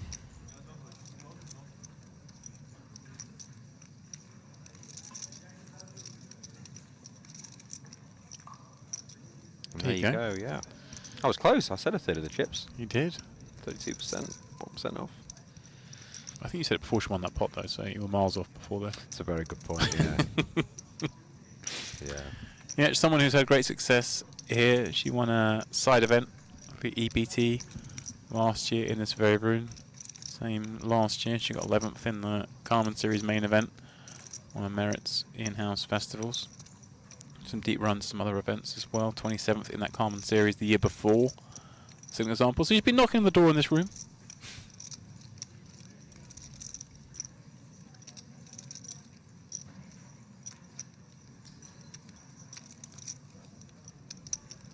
Very disciplined from Yanis there. He really wanted to open the Jack 8-2, didn't he?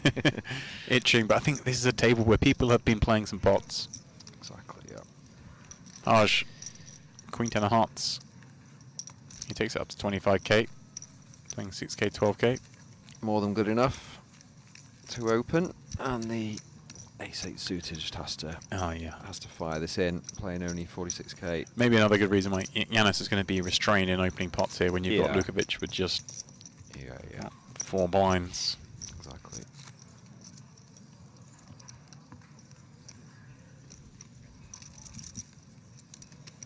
They will run it. Who's it to be?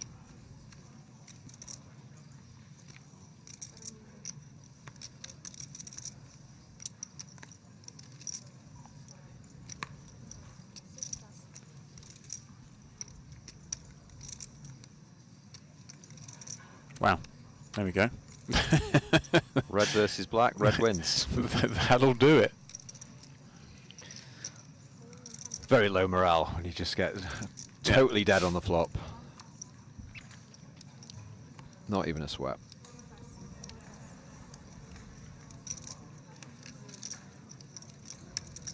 Nemanja Lukovic eliminated for now. That's just Nemanja, isn't it? Yeah, maybe, yeah. Nemanja. There we go. How do you know that? Because football. Yeah, a couple of players played for the famous Man United. Called Nemanja. Oh, they're the... Damn, why have I talked about football? Yeah, they're one of those teams. In the, are they safe this season? Are they just above the relegation zone? But I think they've... Oh, look, a new hand. The 5-4 off has decided to open the small blind. It's okay, we can talk football for a moment if you wish. Sevens has him very dominated, but it's a very good flop when you open the 5-4 off. I see some people in the chat willing to move on from the football chat as well, so for their benefit, we will move on. Amiri, he's a man I've seen before. Yeah, me too. It's in European side. Very easy call for the sevens. Hands very under-wrapped. Close to the third bridge, which is this side is Bosphorus and that side. I would like to see the 5-4 continue here with some aggression. There's lots of king highs, ace highs you can try and get to fold. Put some pressure on the 3x and the 2x. Where the Black Sea, you know, on the upper side. But the canal, it's finished? No. Which one? I hear that there is built a new canal. No, it's not a canal. Black Sea. I'd like to see a bit of a bigger size, but No, so this is Bosphorus. Yeah. This is Black Sea. Yeah. And this is here. I'll see if this works. Bridge Personally, I'm not folding sevens to this size. You're in position, it's blind on blind. Right. Presence of 2 flush draws. Yeah. And your straight draws, but it gets has worked, done. yeah. All right. Shows you sometimes, you know, it's gonna take time. against certain players that aren't necessarily recognising bet size as much as your next man, you can get away with a little bit more. But you are born in Istanbul. Also, said it before, I said Mary rocking a Triton t-shirt just strikes fear into the hearts of everyone. Oh yeah, I didn't notice that. You just got to rock Triton merch when you can. Yeah. Everyone knows you're serious business. It's a serious look these days around the Tritons, isn't it?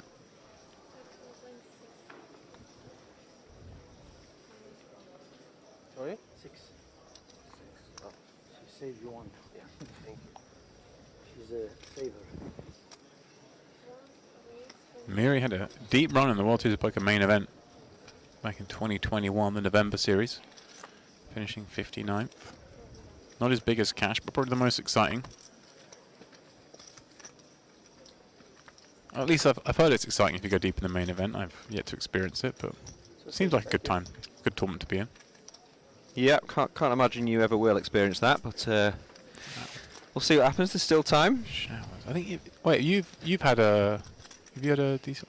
I'm not actually needing you for once. Have you had a decent? Semi. Like a day 5 or something. Day. I can't remember which day it was. Well, I can't remember what position it was. But it was like 100 and something. Oh, okay. So we're looking around and there's not many tables left. Yeah. That's exciting. Yeah. I remember actually the moment I started to take it in, I just bust immediately. Oh. You know, when you just sort of playing or whatever. And then I was like, oh, here we go. And literally the next stand I just bust. I feel like when you ever get under 180 players, it's like the old 180 man sitting goes online. It feels like this is very winnable. Like, exactly. I was thinking, this is actually doable. yeah. You've won a lot of tournaments with under 200 entries in before. It's like, can this just be the one? Yeah. No, that's a decent sweat. Like, do you let yourself take it in when you're getting deep in tournaments? I feel like, obviously, Rarely. the book says you're supposed to just stay stoic and not get your emotions up, but at the same time... Rarely. I think the more you play, the more you realise it can all be over at any point, regardless if you're chip leader or you're... Isn't that more of a reason to enjoy the moment? You're just too much pressure. I think it depends on your personality, doesn't it? My advice would be just, the old, very boring advice to just sort of take every hand as it comes and don't for 1 second think... So don't start spending the money in your mind, no? Because you're one of 20 that you can get top 3. Okay. Boring answer. Yeah, I mean, you wanted the truth. I could just lie. Yeah, no, it's Just true. lie, I did want the couldn't truth. I figured it would be the answer. It's the professional answer. Lovely little turn card here for Sir Loftus. Yeah. He's a man who, gives action. Thus, he's a man who gets action. Yep. And can't fold here. Especially with that king of spades if he wanted to turn his hand into a bluff on the river. What a lovely run out. Sir Loftus. But yeah, this is going to be the tough decision now. The turn's quite a mandatory call. River, depending on size, will be a tough decision with second pair. Number 3 on the Cyprus all-time money list, this chap. Okay. Second in the EPT here. You know something about that sort of position? Yanis number 1, I take it. Yanis is number 1. Yeah, he has jammed. So now you just beat the bluffs. Which versus an undergun open is tough. How much? Yeah, My time still goes when you count. My time still goes when you count. No. Huh? You shouldn't. No, right. Once you finish counting, then you start the timer.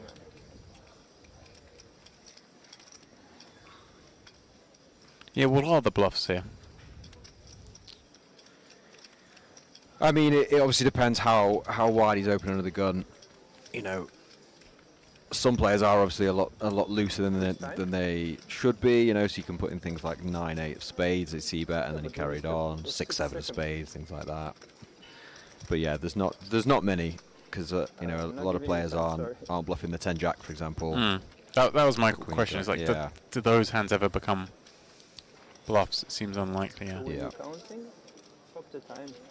Yeah, but you didn't. It's okay, next time it's okay. I don't have to ask, it's how it is done. I don't know. Look. Because when you said 168, All right, rebuilding. So Loftus, the manual was leading the way on this table. Certainly doing the front running. very tight hold, George. So there was a lot of chips though. 30 blinds. Thanks to that pot. Yeah, 2 pretty big stacks. This table pretty deep actually. Average is what? A little over 400k, and a lot of players with plenty more than that. And we take this moment to remind you what else we have coming up.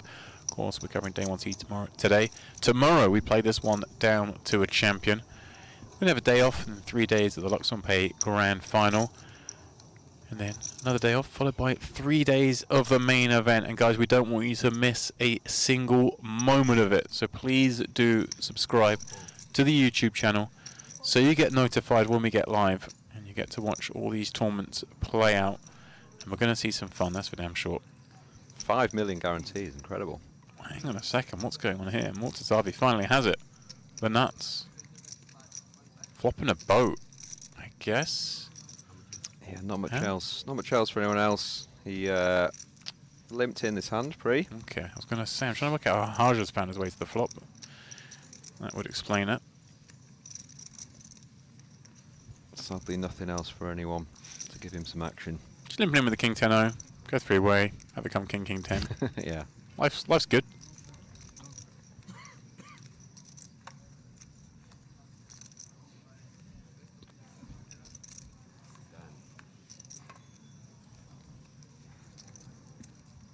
Nice little raise we saw a moment ago against Sipkatova when he did flop top pair in a 3-bet pot. And not afraid to play for keeps. Again, those of you who are with us a couple of hours back would have seen him run an absurd one with Queen Jack on 10-4-3 and get there against a set of threes. It's during that mad half hour where a bad beat after bad beat. Okay. We limp with the King 10. I've got a feeling he might raise this one.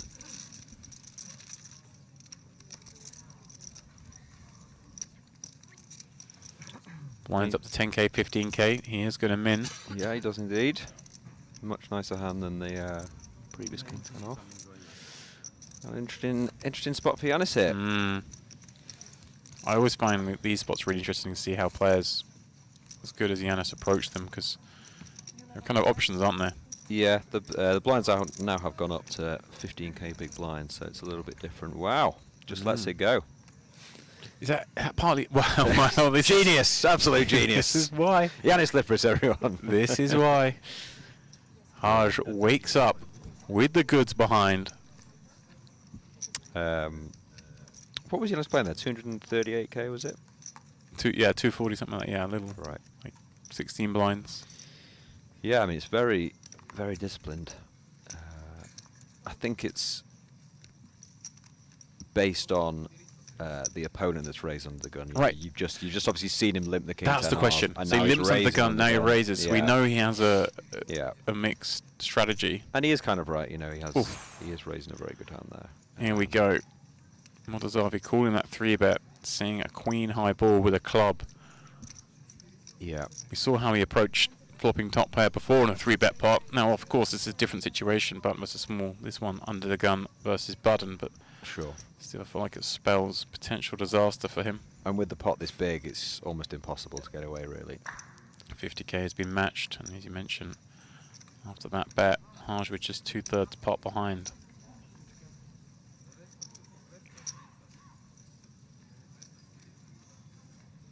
Being out of position as well, it's just Nice. almost impossible to get away here. Doesn't want to allow the check back.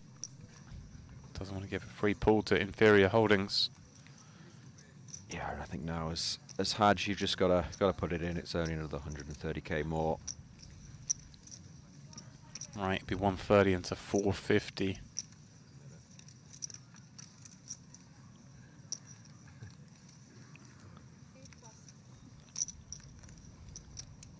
Yeah, he's not mucking about. All his time banks are still sealed away. Not They're in the allowed. band. Yeah. And unfortunately now, for Mortazavi, you cannot fold because it's only 129,000 more with 580 in there. Yeah, I mean there are still some things we could beat, right? Sure. I mean, you know, if you are up against Ace Jack of Spades, Ace King of Spades, then that's still have to put it in. I mean, to be honest, I don't know if let's say you got something like Jacks. Are you just going to fold to this lead? Yeah. Once these pots get big and you have something, it's very hard to fold. No, he still has outs heading to the river. They're all live.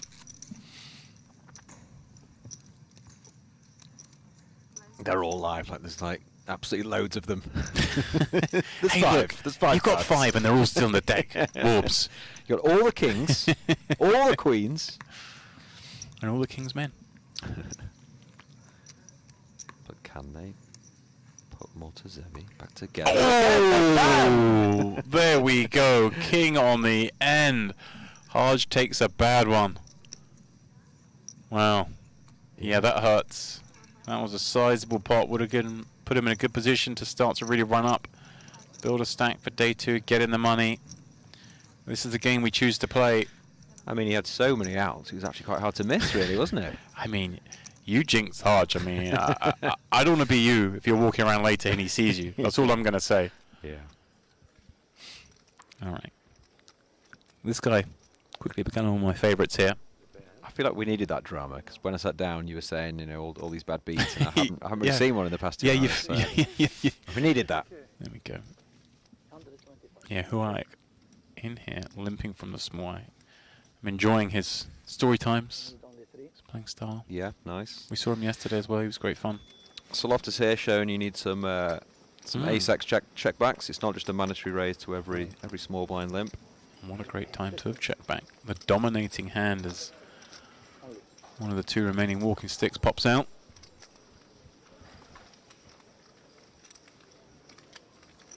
Yeah, easy continue here. What are you buying? Me too. Thank you.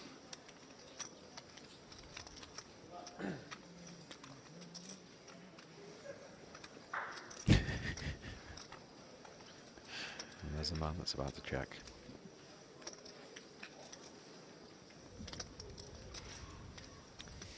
Checking is fine here. You can go small for value. I'd like to see a value bet if it does go check on the river. Can be pretty confident your hand's good. King's definitely going to bet. You've obviously got the nut 7. Very unlikely as an 8. Flush draws continue on the turn. So Call. you can go quite big, but it's up to him. Snap called. Yeah, understandably so. He went fairly small, didn't he? 16k. 9-7. It's one of those for the moment there. Zublotus bets, gets called, tables his hand, his opponent quickly wants to turn the hand over. Yeah, You're yeah, like, right. oh, What's happened there? How have I lost here? Yeah. Oh, I haven't. Okay, he was just showing how close things were. It's a bit frustrating actually, because to that size you don't think he has a king, so you're chopping or he's bluffing. But did have the ace-7. This time you have hand. I had it. I was not buying. Well, I was, you know, small blind. Yeah. 9-7. 8-8.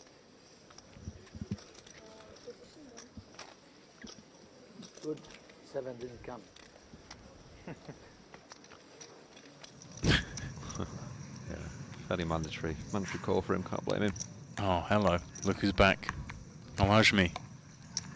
This looks like an all-in with the blinds being at big blind 15k now. Oh, yeah. Look all over. Look at that, getting some respect behind, but Sipkatova's not going to be given respect. She finds ace-king. Yeah, he didn't even think about that. Very good fold. Can she end the run of our $2 qualifier? Something looks likely.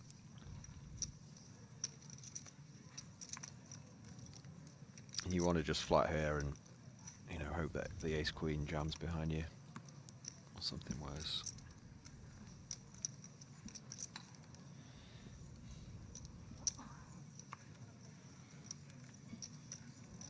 Need some help. Nikolova up against it. 10 would bring it back into the game though. 300k is not enough to be operating with.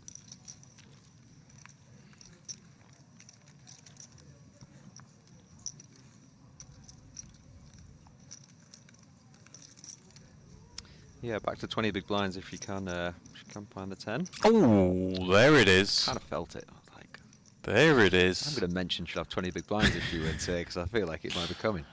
Just needs to fade. A king. And the dream goes on. Okay. $2 qualifier. Here we go.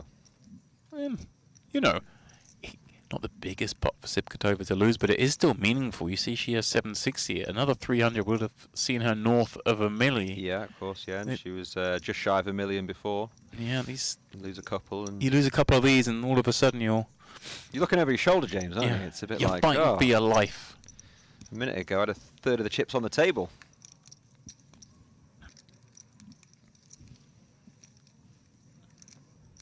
$2 gets you into the 3 main events here.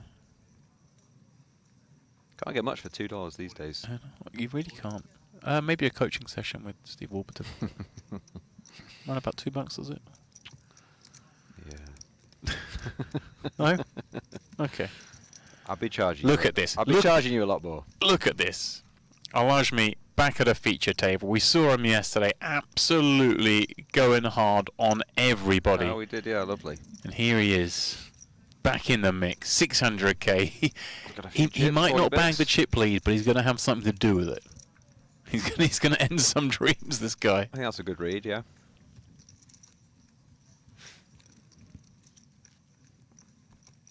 Yeah, there's definitely going to be some clashes, isn't there? Matson. Looking forward to it. Just being sort of 1 step forwards, 1.1 steps backwards for him. I like the open just over the jam. You want some worse hands to Right. potentially jam. You want to have the big blind peel or the king queen x that you're dominating. So I feel like some players would just go all in there, but it's much better just to open. Takes down the pot.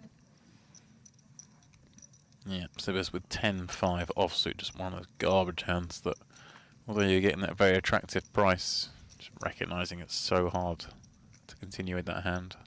You can't make a straight without a 10 or a 5. Little fact for you there. You can't. There's also one straight you can't make with 10-5. You can make every straight but one. Go on. 9 high straight. Is that true? Wow. How'd you make a 9 high straight? 5, 6, 7, 8, 9.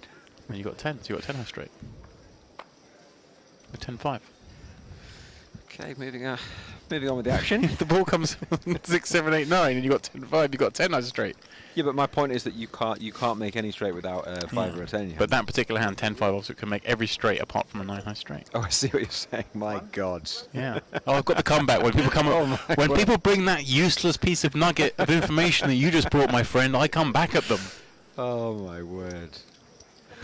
I've really been enjoying my time in here, and I feel like I now need a break after that. Too Loftus. He's going to give Savage a spin here. Ace Queen, more than enough. Good news for you and the viewers is you soon will get a break from me. You're still The ahead. next tournament break will be relieved by Picasso. Hold one time. The man, the myth, the legend. He showers with that.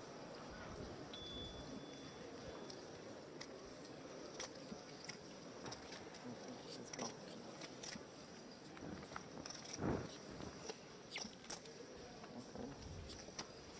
Jack 8-4. All the hearts make no difference in this one for now.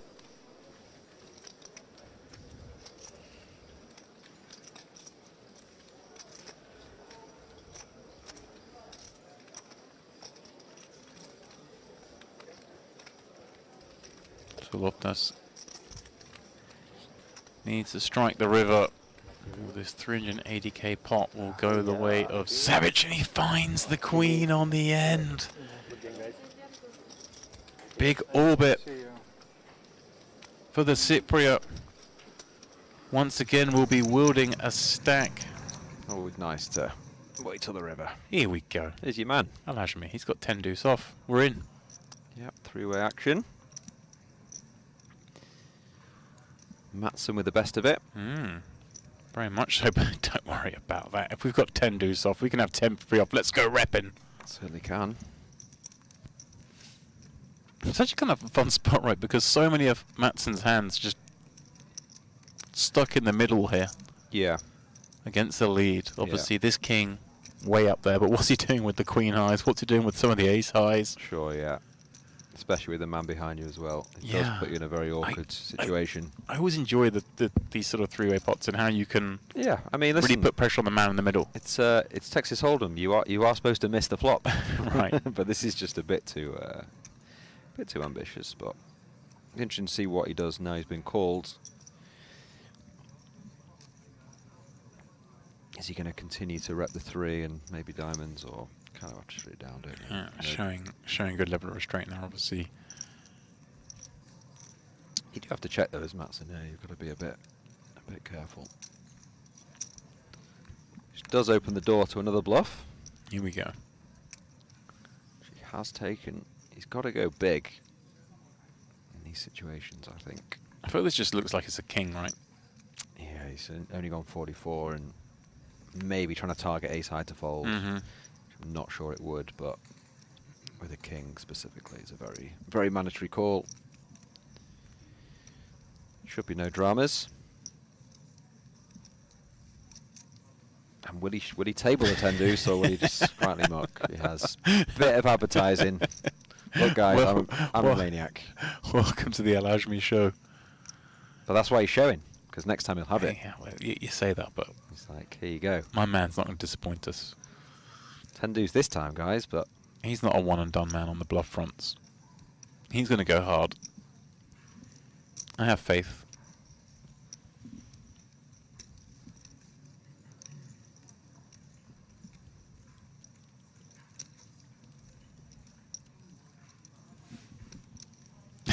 I'm a bit upset that the table didn't make more noise.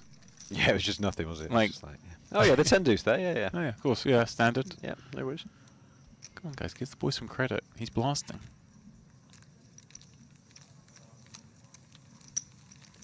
We stay with them. Paid his money, he's come to play. As have so many others. 187 remain of the 461 that kicked us off today on day 1C. 70 make the money. So I think I just saw on the Getting a back bit there, the close. clock says 69. I Oh, was it is kinda eyeball at the 69. background, so they're going slightly under 50%. okay. I think it says 69 on the scrolling of the projector. You don't want one of those awkward moments where the announcer says, you're all in the money, everyone cheers, and then it's, oh, actually, we've miscounted. Yeah. Which I've certainly seen before. People get very annoyed. Rightly so. Yanis with the standard open here, There the we king go. 9-0. A rare raise and take. Very rare raise and take. I know a man who wouldn't have folded the 10-3-0 in the big, but he was in the small in this instance, so it's fine.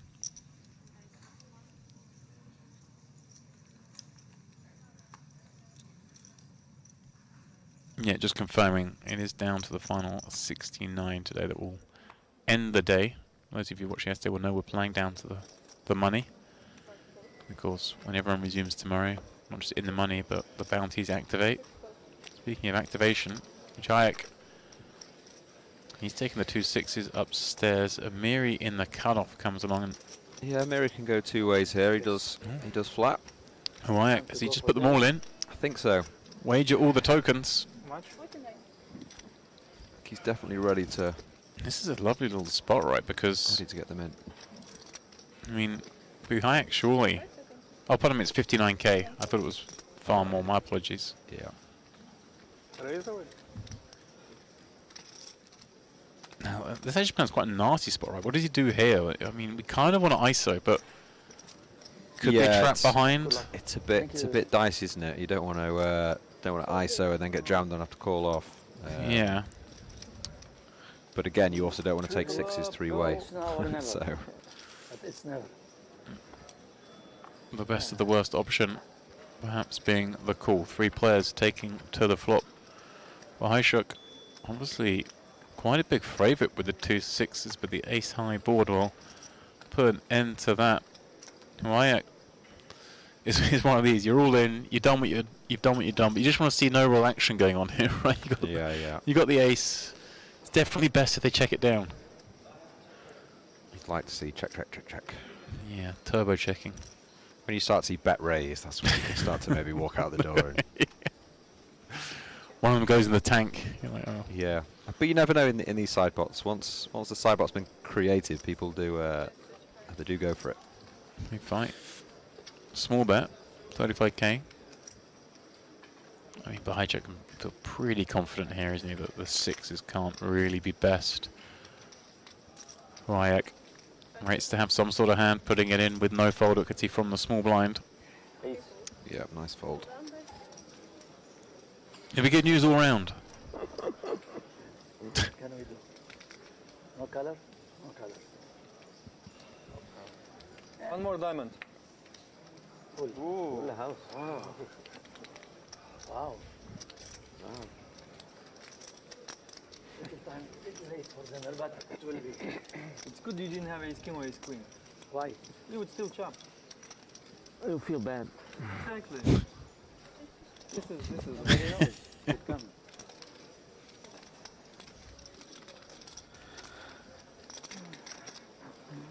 One more hand, thank you. We are heading towards that next break, but there's still time for a couple more hands. Everyone loves the chop part. Here at our featured tables. But if you think the 15k big blind wasn't big enough, we'll be heading up to 20k, and then a lot of these stacks are going to start to feel the pinch. Even one like this. Yeah, they've really got to get moving when you get to that 15, 20k level. 10k, 20k, sorry. Yeah, likes of Yanis off the break will be 10 blinds. Zippis will be sub 30. Alajmi a little over 20. The 6-5 suited feels like a big hand for your man. Oh yeah, we're loving this. I mean, he's dominating someone in the pot, so. Sivkatova, no idea how great a shape she's in. Full position as well. Jack 10-6. Alajmi with the best of it. How can he win though? How will he win?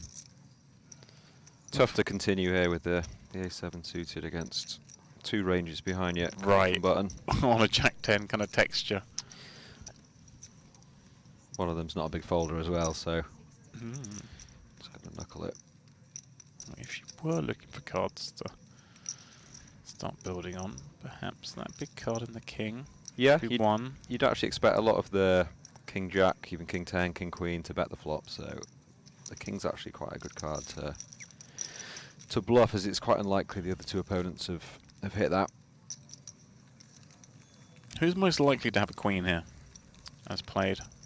Sibgatova, I'd say, but because she's checking the queen 10, sure. queen jack, perhaps. Exactly, yeah. The 6 is going to win. On this board, it's like, what's going on, guys? How is a 6 win here? You could have sneezed on that part, you'd have won it. You don't see, you haven't seen a lot of motion on this table. I think Sibkatova's given as much as we were going to see. Yeah. She's like, wait, what? Guess I was supposed to bet. Yeah.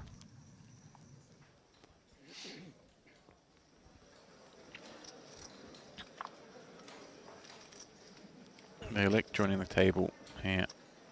Onyx. He's going to make way for Kanar, who's +2.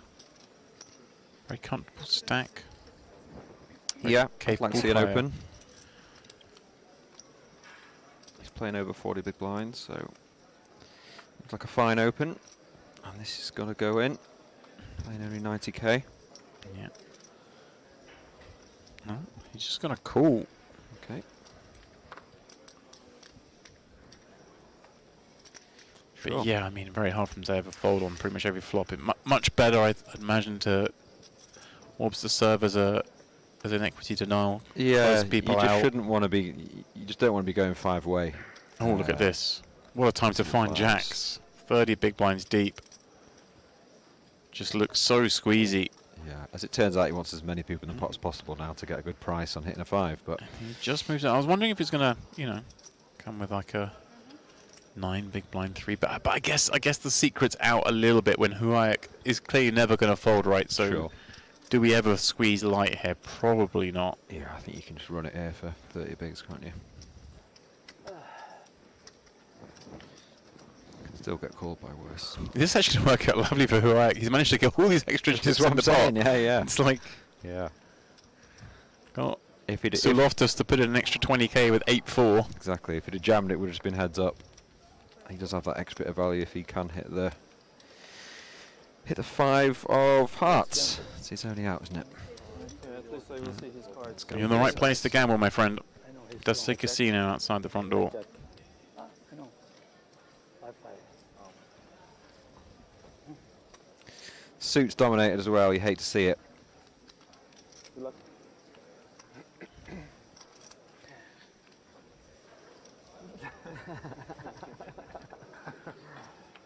But if there's a table it could happen, I feel like it's not this one. That's the anti-sweat. Kills him on the flop. Run it, run it. Only 5's the only avenue, but we've seen one marked. Good luck, guys. 5-5 is not available, fortunately.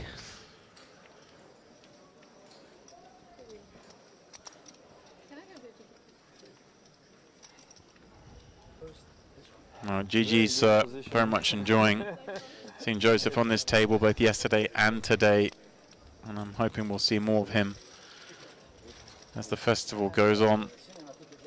Sadly, it won't be in this one. Things you don't want to hear as you bust. Have you got your ticket, please? What a gent. Yeah, absolute gentleman. Hopefully he's back in at some point tomorrow. Or is it just today now? You can play the later. Yes, you can play later on, and with that we are going to head to the break. I'll be stepping out, Picasso will be stepping in, but before we do that, just a quick reminder of how things stand. It is Canal now leading the way on this table, and Miri more than capable chasing in behind him. Fairly bunched on this one, not a lot separating them all, of course, behind the shortest. Over here on the DTD Live table, Yanis really hasn't got much going despite getting very lucky to kind of remain in this, but the cards haven't been too kind since. Merkulova, the online qualifier, in for just $2, still in the mix. But surprisingly, still Sipkatova leading the way, but that stack not quite as impressive as it once was.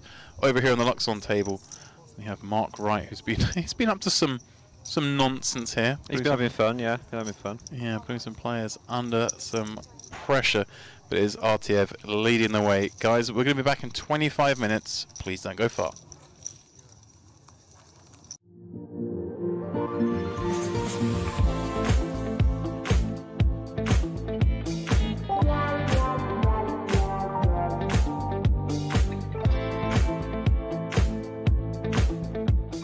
King 3 with 3 of clubs? Maybe either misread his hand or did like a live straddle or something.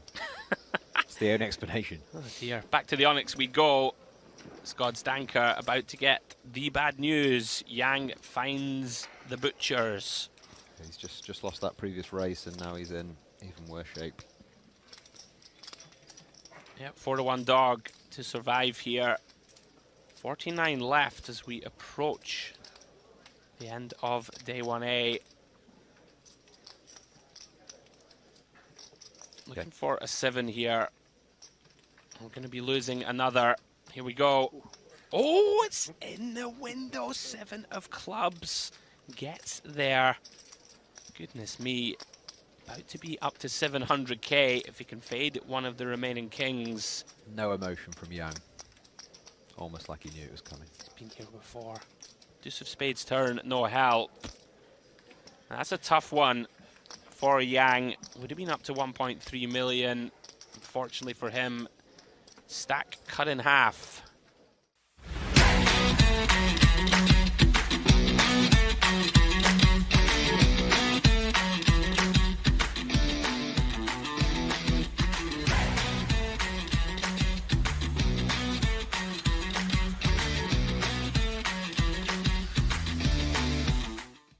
You know, theory versus exploit stuff, we see a lot of. Sure, you know, you have to duck and dive in these fields out here at Merit. Oh, definitely. Well, here we go. 3 premium hands. Raise from Varney and Ace-King. It's kind of surprised, Steve, that Chen just calls with jacks, like off 16. Off that stack size, yeah. Wow, did Ace-Queen just fold? He did. Incredible. Incredible read. Oh, no, he's back. Okay, okay. I was about to say, Mr. Taylor. Slight graphical error. Wow, are we just... is this just we're out of the tournament? You gotta send it, yeah. Yeah. What else can you do, really? This is going to work out beautifully for Chen, at least pre-flop, right? I guess he's essentially trapping with the jacks. Cause the only explanation, you know, Varney going to have a pretty wide range, right? And we can maybe you know, just keep in an ace-7 off. Like can't be the worst thing. Maybe, yeah. It's tough to know exactly what he's thinking, but it's going to work out quite well for now, and he could treble. Yeah. Oh, the final time bank card's gone in immediately. That would suggest that he wasn't as comfortable with this hand as we thought. Well, he wasn't super sure what to do. Sure. I mean, to be fair, right, against squeeze, shove, and re-shove, you're never totally loving life, right? But surely Jack's too big a hand off this stack size. In they go.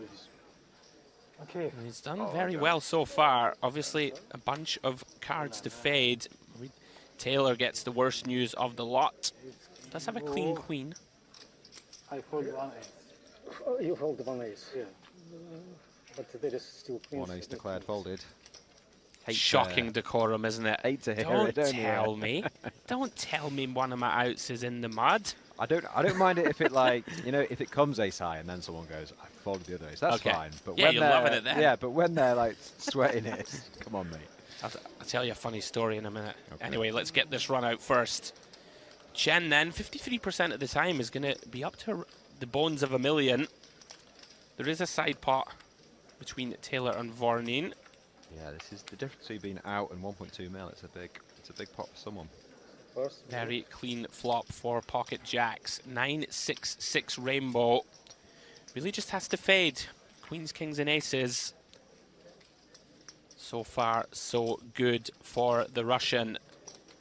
10 of hearts on the turn. 5 outs to fade. Can he do it for the full treble? Yes, he can. 2 of spades completes the board. Very unfortunate for Taylor.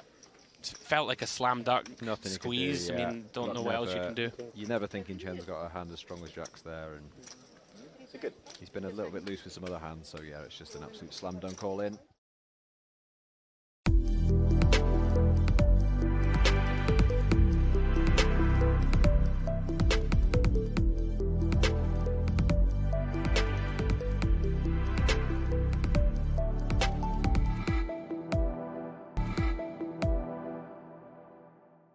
All right, back to the DTD live table we go. Kobzev here is c-betting from under the gun with King Jack on the 9-8-3. Gromov not going anywhere. 2 overs, backdoor spade draw. Does improve to the King high flush draw on the 4 of spades turn. Kobzev now looks like the white flag. Yeah, this is the exact sort of card that Gromov was hoping for, and the action being check, he's definitely gonna take the lead in the hand. He's gone a bit too small for my liking, but probably gonna work. Oh No, sticky. wow. Okay. I'm not sure what the plans are for Kobzev. Yeah, what is the plan? Yeah. Are we going to bluff on a 4th spade? Yeah, this is very tough to win. I mean, surely here, if he's check called, he has to donk lead river. This is very curious for me. And this is just a mandatory bluff from Gromov. And it's, to be fair, this is actually quite an easy bluff. You also have the jack for like the Gen Jack as well as the spade blocker, and I prefer just going all in, but fair enough. He's bet 200 of 340. I think your size here should obviously just be all in and max pressure, and you're going to do that with all your strong hands as well. So makes the most sense. But yeah, what a curious turn check call. Oh, he's using a time bank for the king high for the king high hero. Or is he thinking about putting in the last 140? And if he check shoves here, might be the end of the broadcast. Might fall out of my chair. I think he's looking at hero calling. I mean, we beat 6-7 suited. That's about it, though. Yeah, It's never a good thing when you lose to some bluffs. I mean, it's really clutching, isn't it? 6-7 suited, 10-7 suited, red. Like, even if he just has like the ace-2 off with the ace of spades, he just dust.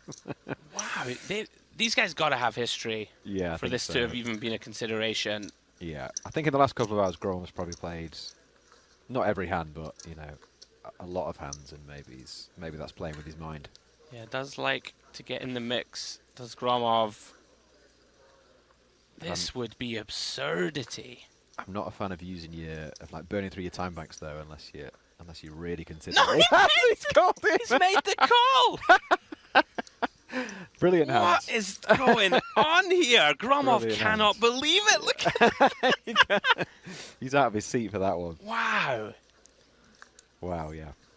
I'm a little bit lost for words, and you know that doesn't happen to me very often. Yeah. I mean, by the way, though, what a feeling when you get called and you think that you've lost a pot and somehow you get half of it. You're like, Right. loving that.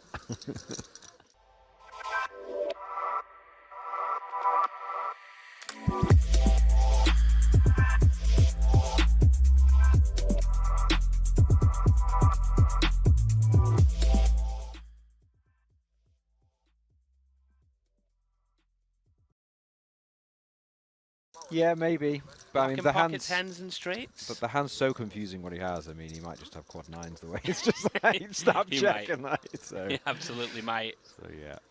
But yeah, I can understand your logic. I'm always just looking to find a way to punt it off, you see. yeah. Right then, three-way coup here, developing. Gromov, telling you, this man is dangerous. Flops top and bottom here from the cutoff against both blinds, and this is real danger now for Yuda. Yeah. Less than 30 bigs behind, facing an aggressive opponent in late position. Yeah. You wouldn't fault him to bump this up, Warbs, and he is. Go on with it. Cobzeb's not happy. He was planning to at least call. Yeah. Look of resignation as the cards hit the mark. Gromov, loving life at the moment, at least, with top and bottom.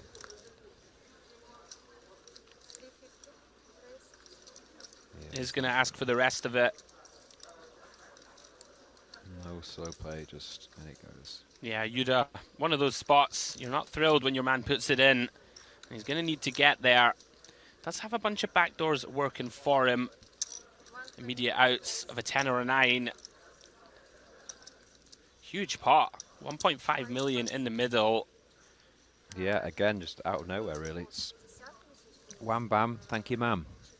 Absolutely.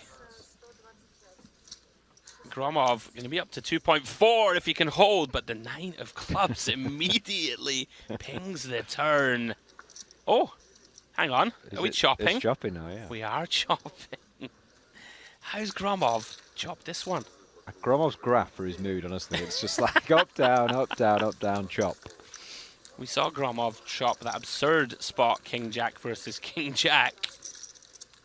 It's hard to decide who's more tilted here. I feel like you just trying to work out if he wins or it's the chop or not. He's looking at it like, have I won, have I lost? What's happening? Deary me. Roller coaster. Telling you, Gromov, hard man to get rid of. Yeah. That was a big pot. 1.5 mil, 25k big blind. Mystery bounties in play tomorrow. Not tomorrow, the next day, I should say. Yep, start of day 2. That's when it gets fun. Have you ever pulled a big bounty, Andrew? I have. I think, yeah. Is it Las Vegas? Have I remembered that correctly? Vegas, a few small ones, but I Okay, had yeah. one at the Irish Open a few years ago, where your good friend Mr. Alex Goulder pulled the big one. What was the big one? It wasn't that big. It was like a smallish. Right. You know what? We'll come back to my story in a second Okay, because yeah. there's a massive Oh, wow. cooler developing here 3 big ones. on Yeah. the DTD live table. I mean, this could get nasty, right? We're just Look at this, though, right? Yeah. Gromov with the just call, Steve. Kobzev gets to send it. Yeah. And now Tunka can't fold, right, with jacks, and Gromov's got queens behind. Tunka's in here, definitely. Tunka's in here. And there's no way Gromov's folding. So, yeah, it's a huge pot. 2.5 mil are we going to have here? Tunka is about to run into it. Yeah. I mean, even if Tunka flats, then Gromov's going to shove and... I mean, he can't fold, can he? He did! He found the fold! What? When he sees Gromov with queens, he's going to feel like the smartest man in the room. Wait, what? I can't believe he got away from this hand. I mean, maybe he just knows that Kobzev is super tight, right? And has... I don't know. That's pretty crazy. That's wild. That's really wild. Yeah, Gromov was set there to potentially have over 100 bigs. Anyway, as it stands, 1 million in the middle. Wow. Kobzev versus Gromov. He didn't even look surprised when I he saw can't believe queens it. behind. It's almost like maybe that he knew he flatted so big. But there's the My punishment. goodness me. Max Payne. King Jack for 2 hearts. Max Payne. That is Max Payne. Somehow we've avoided a 2.5 million pot where Gromov would have been outdrawn and just been like absolutely distraught. Well, ace on the turn now, opening up extra outs for Gromov. Queen or a 10 for the sickness. Oh my goodness me. 10 of clubs completes the board. Gromov runs down Kobzev. Tunka, emotional roller coaster, makes a sick laydown. Would have 2-outed Gromov and been in position to be around 3 mil.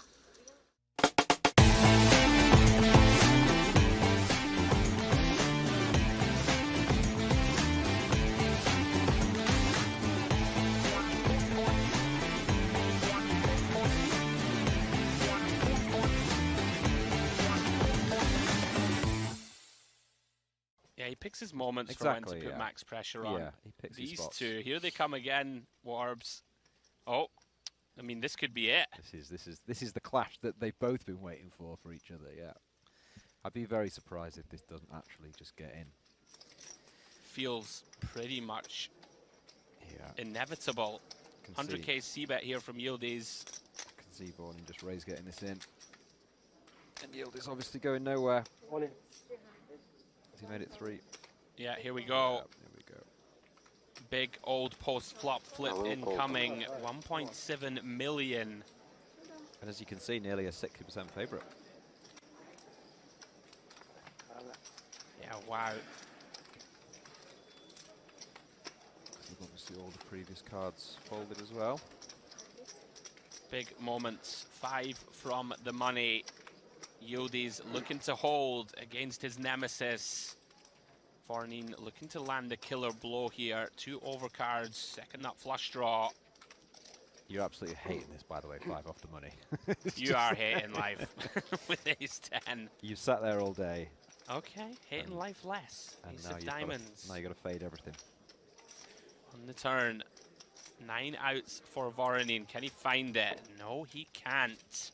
9 of clubs river. Massive hold for Yildiz. 1.7 mil. Sigh of relief.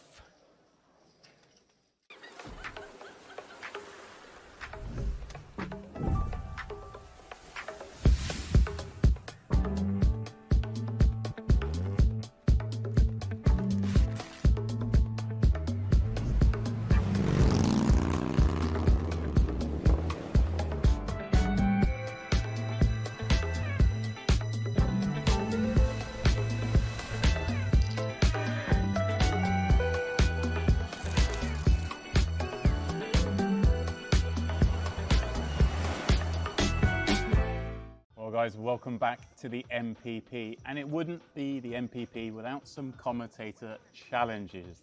Andrew, this one? Right, this one, guys, we are going to test our ability to eyeball chip stacks. Good for when we're in the booth. So what's going to happen is myself and James are going to look at this tower of chips. We have 5 seconds to look at it. Then we get to have a little think, and the closest guess wins. That simple. Let's go.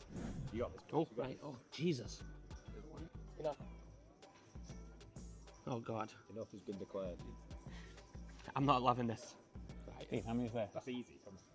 I only looked at the first. Wait, how do we? We can have a little chat, I think, and go like, are you feeling good about this? It's a competition, isn't it? I don't want to. I'd like kind of didn't have the best of looks. Right, okay, so wait, let's think. Right, stop looking at me. I think I know how many is there. There's no way that you can know. I know. There's no way that you can know. Thinking, guys, but I know. Okay, we'll go for. All right. Okay, so who's going first? How do we decide who goes first? I mean, there's a big advantage here. Go on. Right, I'll go. 312,500. 312,500. Funny enough. What did you go for? No, but wait a minute, because you could just go a little bit lower. That's exactly what I'm going to do, my friend. I wrote it down. I've been 312,600 is my guess. Really? That's my guess. No, but I wrote that down. Look.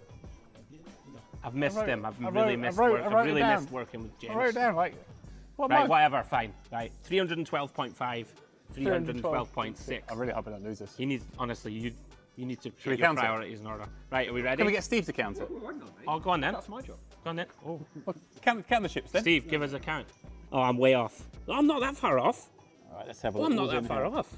It's, Oh no, you've won. I'm not that far off. Way under, isn't it? It is under. Fuck's sake. Round you. It's about 290. Yeah. Yeah. Do you I want, cheated and lost. Do you want official count? Go on, I you cheated do and them. lost. You do them. 29, 30.5, 31, 31.8, 281,800, which means there can only be one winner. Just to be clear, it's me. Right, so that's the practice round. When are we doing the real one? Is that real one coming up? Yeah, right, next game. James, do we want to introduce what's going on in the next game?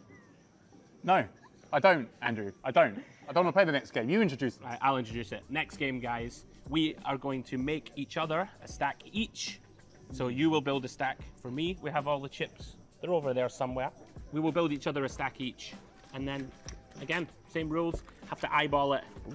And closest guess wins, right? I don't know how we're going to do that, in fact. It's going to work out fine.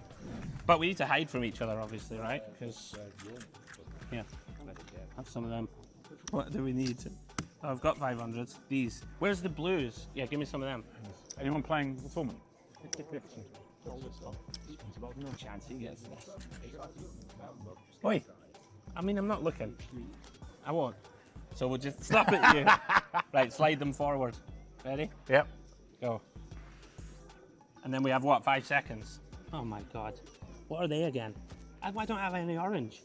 Sorry. Yeah, you are, I think, yeah. That's the max amount of time you get. Okay. I think mine's...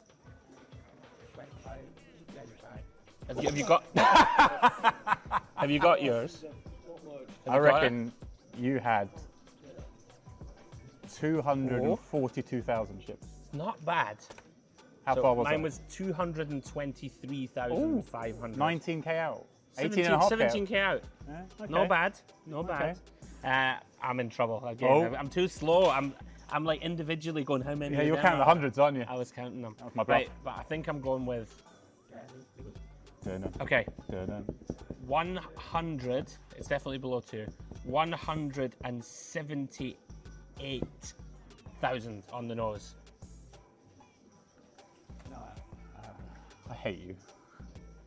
How many? 173. That's 2-0, baby. That's what you call 2-0. All right, Demps.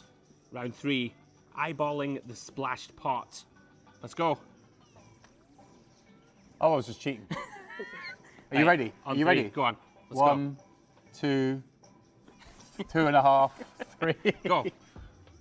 Right, and then how long we get? 5, 4, 3, 2, 1. No, No, that way around. that way around. Okay. I'm in trouble. with this Seeing as one. you're 2-0 up, why don't you Okay. just do the normal thing and go All right, first? let's go with. I didn't see any 25Ks. That's the problem. Was there any there? Maybe. You rotter. The bad angle you're sitting at. Yeah, I was a bad angle. All right, 52,800. If 52,700, baby. such a rat. You're doing it again. Yeah. All right, let's go. Right, go on. We'll count. I think it's way under. I think it's like mid-40s. There is one. There is one. Oh, no, you've won again. I think The I've won hidden it. 25k. How do I fall for this every We've won time? again. Oh, no, I've fallen for it. There was a 25k in there. You knew. You smelt it. I did know. You smelt it. I'm a mug. Don't like me. I've never had so many I'm a chips mug. in my hand in my Oh, life. 3-0. Go on, do some work. No. 10k. 11. Oh no, wait. These are ones. So it's way more than that. 20k. 25k. Oh. Anyway, that concludes the first round. 25k. of the commentators 45k. challenge. The hidden 25k. Who did that? Demps, 65k. what was the final score? Fuming. Well, no, it's just a friendly game.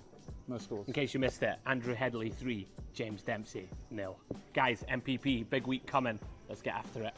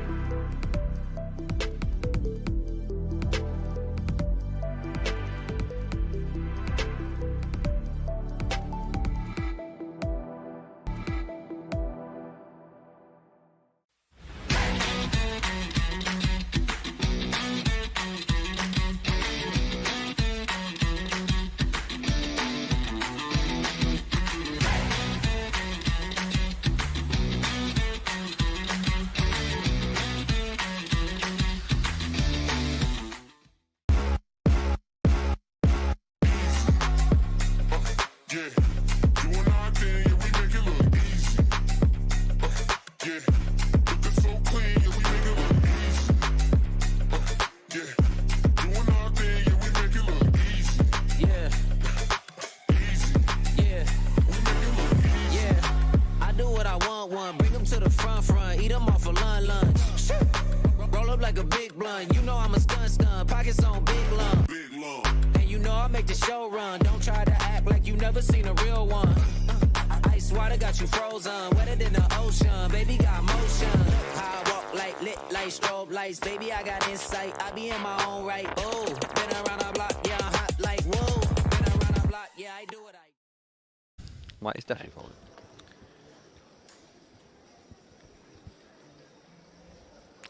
And hello everybody, welcome back. This is of course day 1C of the PokerOK Mystery Bounty, 1 million guaranteed. Straight into the action we go. Myself, Andrew Headley, and Mr. Steve Warburton calling the action as we see the Cypriot master himself. We saw him on stream earlier. Suloftus coming in for a raise here, +1 with the pocket 8s. Yep, he's been in a few pots. We're not too far off the money now. He's 69 paid. Oh, 65 hello. left. Kicking us off with a bang. This is again, we've seen that a few times tonight. Yeah, interesting spot straight away, Warbs. Like whether to sometimes slow play this off 25, right? Like it's potentially a hand, Yeah. a kind of stack depth where you could choose to do it, but he has gone with 3-bet. I think it's a really nice flat, yeah, and hope someone in the blinds does something, and obviously plays so well post-flop, but I think so too. I thought he might consider it, you know. Can't begrudge the 3-bet either. It's Yeah. standard play. Tough spot now for Suloftus. One of these Warbs, right, where very villain dependent, I would suggest, on who's 3-betting you here, right, on how to proceed with the 8s. Sure, I feel like a lot of players make a mistake here and just sort of rifle it in. Yeah. But it's perfectly playable post-flop to call.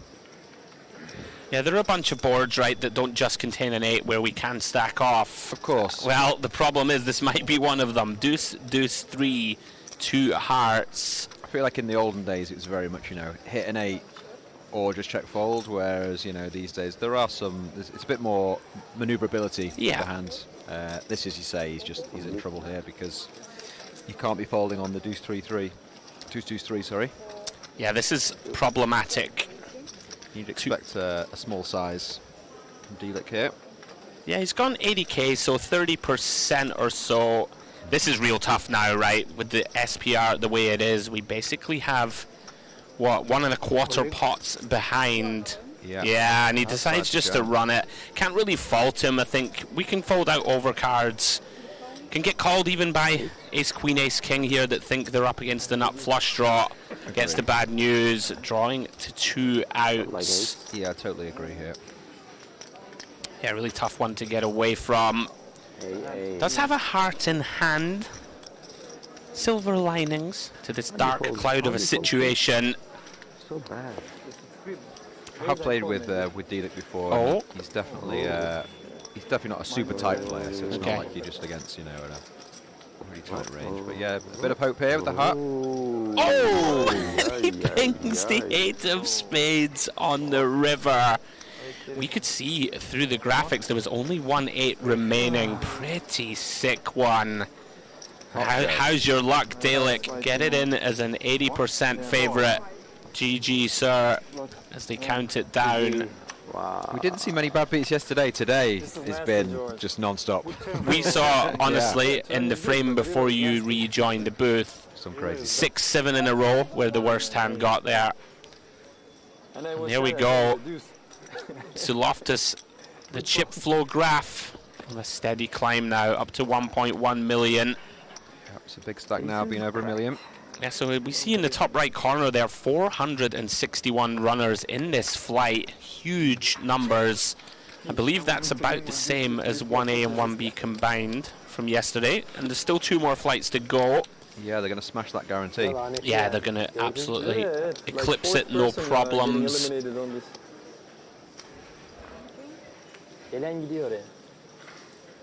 There you go, even the table talk is recognising the brutal nature of this table. There's so many eliminations.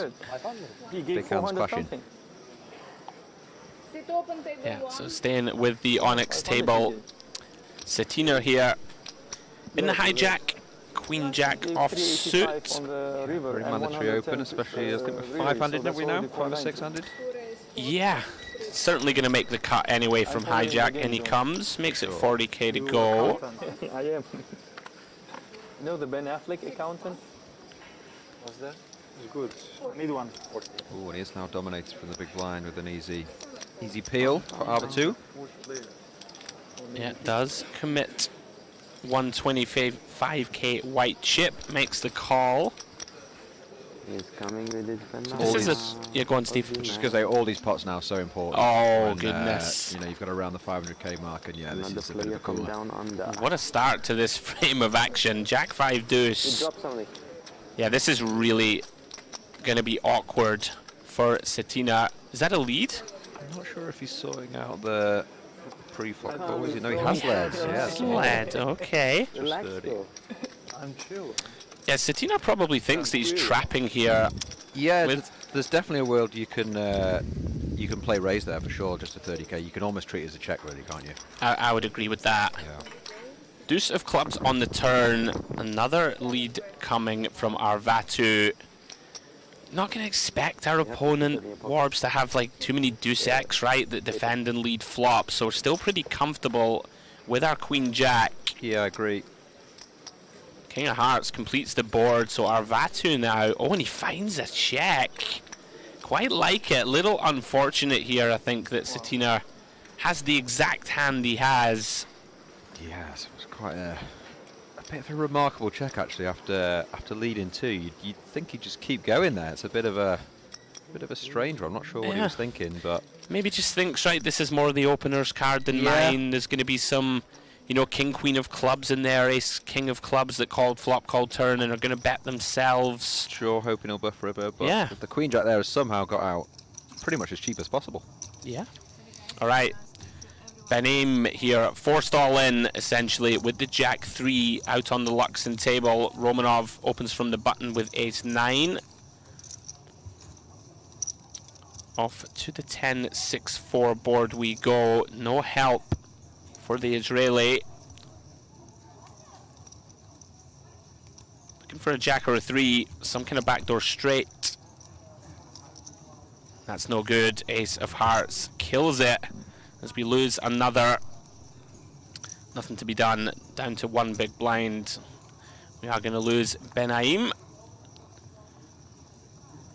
Always feel like I'm taking a risk, Warbs, when you just say the nationality. I'm like, I need to make sure that my flag knowledge is on point. Yeah, I was leaving all the flags to James before. It's just like, I'm always like 78% sure, but not 100. There's always a chance of like offending somebody gravely. He was saying his favourite before was the South African flag. I was going Brazil. Okay. Love That's the what you Brazil thought one. it was? No, I'm saying that my favourite was the Brazil oh. flag, yeah. Got it, got it. He fired back in with the South African one. Alright, back to the DTD live table we go. Raise here from the Ace Jack from under the gun of Tsipis. I believe that's a Canadian flag. We'll go with that. Alajmi here, excuse me, calling. We saw him yesterday, pretty ballist. Yeah, he's a big action player, isn't he? He's got the nut flush draw and a straight draw, and he's just decided to ship it. I actually quite like this, don't mind it. You know, we can get a bunch of better hands to fold. You can see he's dominated. Yeah, definitely, yeah. I mean, it's a really tough call, isn't it, with all the ace highs. It feels really hard to make this call. I believe the flop went check, by the way. So that might change things a little. Like, it's a little harder, I think, to credibly rep some of the stronger hands, Warbs. Like, aren't we going to bet ace 10 ourselves on the flop, right? Stuff like this. Yeah. So when the diamond appears on the turn, we might be more weighted to this type of hand. It's obviously easy to say seeing the cards, but it does Sure. It does feel like what it is, you know. Yeah. Queen Jack of diamonds, King Jack of diamonds, King 9 of diamonds, something like that. Sure, and it seems unlikely that we're going to jam like 6s through 9s, for example, right, Yeah, over this exactly. turn bet. Yeah. Does get the job done, though. Well done, Alajmi. I think you just have to fold, though, especially against this player that could even have, you know, the 4-5 or 2-4 or something. He's a bit of an unknown quantity. Very hard to assign him to a range at times. Agreed. Pretty grim one. Nicely done. Executes the semi-bluff well. You can see Merkelova there in the right-hand side of your shot. You'll be aware that she sat it in for $2. Certainly am. We've seen her double up Sick twice. is that? How sick is that, by the way? Incredible. $2, a 12.5k package. Just outrageous, yeah. 12.5k minimum, because I feel like she's going to catch this one. Go on, then. She's been doing well. Well, it feels... She's been playing you know, solid. She's been playing solid. just feels like an opportunity for the viewers at home. Always investigate these satellites. You could be here in paradise yourself for the princely sum of $2. And here we go. Oh, here we go. Pocket tens. Just referenced there. 20 bigs to start this hand. Pocket tens. More than good enough to open the pot. Yeah, you definitely want some action. Assume she's going to open for the min. Yeah, you don't mind, right, just getting this in against one player if possible. Yeah. Does open for the min.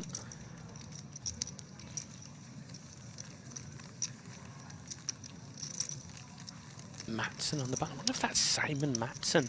Ooh. Yanis here, he can't really do much. He's not loving it because he's up against a fairly solid player, he'll have noticed. But he's got 8 big blinds. I'm going to go rogue here and suggest that he might peel.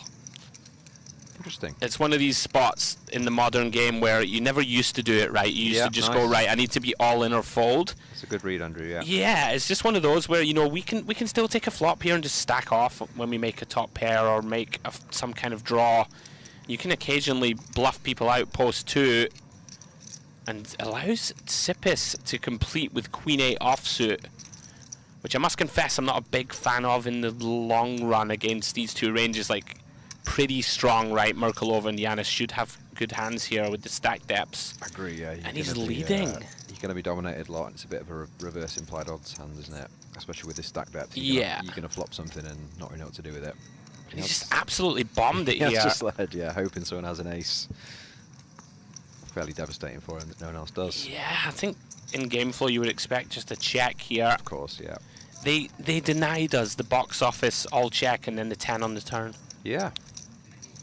Didn't really expect that hand to play out as it did, and there you go.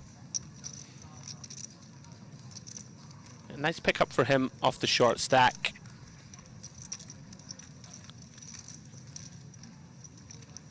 It's one of those GG emojis, right? On the t-shirt. Oh yeah, yeah, I think. nice. You know where like you stack somebody and then you just like start crying, spam the emojis at them just to rub it in. Right, off to the Luxon table we go. Anastasiades. That's a tough one. I'll give you 8 out of 10 for that, yeah. Anastasiades. There we go, that was better. Raises to 40k from the cutoff. Right, I'll take this one. Right. Honestly, mate. He's gone for this is why they pay the big bucks. Yeah, this is pretty awkward for the Cypriot, right? You're facing an 8 big blind rejam. Probably feel like you just need to put it in. Yeah, I think you do, yeah. Yeah, it does make the call. Wright was doing well about, a couple of hours ago. He's up to 700-800. Things are taking a bit of a turn for the worse, and he's obviously got to put this one in versus a cut-off open. Yeah, and we're off to the races. 340k in the middle, through to the 9-5 deuce. 1 spade on board. Wright still in front, looking to fade Broadway cards. That's as clean as it gets. 9 of diamonds on the turn. Fading. Oh, I was about to say, can he fade a king or a jack? And once again, the worst hand runs down the better one. Yeah, not much is holding today. Oh, we say GG to Mr. Wright. Right move, wrong time. That was atrocious, obviously, but Superb stuff. Listen, I backed myself. Here, a little look at the chip counts, guys, on the Luxon table. That one boosts the Cypria up 735k in chips. Artiv still out in front, 810k. Price of poker going up though. Chip leading the table with just 40 bigs. It's pretty shallow, this one. Yeah, we saw this yesterday, didn't we? This is now the point where things get moving. Yeah, back to the DTD live table as we see Matson here, min raising with the Jack 10 off from the cutoff. Sipis playing at lightning speed. Thought he would maybe consider 3-bet shoving the ace-8 suited, but lands on call. Allows Alajmi to complete with the 9-7 off. Yeah, he didn't really consider the shove, did he? But fair enough peel with the ace-8 suited. Yeah, off to the Queen 6 rainbow we go. All 3 players whiff. Matson though with the betting lead. And it's a relatively decent hand to start bluffing with, right? Wrapping round the queen. blocking yeah. some of those, like Queen 10 of diamonds, something to consider. Yeah, I think it's a fine c-bet. Yeah, very nicely done. Sippis just gets out of the way. Every pot at this stage, of course, very important. If you are just joining us, guys, this is the PokerOK, excuse me, Mystery Bounty. 1 million guaranteed. 2 more flights remaining. It's going to smash the guarantee. And we will be covering day 2 tomorrow through to the conclusion of the event. And we'll be in the money. People will be chasing bounties, opening envelopes, all that fun stuff. 45,000. Myself, James, and Warbs will all be in attendance, taking you through to crowning a winner of our first event of the MPP 2025. I wonder how Mr. Neil Farrell's getting on in that flight. I can tell you. How is he? I saw him at dinner. Yeah, any good? He's out of there. Okay, fair enough. The problem for Neil is his beloved Celtic were playing. Exactly, yeah. Which means no more poker today. Bit of a cooler here. Suloftus with a very reasonable 3-bet jam, and Cetina has cold found ace queen of clubs. Yeah, just has to go there. A button versus small blind. Just so many worse hands, and he's just not deep enough to be folding here. I mean, it's just a fist pump, right? Yeah, like you're loving it.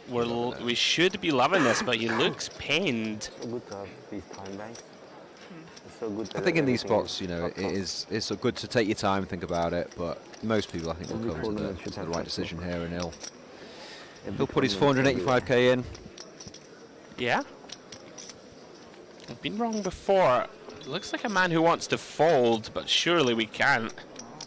Especially these positions, Warbs, right? Like dealer versus small blind, right? Exactly, like yeah. maybe if it's under the gun open and Sure. +2 jam, then that ace queen of clubs shrinks considerably. I agree, Andrew. 24 big blinds, you know, you just gotta be doing it here, but he has sat there all day, and maybe he wants to bet for. Maybe he wants to wait for a better spot. I mean, this is surely the time. He is folding. Okay. How does Suloftus do it? He's kind of got away with him there, hasn't he? I mean, that's a remarkable one to get away with. He said 45. He's loving life. He's got over 1 million chips, and he's getting ace queen to fold there. Yeah, when Cetina sees this back on stream, he'll be pretty unhappy with himself. As you see, we're down to 150 players remaining in this flight. We are going to play down to 69 players. Back over to DTD Live. Another look at Sibgatova. Tricky spot, Warbs, facing it under the gun open with ace queen suited. Yeah, you can proceed with either. She does go with elect to go with the 3-bet.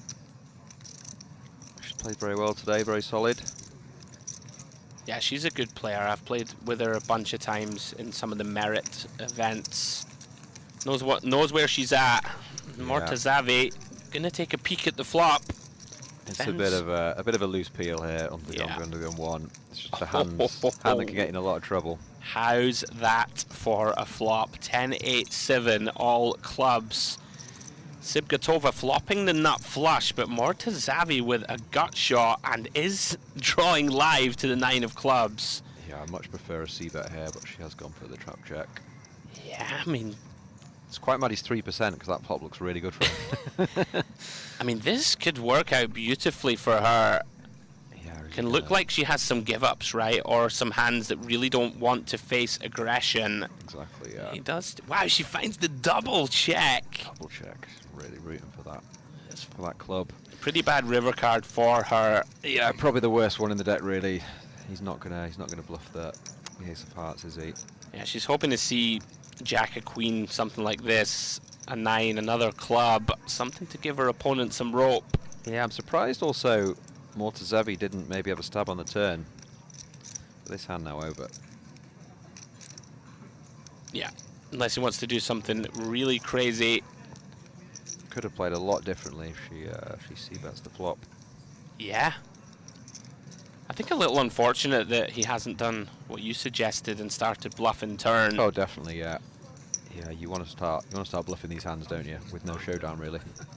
Yeah, Mortazavi manages to escape. relatively unscathed. Regardless, Sipgatova up to the bones of a million chips. Thought I was about to see a car crash and just nothing happened. Yeah, I actually can't believe he didn't put another chip in the pot. Yeah. Credit to him. Whether he had some kind of a read. She's going to get sticky. Anyway, back to the Onyx table. Amiri, +1, pocket 9s. Makes it 50k to go. Starting this hand with just a shade under 30 bigs. See Arvatu here peeling the hijack with ace-5 of spades. A little speculative one. Yeah, you'd like to see a 3-bet ready, wouldn't you? I think so. If you're going to continue the in hand, these just, positions. A lot of people behind you. And here we go. Buhaychuk cold finds the Cowboys. Dreamy, dreamy situation working with 17 big blinds. Mr. Tim Chung there, I can see, just joined. So it is. But yeah, let's focus on this one. I think you've just got to put it in. I mean, I was going to say, I was going to ask you, any non-all-in considerations, or you think it's going to look a little bit too suspicious off this stack? I mean, yeah, you just have to put it in, don't you? Really, it's obviously there are certain situations you can try and get away with it. You know, if you're playing against more inexperienced players, they maybe won't notice how unbalanced you are. But I think even against the inexperienced players here, it just looks so fishy to be sort of. Yeah, if you make this like 90k. Yeah, 110 or something. Yeah, it's. Yeah, this is a pretty brutal cooler for Amiri. Yeah, he's going to get looked up, isn't he, by the 9s? You would imagine so. I mean, you're not loving it, right? With 9s, you don't expect the big blind to be too light. Like, he's probably not going to jam 6s and stuff, potentially, right? But you never really know, though, on like a day one, when there's more flights and things, I feel like people are a bit over loose, aren't they? And maybe he does see the 5s and he just, bangs it in. So if you throw it in maybe 4s, 5s, it's just a snap, isn't it? But sure. Gets the bad news. Is an 80-20 dog. In fact, we can see from the percentages, 86% to win. Wonder if one of the 9s has potentially been folded. Nice place to be. What do you think about the bucket hat? Which one? You'll see in a sec. Here we go then. 8-4 deuce. No help so far for Amiri. Does have a spade in hand. There you go. Oh, there we go. The GG bucket hat. Look, there's only one man I know who can pull off a bucket hat with distinction. Queen of Hearts turn. It is indeed one out for Amiri. Can we have another in our catalogue of bad beats? No, we cannot. 3 of clubs completes the board, excuse me. You must be talking about Phil Ivey, because he wears a bucket hat in the coolest way I've ever possibly seen. It's like a huge bucket hat. It's like 10 times the size of his head. After you were talking about fashion icons and stuff yesterday, I lost all respect for your views on male fashion, Steve, so... Yeah, fair. Great pickup, though. Great time to find the kings. That is indeed Tim Chung. Gonna be dangerous, as always. Yeah, very good UK reg. Yeah, he's really solid, Tim. Knows how to get it done. Back to the DTD live table. Intriguing spot. Sipis, it's been a little passive, sort of limping here. Ace-8 offsuit. Not something I would advise myself. Does allow Tommy and Mortazavi to see a free one. 10-3-6, spade. Big flop for Tommy. Bottom pair, second nut flush draw. Not much for anyone else. Does check through, and Sipis now takes the lead with that turned 8. Yeah, kind of a strange hand this, with it being a limp pot. But I think you can go ahead and assume your ace-8 is the best hand after being checked 2 twice. Yeah, it can be a little dangerous to sort of... He's gone big as well, open the betting. Yeah, he's gone pot. Now, what does Tommy do? I mean, does he put it in, or? I don't think we do. No, I think that's just call as well. No, he's in. Yeah. Maybe thinks that he has some fold equity, right? It's a bit of a strange spot for someone to limp, check back flop, and then all of a sudden pot turn on an... He's not bet the 10 high board, yeah. Yeah, on a fairly innocuous looking 8. I think once he's bet 75, he probably is gonna throw in an extra 165, but you never know. Yeah, Find the fold. you're not happy about it, but he does make the call and he's correctly sniffed out that his hand is best. And all of a sudden, gets it in as a 70% favourite here. Tommy looking for kings, threes and spades to run down his man. Yeah, it looked a bit like a nothing hand this, and all of a sudden we've got a pot of 560k. Can he get there?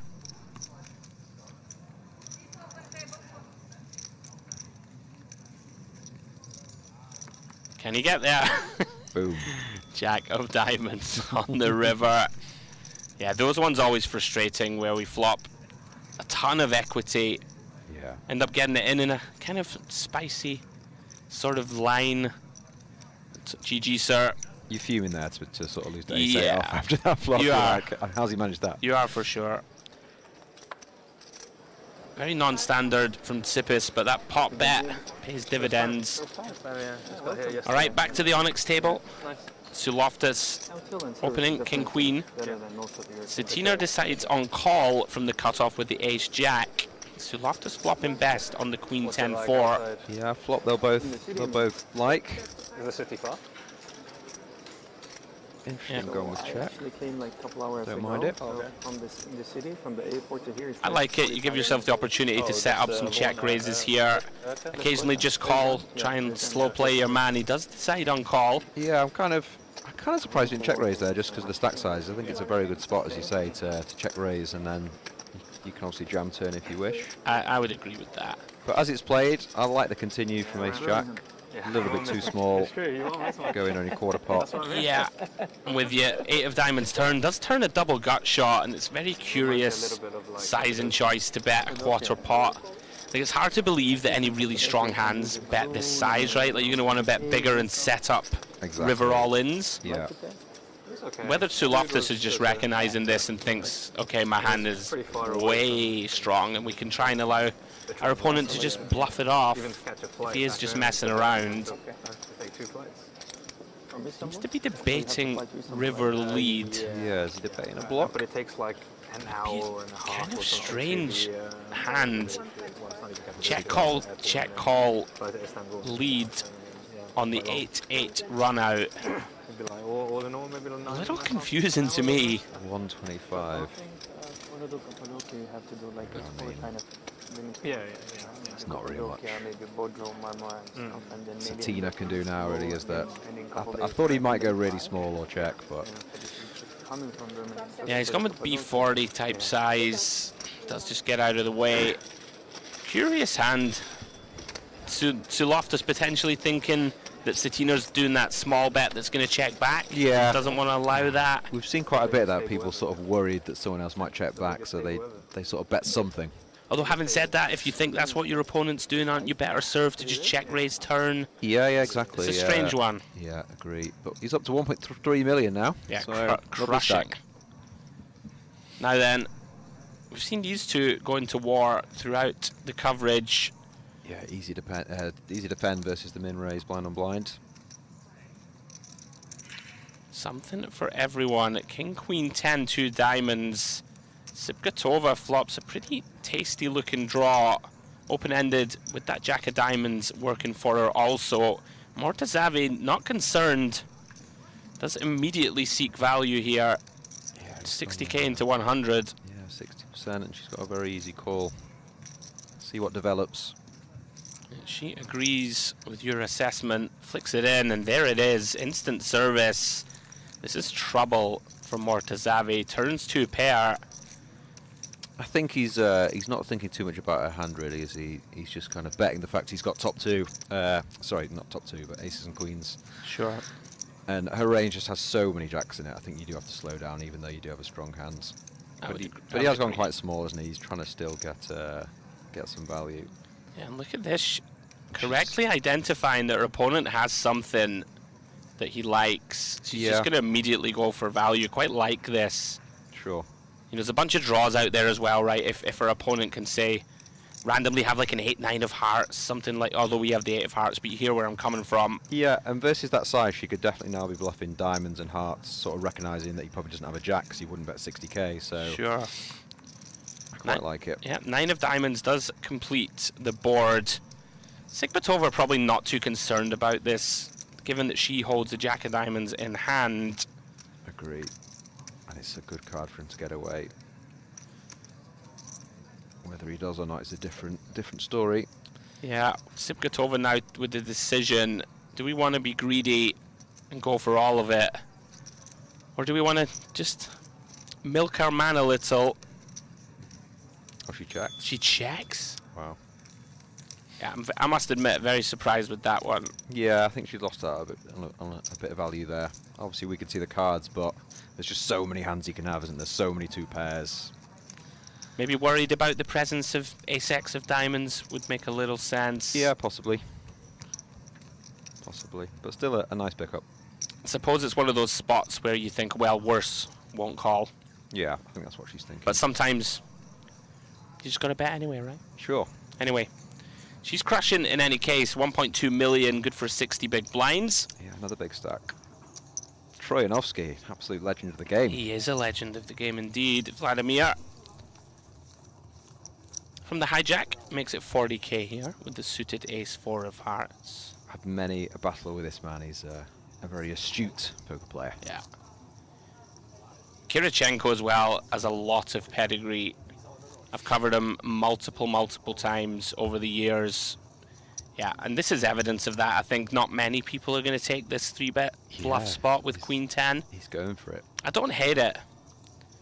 You know, if you're against someone who opens enough of the time and is going to raise fold a good amount. Sure. I don't hate it. Like, it's not like the perfect combo, blah blah. You know, all that good stuff. Good luck versus Troyanovsky though. that's very true. Yeah. Now, with the decision really here, whether to call or shove potentially, does land on call. It does peel, yeah. Very blank looking Jack 6-3 rainbow. SPR have only 1 now though, so it's going to be difficult to navigate. I think it's flops go for the Queen 10 off. This one's pretty good. Yeah, he has to c-bet here. Just try and eliminate some of these King 10 suited, King Queen type hands. Exactly. And potentially some of these weaker ace highs that Troyanovsky has ended up with. You want to be going, you know, super small and then set up the jam on the turn with a lot of turns, 8-9. Yeah, Kirichenko is a sharp customer. Knows his sizings, knows he can just go really small here. Really well played.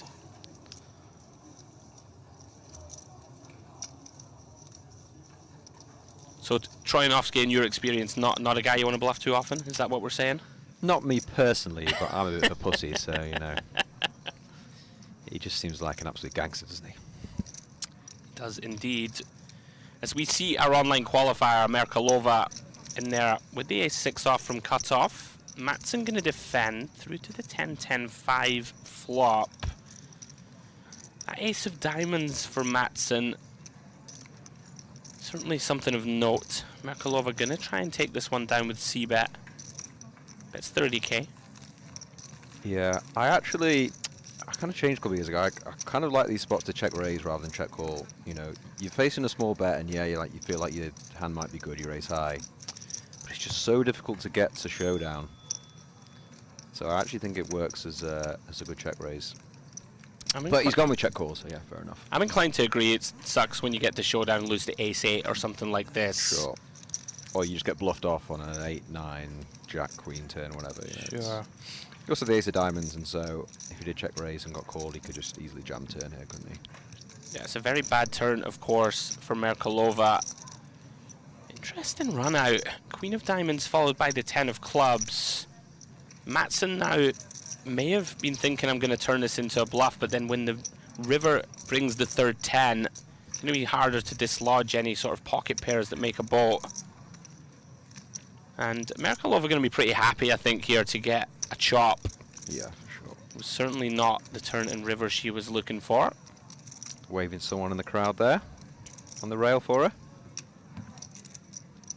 You know, we say this all the time. You're kind of supposed to be impartial in the booth, which I struggle with. I mean, you know, someone's qualified for $2, right? 12.5k package. I'm all for the Hollywood story. Hopefully she can continue to move her way through this field. As we see the main man once more, Suloftis. I said the exact same thing about her. Yeah. About an hour ago, yeah. Right? We want some romantic stories in poker, right? Yeah, I think it's fine to not be impartial when someone's in for $2. It's just such a great story, isn't it? Agreed. Now then, Satina has had enough. Unfortunately for him, he folded the ace-queen earlier when he was dominating and has decided to send in the ace-10 instead. Yeah, not much you can do really here. Mine's 20. Oh, Jesus, 25. Pretty cold. I think Loftus is opening wide enough. Yeah. I know it's +1, we're +2, yeah. but I can get behind it. we're sub 20. We can't really be peeling from this position. I feel like it's just about okay. Yeah. Here we go then. Ace-king suited for Loftus, and that is almost curtains. Yeah, as bad as it gets. Ace-king 6, top 2. Looking for runner, Broadway, or running 10s, and that'll do it. 4 of hearts on the turn. GG to Satina. I tell him when I see the other people. Oh, he's asking now about the ace-queen hand. Yeah. So Loftus now 38% of the chips on the table. Absolutely crushing it, dominating. Yeah, he is dominating, yeah. We are quickly ticking through this field, 141 left. We're going to play down to 69. And there we go. Look at that, yeah. Graphic up on the screen. I can tell you that I just worked that out, by the way, just by looking at the chip stack. You know, I didn't even need the graphic. You're an incredible mathematician, Andrew. We've all known that for years. But no, yeah, this is such a fun and great spot to be in when you just have so many chips and you can basically boss the table. Absolutely. As I'm sure you've done many a time, Mr. Picasso. Obviously. Both online and in the live circuits. And now then, we see Mortazavi decides to limp here from hijack with pocket 4s. Matson gonna bump it up with the ace-10 offsuit from the button. Quickly called by the limper. 10 in the window, followed by a 6 and deuce. Potentially dicey waters here for Mortazavi. Yeah, Mortazavi's definitely gonna like this flop. He feels like it's a favourable flop for him, but he doesn't know the bad news. Yeah, Matson effectively flopping the nuts, you would think in his mind at least. Goes for quarter pot. Yeah, for sure. You're just looking to get the money in here with ace-10, aren't you? Jack of diamonds turn. Difficult to give Mortazavi, of course, too many hands that connect with this. Yeah, I'd like to see him keep betting. Small sizing. No reason to think the Jack has improved him, but he does decide to slow down. Interesting. Checks the turn. A little bit of pot control potentially. Mortazavi here quickly checks river. And now you just got to be jamming, in my opinion, for value. 260 into 300. You can definitely get heroed by a load of stuff. Yeah, I agree. He's gone smaller. Yeah, also reasonable. Gonna go for the non-all-in. Try and make sure that we get paid. Yeah, it looks like he's getting the effective snap call here. He's picked the chip up and he's, yep, why not? And it goes. Nicely done from Matson. Shows down the winner. Big chip up for him to 635,000.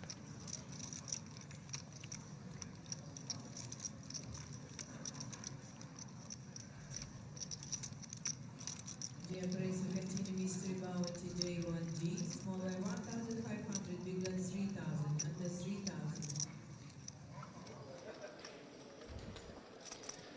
Back to the Onyx table. Kennar, we've seen, he's almost at 1 million chips, but he's down now to 600. Very standard open with the ace Dewey suited. And the defend from Doherty with the 5-4 suited. Whiff for both of them. Dear Grace, we continue Mystery Bounty J1G, small by 1,500, big by 3,000, under 3,000. Kennar here is going to go for the C-bet, and that should be handover. Doherty's just got a stack size, he can't really do anything anyway. Very short. Nice hand pre-flop, but that's not your board. Kennar takes it down. Yeah, nice pickup for him. Those sunglasses, Tim Chung, like twice the size of his head. Are you a sunglasses man at the table? Have you chopped and changed over the years? I hate sunglasses at the table. However, I've worn them a couple of times. You know, when you have very bright lights if you're on a feature and stuff. But I'm not a fan. I think they probably should be banned, but that's just my opinion. Yeah, that's why you're here. Here we go. Action board here, action flop. Yeah, Kirichenko opening king queen. Romanov defends with the suited connectors. Flops a flush on the 10-6 deuce. Kirichenko though, 2 overcards and that king of diamonds lurking. Potential for fireworks here. Pretty standard so far. 30% c-bet. Yep, interesting to see whether he goes with the check raise or the check call. Romanov just checking. Personally, the flush is still there. Personally, I do lean more towards check call here. You wanna sort of balance the times that you call in, like the deuce, the 6, the 10. I'm the same, but he is going with raise. Yeah, you can't fault him for that. Wants to get it in. He is versus under the gun 1, which is obviously a stronger range. Sure. Lots of hands that are more than good enough to continue on this board. Yeah, Kirichenko going nowhere here. 2 overcards, second nut flush draw. And too much hand to release for 1 raise. And there it is. 5 of diamonds, instant service. That's not what he wanted to see. Romanov now slows it down with a check. It's so tempting as well because you've got that straight flush draw. I like this from Romanov. Makes a lot of sense. It's pretty hard for us.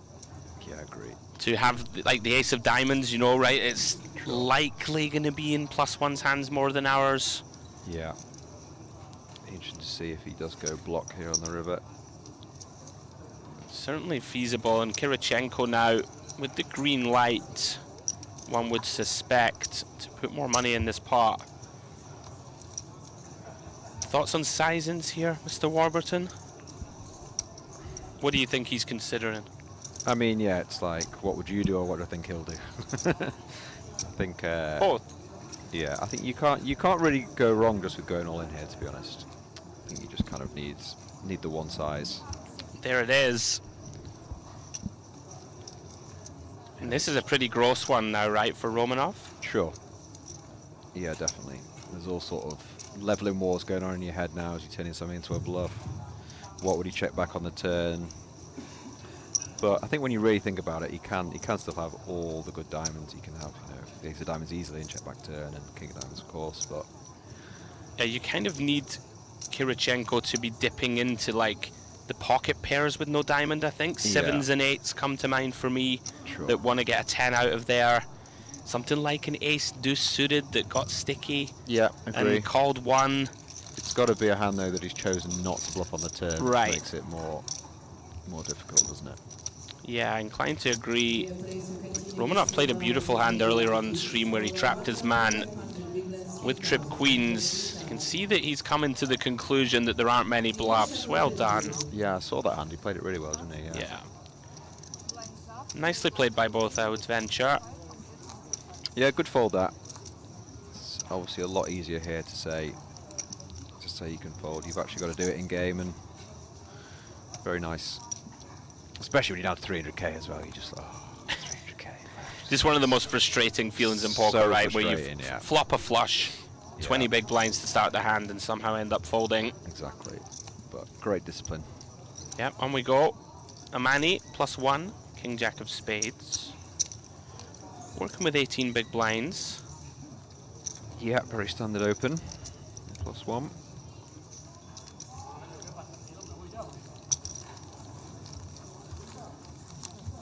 Round to the big blind we go. Troyanovsky finds a premium. Ace queen, 10 bigs back.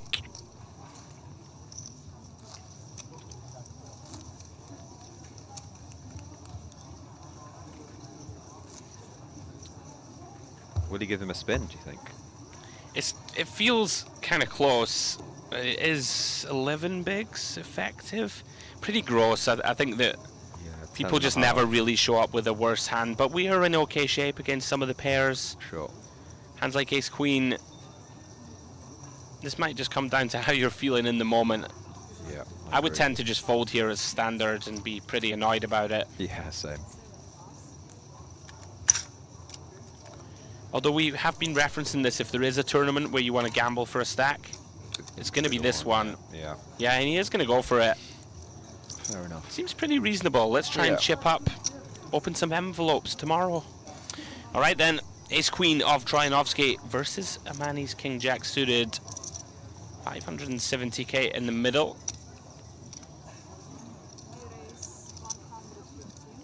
Jack in the window, followed by another one, and the Queen of Clubs. What a flop that is. Troyanovsky now drawing to 2 outs. Keep getting these action boards. Yeah. Deuce of Diamonds, inconsequential. One last chance. No good. GG, sir. Troyanovsky eliminated.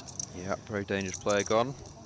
Nothing to be done. Gets run down in the flip versus Amanji. GG's. They're all quite tightly bunched. 9, 8, 7, 7, 6, 3 and 2. Yeah, Amani, the 765k. Kirichenko still out in front. As we head back over to the Onyx and see Doherty, 10 bigs, Warbs on the button, King 10. He decides it passes the litmus test, sends the bulk of the chips in. Is that what he's done? Yeah, he's effectively put it in. Even now, I think they have Action on Yakub. Yakub seems interested. Yeah. Got over a mil himself. Because I can't hear. How much you have behind? No reds, yeah? It's sometimes quite frustrating when someone puts in 3/4 of their stack and you can't quite see what they have and you're not entirely sure what's happening. You just would have preferred them just to go all in. When you're as old as we are and, you know, colorblind under the lights, he is going to spin the wheel. Oh, he's going with it. Okay. Did a bit loose versus a 10 big blind shove. Yeah, another man eyeing that big stack.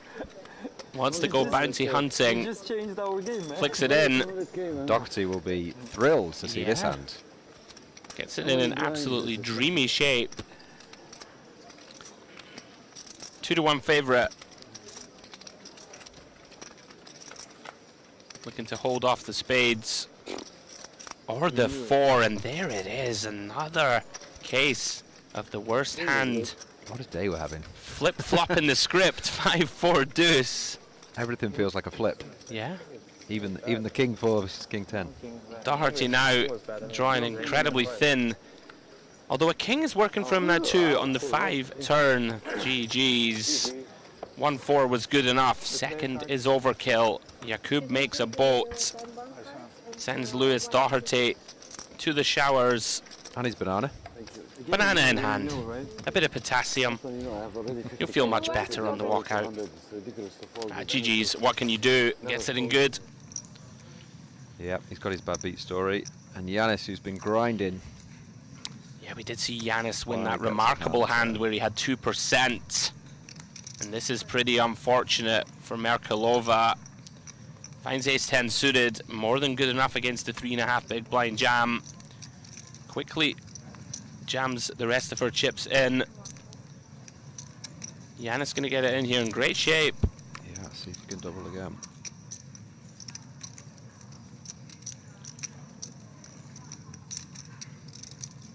Ace-queen versus the dominated ace-10.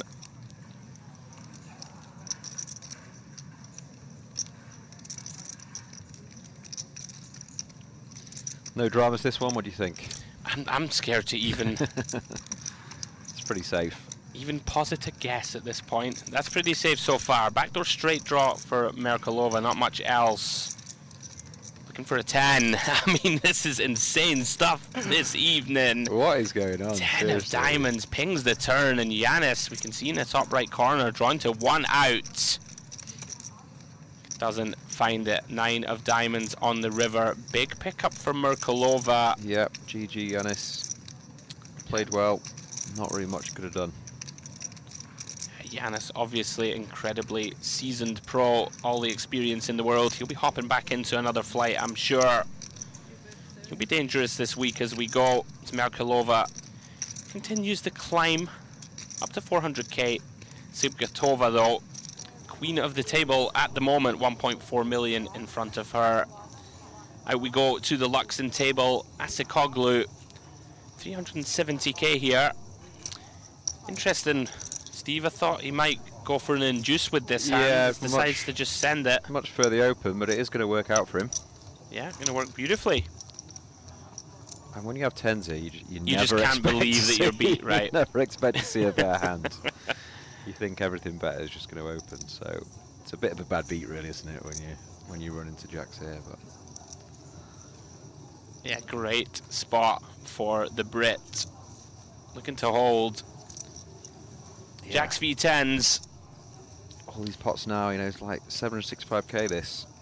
It's massive. Yeah, it's pretty big. Queen at 4-3. Once again, we can see from the card removal graphic, Kirichenko, 10 of spades and 10 of spades only. That's not going to get it done. King of clubs on the turn. Irrelevant 6 of clubs on the river, and a full double up for Asikoglu. Sigh of relief. I want some more emotion, though, you know. These guys just deadpan. Yeah. I'm in there fist bumping, man. Jumping up. I start FaceTiming my family. I'm like, I've got 12 bigs. They've all played too many times before, haven't they? It's I've got 12 blinds. We're 80 from the money. By God, we can do it. You celebrate too hard, you just get punished by the poker gods, don't you? Like straight away. So they're all. I need to feel alive. I need to feel alive, Warbs. That's why you're in the booth. That's true. Talking to you wonderful people at home. Hope you're enjoying the coverage. This is, of course, the PokerOK Mystery Bounty. First covered event from us this week. Off we go to the DTD live table. Have a limp this hand, 4-way limp. Yeah, like Tsipis has been in there limping away. He flops an open-ended straight flush draw. Yeah, decent flop for him. Sibgatova here, bottom 2. Very tricky to play this 4 ways. I really like the check. Yeah, I think you've got to start with a check. See what develops. It's hard to get a handle on Tsipis. He's really, you know, kind of all over the place with his ranges. That can be tricky to combat. Alajmi, just a nasty looking gut shot only, gets out of the way. And Mortazavi now with only 100k back. 2 overcards, middling flush draw. Is it ever a consideration to just gamble? Not for me. Okay. Now this is the interesting one to see how she plays it.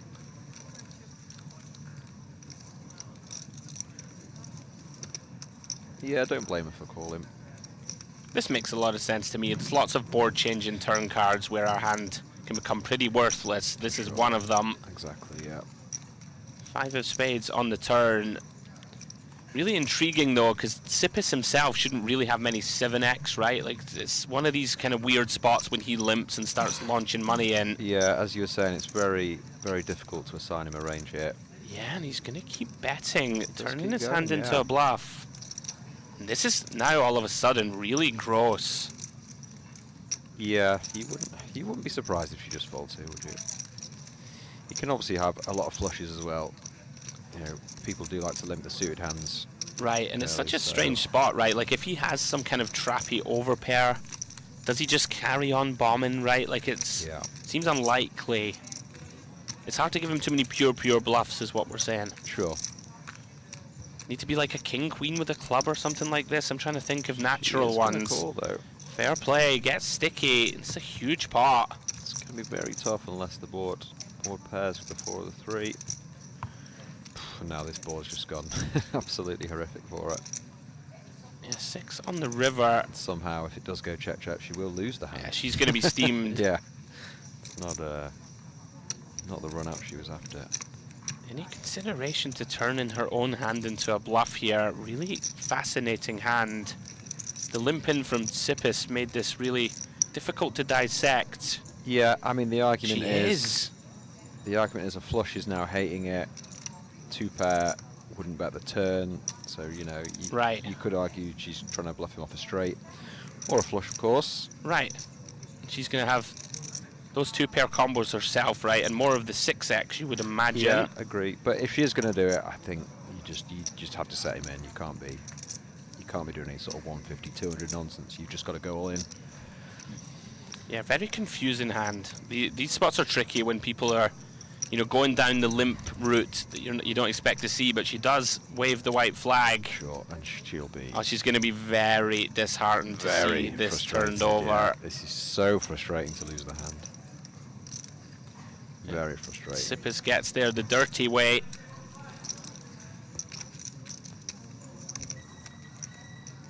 Big pot too.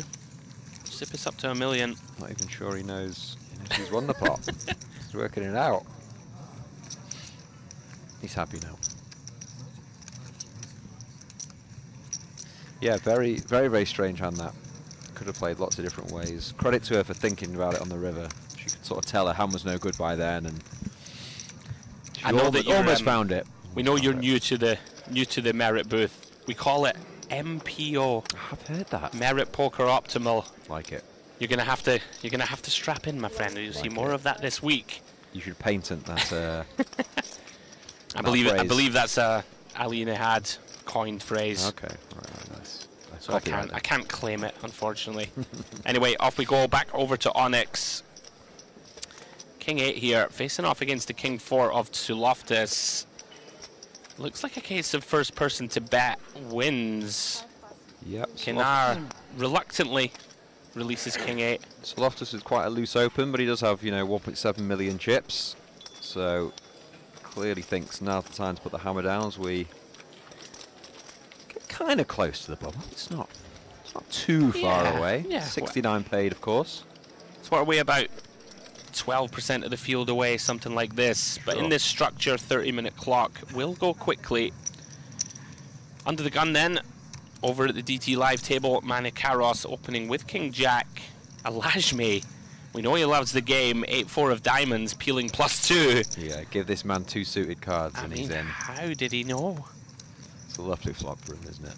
Yeah, Matson completing with 8-9, flops middle pair himself. Manikaros comes up basically empty. Just 2 overs. Yeah, seems like a prudent spot to start with check. This is the problem when you play someone as kind of wide as Alajme. So hard to range him. For sure. This gets tricky, right, for Matson? Yeah. I mean, it's interesting. It's a much bigger size than he's been using previously. Don't know if Matson will pick up on that. But I mean, versus this player, it's very hard to be folding top pair and second pair. Problem is, we're not super deep. Also, don't close the action, right? Exactly, which is yeah, kind of ugly. Like if we call and Manikaros jams. Yeah, under the gun as well. Yeah. It's like a great spot to check jacks or something like that. And check raise. I think I'm with you. Kind of like just letting this one go against a pretty meaty 115k bet. Yeah. Maybe knows his man, and this is the problem. And he gets the snap all in as well. And now you definitely just have to release. Is asking for a count. It's an overbet jam, 475 into 420. This would be hero call-esque. Yeah, I am surprised. I mean, of course, right, we're not always privy to what's been going on, right, off stream. Maybe knows that his man is in there. If he's in there with 8-4 suited. Yeah, he's seen him play a lot of hands, right. for sure. Could just be in there with Queen Jack, right? Yeah, agree. That's one hand. It's true, we don't beat much, only beat the stone bluff. But yeah, just as we've previously said, the size on the flop and then the snap turn jam, you're really clutching because there's no flush draw out there. Sure. I actually don't mind shove here from Alajme. Not a fan of the peel pre-flop, of course, but this type of hand class needs a lot of protection. Yeah, kind of like it. You know, he figures he gets called by all the 10s because the big blind's in there. Big blind can have literally all the 10s. So, yeah, I don't mind it. He's probably aware of his image as well. So, touch your toes and it goes. Touch your toes and then it goes. As we see Matson continue to deliberate. Does just feel like a little too much for his particular hand strength and does reluctantly let it go. He's very suspicious, wasn't he? He's like, yeah, I'm folding this, but I feel like I've got the best hand.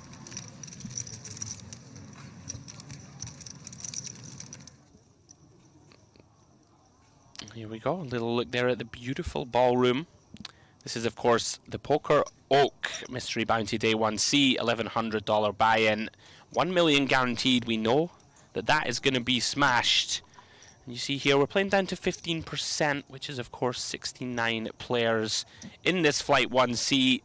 Is a Flight 1D and a Flight 1E ongoing, I believe, out in the main room. And here we go. First look at Tim Chung. He says, Ace-6, 10 blinds, cut off. Let's go. Sends them in. Oh, gonna be very tough to get out of this jam. Kennard finds the bullets on the button. That is running into it. Yeah, I did wonder if Tim would ever consider a non-all-in, but from cut-off, right, it seems kind of... It's ugly, but it seems reasonable just to jam. Sure. If there's ever a player to find a way to get away, it's Tim. So I'm just going to go with his read here. Yeah. Hates being called. Can he flop some equity? As bleak as it gets. King 9-7, all clubs. It's very bleak. Does sadly commit and sees that he is drawing to 2% equity. There goes the mic. Yeah, backdoor sixes or a backdoor straight, the only things that can save him. Hard climb. 7 of A hard climb has been announced. 8 of spades. GG's, 10 of clubs on the turn. It's going to do it. We lose Tim Chung. I'm sure we'll be hopping into one of those other flights. Yeah, he'll be back. What a great spot for Kennard. There's few better feelings, right, in live poker when someone just jams and you take a little peek at that first ace. Because you just never see it. You never see it. So when you do see it, it's just the greatest feeling And the ever. second one's just lurking underneath. And then you savour it and you think, oh, this is going to happen always. And then 2 years goes by.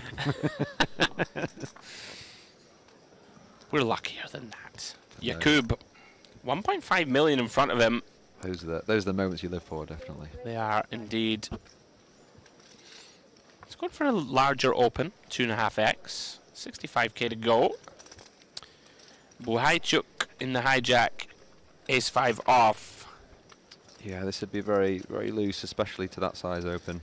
Yeah, I'd be shocked to see any other action than a fold. Does, of course, relinquish. A lot of chips on this table now. Round 2, Amiri is very short, 5 bigs. Yeah, you're not loving it, but I think you have to go with it. Yeah, even versus under the gun? I think so. You think? I think versus specifically this player as well. Wow. Yeah, let's let it go. Fair enough. And here we go. Arvatu finds the real one. Ace King in the small blind. 18 bigs. Has he gone non all in? Non all in, yeah. Oh, he's he's just flatted. Okay. Okay. Interesting. I'm not sure I'm a big fan. Oh no, he has 3-bet. He's 3-bet. He Very has small. 3-bet. Very Okay. small. Okay. Like a min 3-bet. Oh, Sulaftus yet to act. Yeah. No action, then I can do it. If he raises, I Yeah, go you with don't often see, especially with Ace King, people just not going all in here. Yeah, Especially out of this position. way, I can't see the card. It's a play you don't really see very often. Sure, especially against the larger open size. Yeah. Sulaftus here is a little suspicious, I think, of this non-all-in. But it's gonna work out for him really, because he's getting a hand that he dominates into peel. Yeah. You have too many chips, George. That's what he's saying. Chips in face declared. Oh, here we go. Yeah, Ace action. 5-3, all clubs. Nut flush draw for Yakub. Action, yeah. I was tempted to say you might just see an open jam. But he has gone. All in. Yeah, he's effectively committed Yeah, he himself. has, Here we go. Yakub says, let's go. I'm drawing to the nuts. Let's run it. And a 1 million chip pot. Here We'll we go. see now if Arvatu's sort of non-standard, non-all-in works out for him. 1 million in the middle.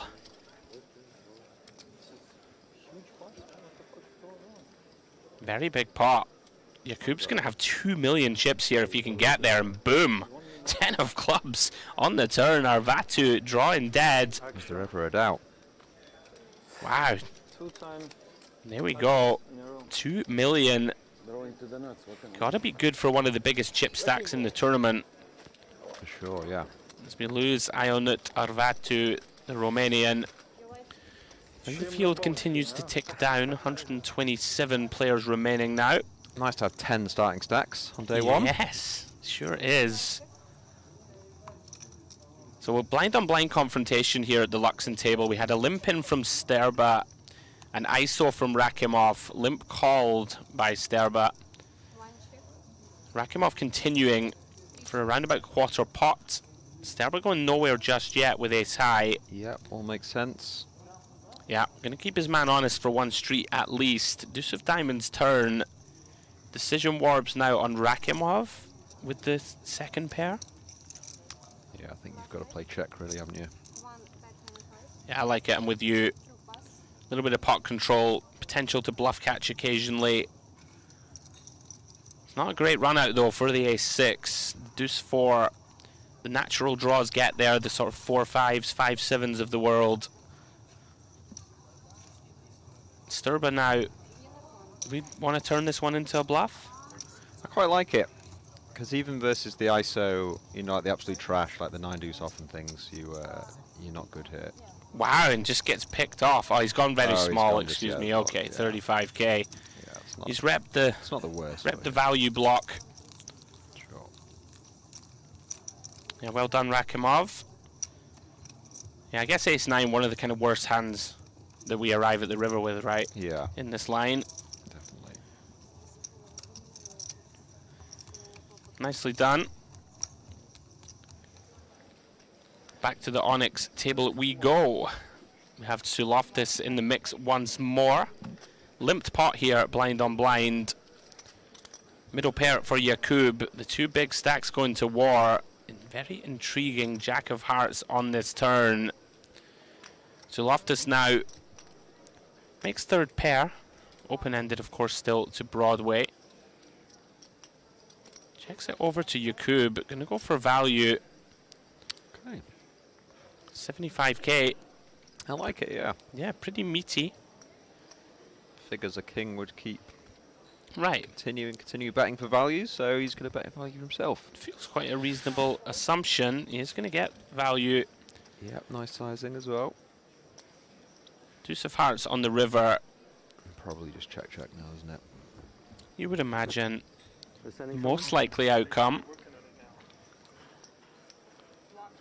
Two big stacks, as you said as well. They're not going to want to be clashing too much. Yeah. Yakub will get the good news as he continues to motor. I believe he's won every pot we have seen here on the main feature table. Well done.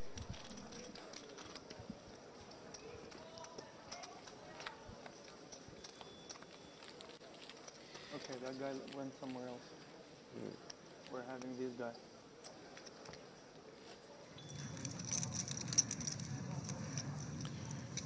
Back to the DTD live table we go. Pocket 9s here of Bane. Opening pre-flop, 8-6 offsuit, defending in the big. Our wild card, Elajme, is going to check call here with bottom pair. And look at this, drills the third 6. This is Mr. Skunk, isn't it? Tristan. Oh, it is. Didn't quite recognise him with the hand, not. But yeah. Well, in a bit of trouble here.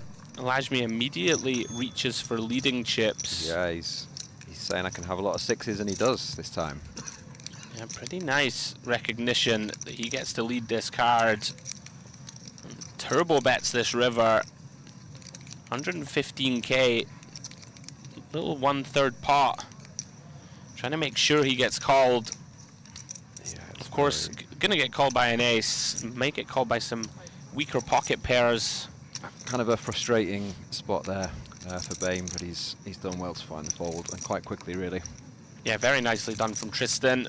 I'd have been thinking about that for Yeah. at least 4 time banks, and then probably folding. It's like I can beat just the snap lead. 4-5. Yeah. Yeah, nicely played by both. There's more versus that opponent. And here we go then. Kanar starts the action, opens with the speed limit under the gun. Amiri decides time to go. Ace-7 suited for those 5 blinds. Unfortunately for him, Buhaychuk cold finds the ace-queen in the big. Speed limit, that's a very old There you go, reference, that hey? one, Did yeah. you like that? I thought you might. It's like the late, great Mike Sexton one, isn't it? The legend himself. Of course. Kinar now just kind of forced out of this pot. Yeah, not much you can do from here. Gives his man the little look. You want the rest of it? Going heads up.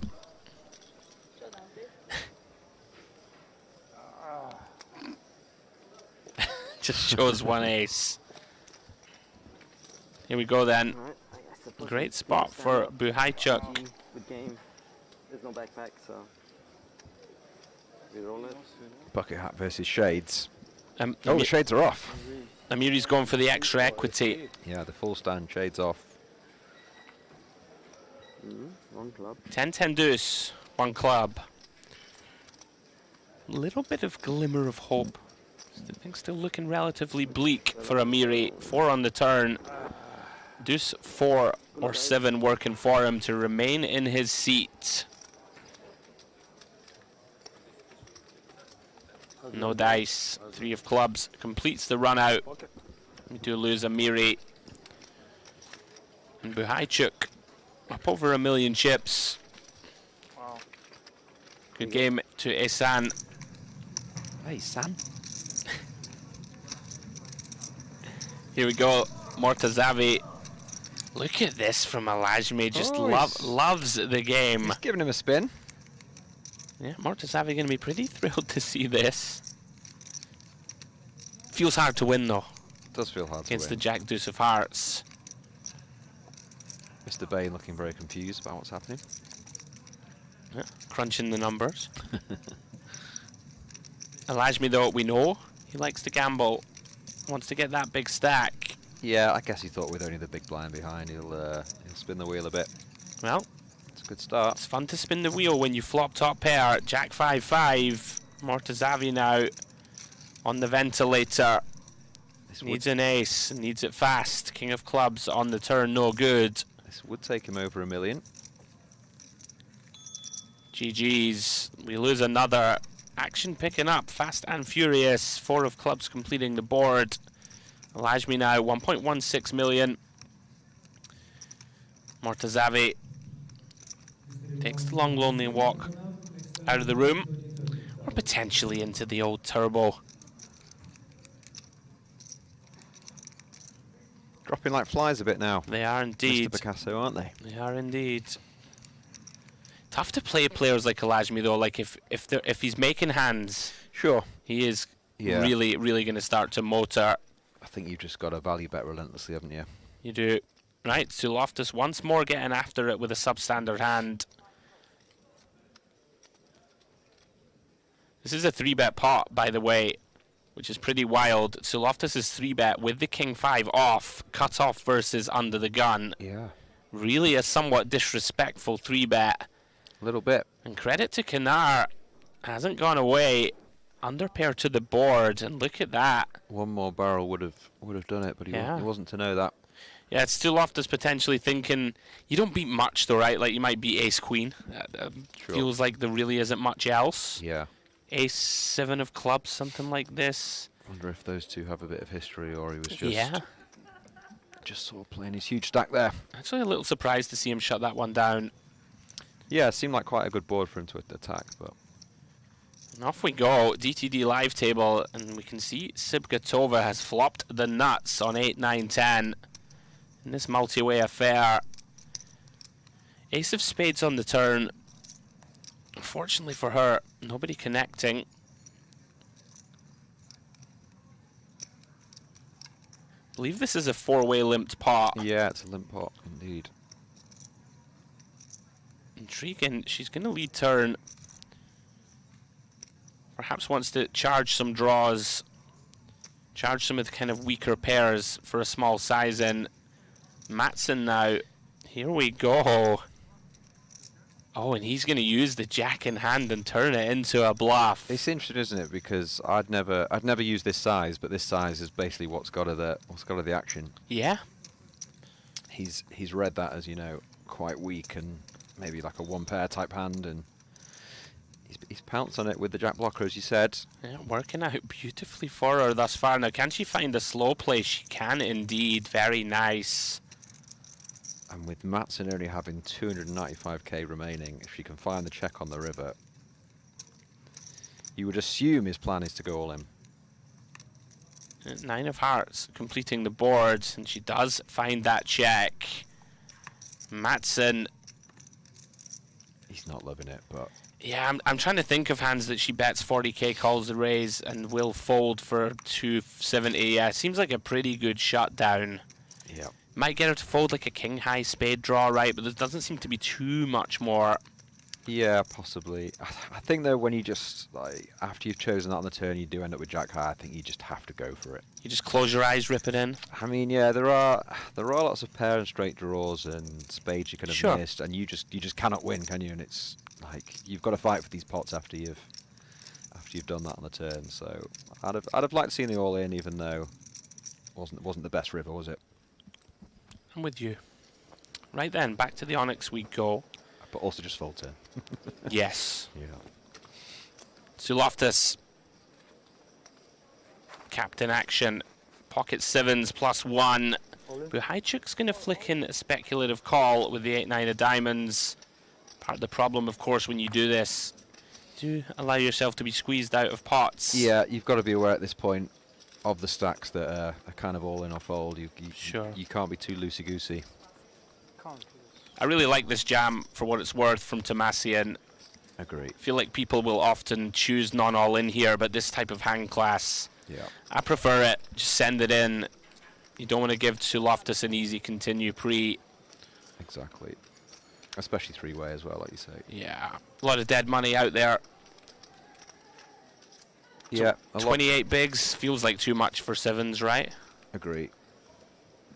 Yeah, well done. And even just picking up, you're picking up 185k. It's there, huge, right? Yeah, it's massive at this point. Yeah, very well done. Nice recognition. Double up in the small one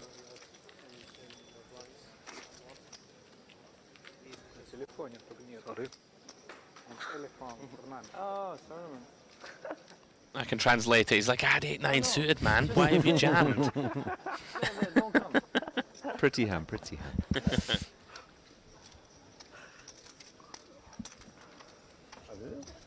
Same, PokerOK. Одно и то же.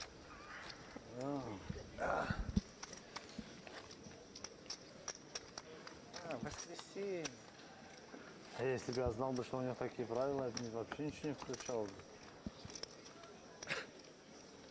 Everyone been playing on the Onyx table for so long now. They're all a bit more relaxed and a bit more chatty than we saw a couple of hours ago.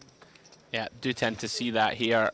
People on the feature don't want to make a mistake. Exactly, yeah. But we're ticking down now. Round about 50 players to go until that money bubble bursts and we start to bag up for day 2. Round to Kinar on the button. 10-6 suited. Passes the test for him. In for an open. 65k to go. 2.5x. Yeah, more than good enough for the steal. He doesn't need to go this big though, especially with the big blind. Having only 375k. A lot of his range might be jam or fold, so. Yeah, this is pretty uncomfortable for Grigoli, but we are very short. Time to try and flop some equity. We'd imagine we're going to be live a good amount, but we can see he's dominated. Very intriguing. Jack 8-7 board. Both players with straight draws. Open ender for Grigoli. Gut shot for Kinar. Backdoor hearts working for him. Let's go check. Through to the 5 of clubs. Both players now open-ended. Grigoli with the best of it with bottom pair. Yeah, he's just got to check here, really. Yeah, it makes a lot of sense. Never going to get a better hand to fold. Just try and show this one down.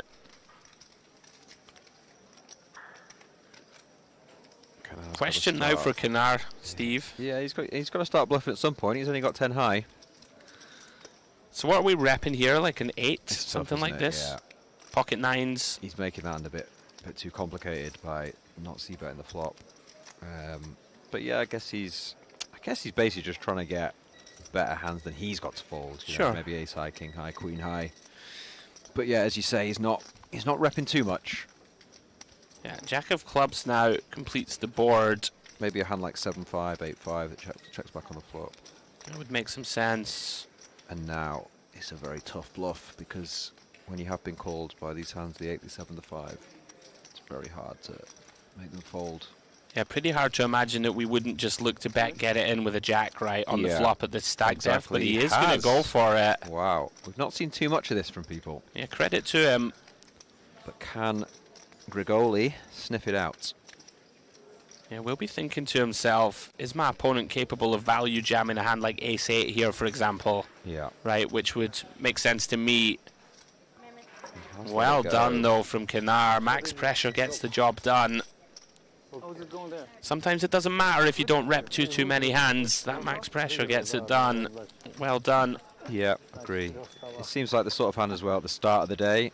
It's very hard to get the fold, but towards the end of the day, people are a bit tighter, aren't they, as they want to make the money. Yeah, back to the Luxon table we go. Sterba, pocket kings in front of him. Asikoglu defending from the big with a 7 of diamonds. Through to the jack 5-3. C-bet of 50k from the man from Czech. One of these hands for Asikoglu. Yeah, it really is. Ace high, backdoor diamonds. Feel like we have to call one.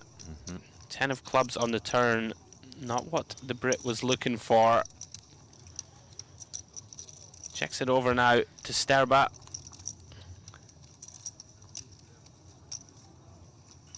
Just over 1.5 pots back. Over pair to the board.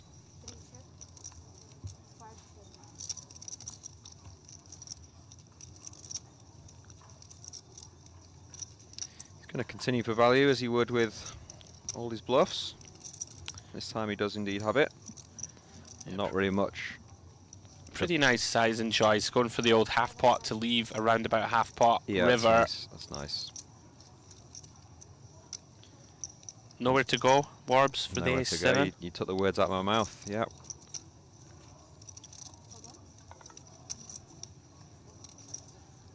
Not the turn card he was looking for. It does release. It'd be a sick jam, but pretty insane if he did. So yeah, let's let it go. Yeah, nice pickup for Sterba. We head back over to the Onyx table. Kinar finding some traction here. He's had a few big hands today. Yeah, and look at this. Grigoli has decided that his man is wide enough for me to jam. Unfortunately, about to run into the ladies. Yep, decided to go with it. Maybe thinking Kinar's opening too wide, but no. Doesn't seem that unreasonable. Here we go then. Queens versus ace 9 of diamonds. 745k in the middle. Blinds have now gone up. 1530k. Yeah, inexpensive. Kinar, if you can hold here, we're going to have close to 2 mil. So far, so good. Jack 8, Jack. Looking pretty bleak for Grigoli. 2 outs. As you can see, top right of your screen. Does improve. It's the 9. Adds himself another couple of ways to win this pot. It's the hope that kills you. 9 comes, you think, oh. But no. Hope has been extinguished. 10 of spades on the river. Good game, Grigoli. And Kinar making his move. Thank you. Surging up the chip counts. Yeah, he's had an amazing spin since that ace-8 hand, hasn't he? Yeah, very nice. Second in chips now. On the Onyx table, 1.7 million. Jakub still out in front with 2.1. It's amazing how one hand like that can just propel you up. Yeah. Oh, hello. Out to the DTD live table we go. We have a 4-bet pot here. Yeah, big hand here for Tristan Bain. Yeah, we had a raise from ace-queen suited. Pocket 6 is called. Jack's 3-bet. 4-bet shove from Bain. He's going to be off to the races. Would imagine Sipis is going to get out of the way. Yeah, will he be looking to double or treble? Here we go then. Alajmi.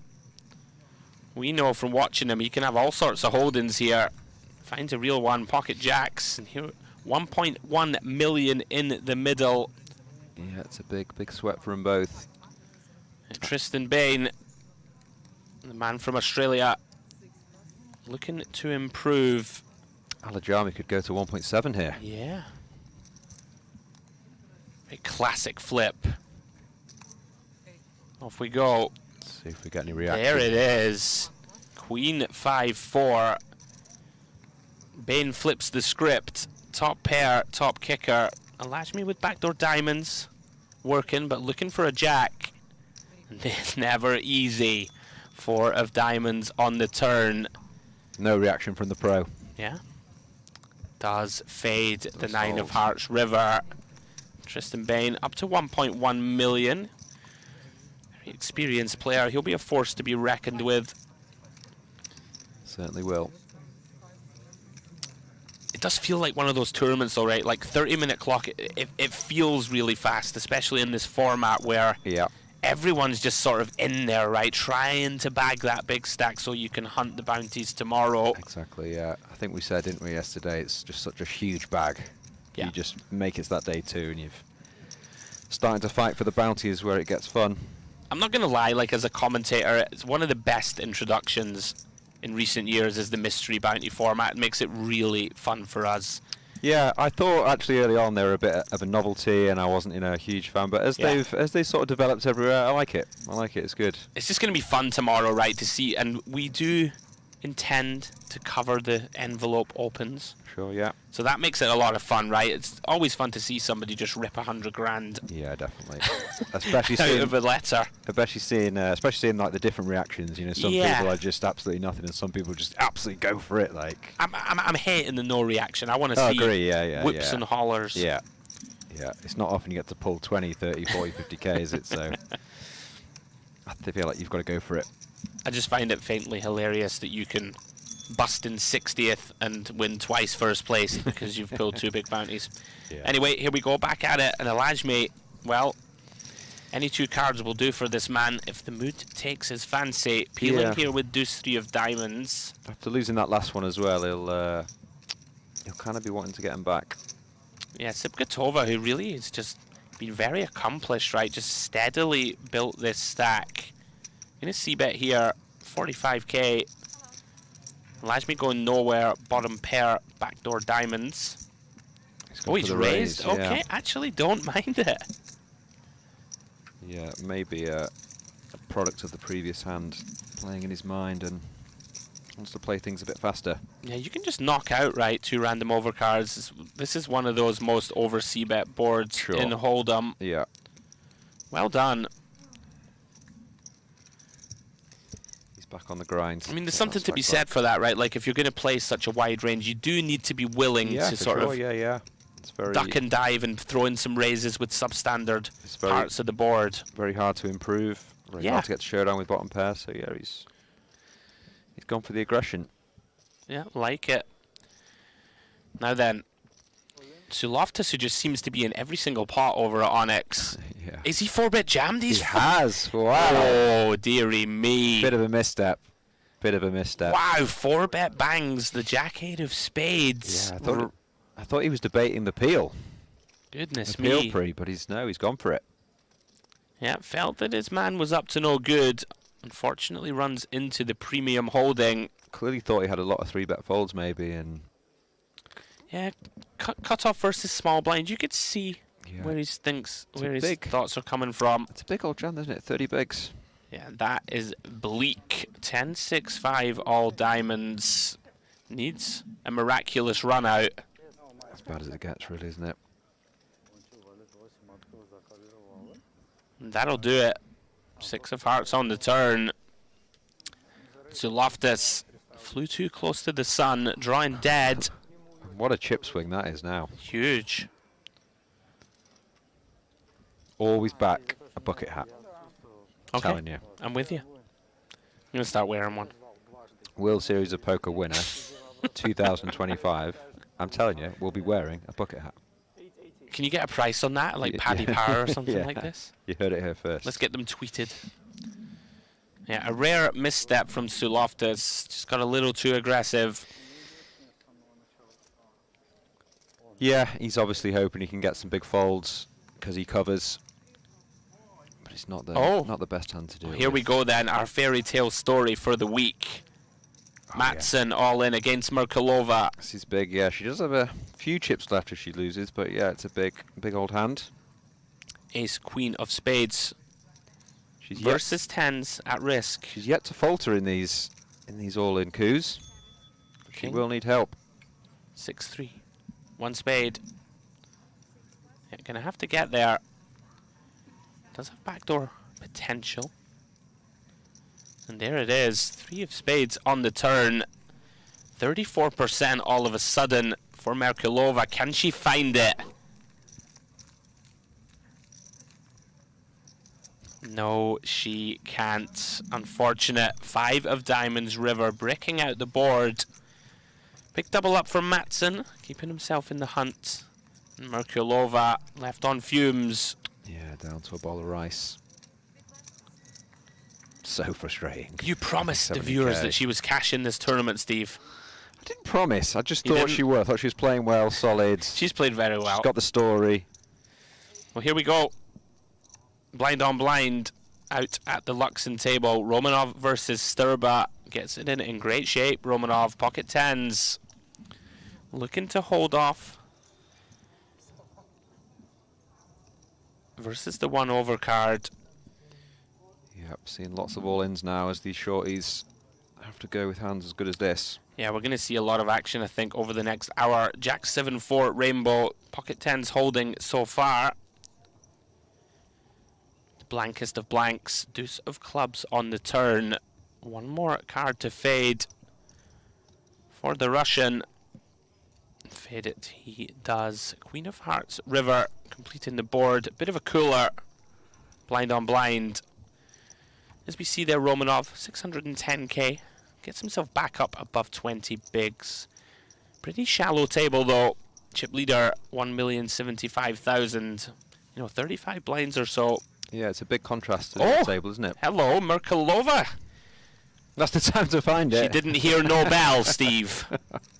Not over. Pocket aces. Let's looked up by the 8 deuce off. Now, there's two types of people here. Oh. When you've got 70k, are you looking at aces and fuming because you're like, now you give me aces? Or are you like, this is the perfect time? I don't think I'm fuming, especially in this structure where you can spin it up. Fair. I might be fuming on... No, not that board. We're fine. Ace 7-3. I'm definitely the guy that's like, this is just a troll. Are you raging? You just lost a big part. I think if I have like one big blind, I'm like getting yeah. really steamed. I suppose, yeah. She's going me up to what, 185 now? Yeah, okay. Spinnable. Yeah. She's been grinding all day. Yeah. A little bit of hope. You never know. 6 bigs. Not out of it yet. As we head back over to the Onyx table. Blinds now 20-40k. Raise here from Tamasian from the hijack with the pocket jacks. Yeah, and looks like another clash. yeah, what can you do? Muawad sends it in with the pocket nines. Gets snapped. Very unfortunate here to run into the overpair. Once again, another all-in confrontation. 1.1 million chips in the middle.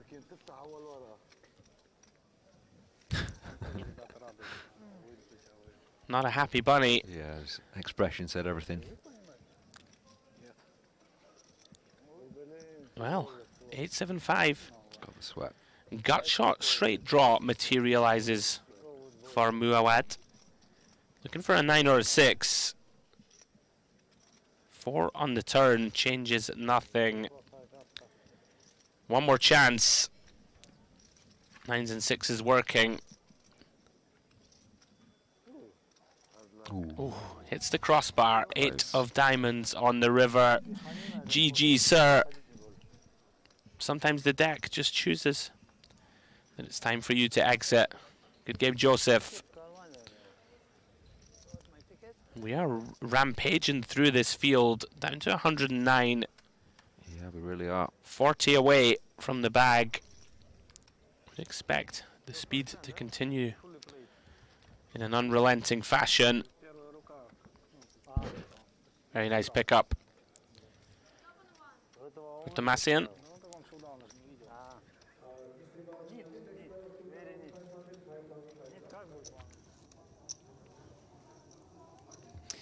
Back to the Luxon table. 2 hands again. 6s versus the 5s of Rakimov. Assume he's just going to call from the big blind versus the under the gun 2 open. Seems pretty standard so far. And they'll both like this flop.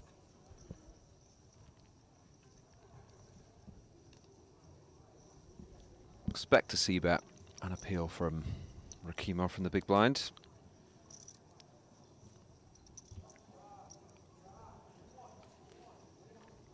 No real reason to do anything else but call. Yeah, inclined to agree. Can have the best hand. 3 to a straight. Not folding yet.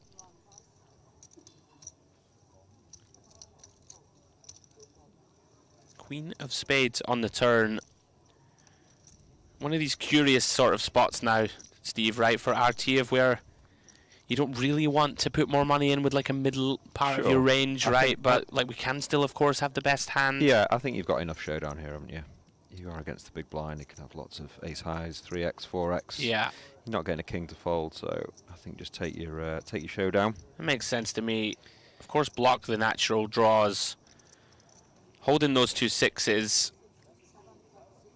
Now the question for Rakimov: do we need to turn this into a bluff?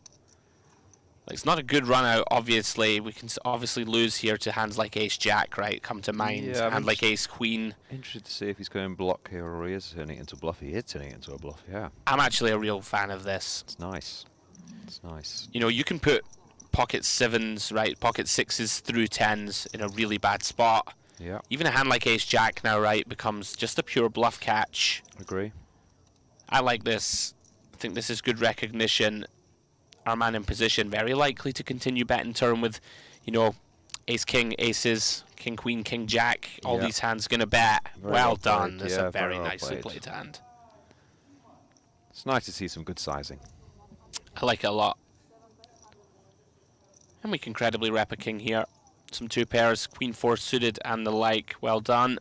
Yeah, of course. Gets the better hand out. Back over to the DTD live table.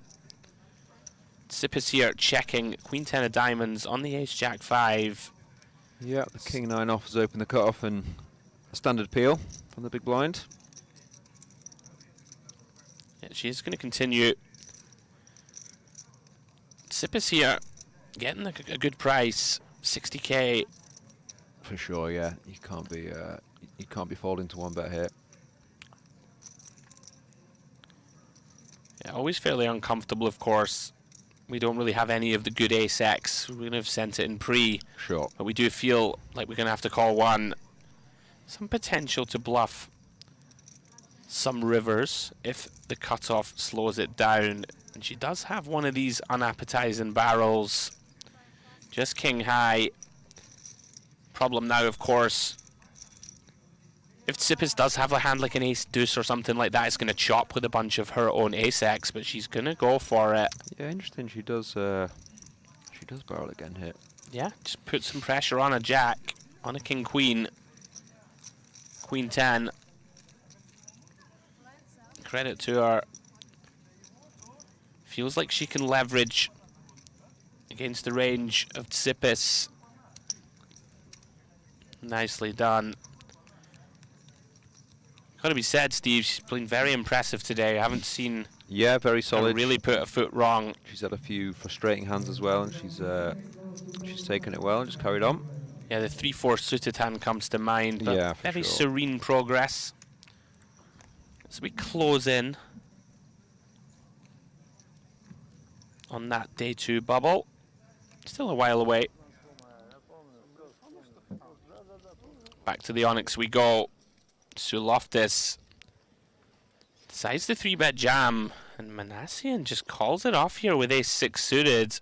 Yeah, it's incredible how quickly it can turn, isn't it? Yeah, he's got his man. Just that one misstep with the jack-8 suited, and now you're very close to out the door. Oh, surely not. You're saying there's a chance. We've seen some sickness today, but this would be a step too far. Can he find it? Backdoor jacks? No, he can't. 7 completes the board. GG. Yeah, GG Suloftis. Very entertaining to watch. Live by the sword, you die by the sword, Steve. Just a little too aggressive in that spot with the jack-8 of spades. You lose Georges. He will be back. So many chips on this table. Yeah. Lots of very shallow stacks elsewhere, but there's a lot of chips on the main stage. Here we go then, back to the Luxon table. Raised to 130k, very big size pre, right? Over 3x for Masakoglu. Oh, here we go. Yeah, that could have maybe got Sturber to fold, but his hand's obviously very nice. And this is a really grim spot now for Masakoglu, right? We open more than 3x, faced with a 6 big blind all in. A cold 4-bet jam from Rakimov. This is pretty ugly, right? Like, it's a little bit ugly, but 570k, 40k big blind. There's a little bit what you could call sort of dead money of Sturber in there. yeah, I mean, small blind's still going to put in, right, some ace-queen of his own. Yeah. Ace-jack suited very occasionally. A bunch of pairs, though, right? Probably run it. Exactly, a lot of pairs. He does get away. Well done. Great fold. Better player than me. And Rakimov now poised for the knockout. Sterba not out of it yet. Unaware, of course, that one of his queens has been folded.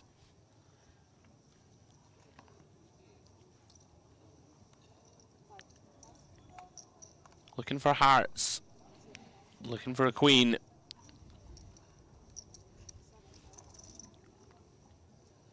Any strawberries about? No. Absolutely barren fields, Steve. 6-4-6. 2 spades. King on the turn. Does open up a few chop outs. Things are looking bleak, though. Oh, and he does find it. Finds the chop. That's a sick way to chop. A little smile. Leans back in the chair. New life for Sterba. Rakimov taking it in good spirits.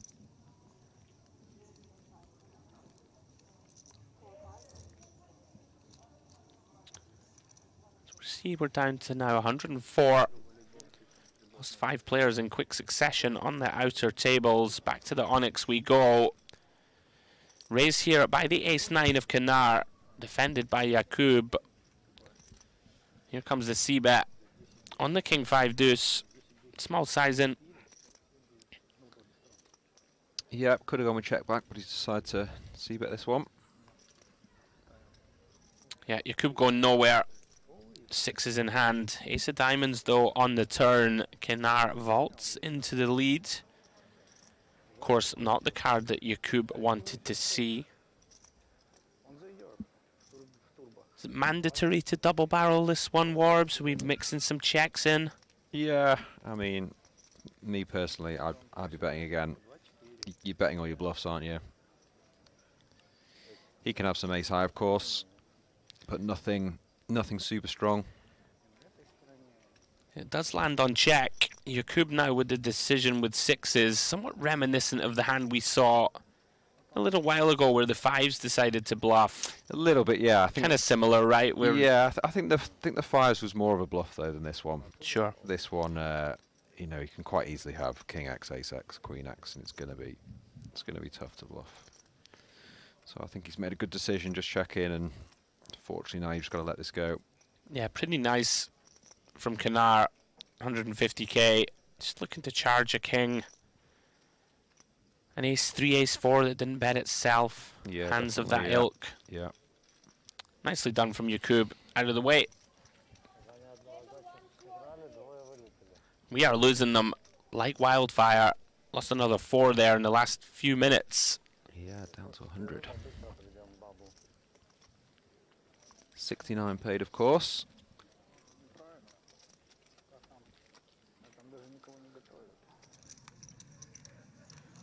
Back over we go to the DTD live table. Oh, and Matson reaching for chips. Gonna raise to 80k here from Sibgatova. Matson sends it in for 14 blinds. Credit to him from +1. Oh, what's going on here? Kim's calling it off. Okay. He's just, yeah, he's down to fumes, but Just deciding. Okay, there's extra money in this pot. I'm going to take it on. And he's going to be pretty happy to see Ace-Jack offsuit. Flicks in his remaining 4.5 bigs.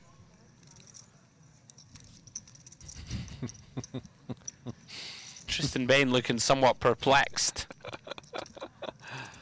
probably thinking about his next fantasy football move. Kim just decides, let's run it. 490k in the middle then. Yeah, he's a spot to treble. Very bleak looking king 4-3 board. 2 diamonds. None in hand for Kim. Looking for a 9 or a 7 or some kind of backdoor straight. Well, a bit more life. 6 of clubs on the turn. 5s, 7s and 9s working for Kim. 3-1 dog. To avoid the showers. Funnier things have happened on this table. GG. Jack of clubs completes the run out. Matson the Swede kept himself afloat very nicely. Closing back in on the million chip mark.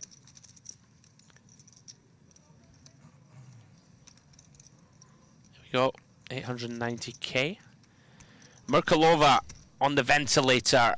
85,000. Needs something to happen and happen fast. Sibgatova still out in front. Back to the Luxon table we go.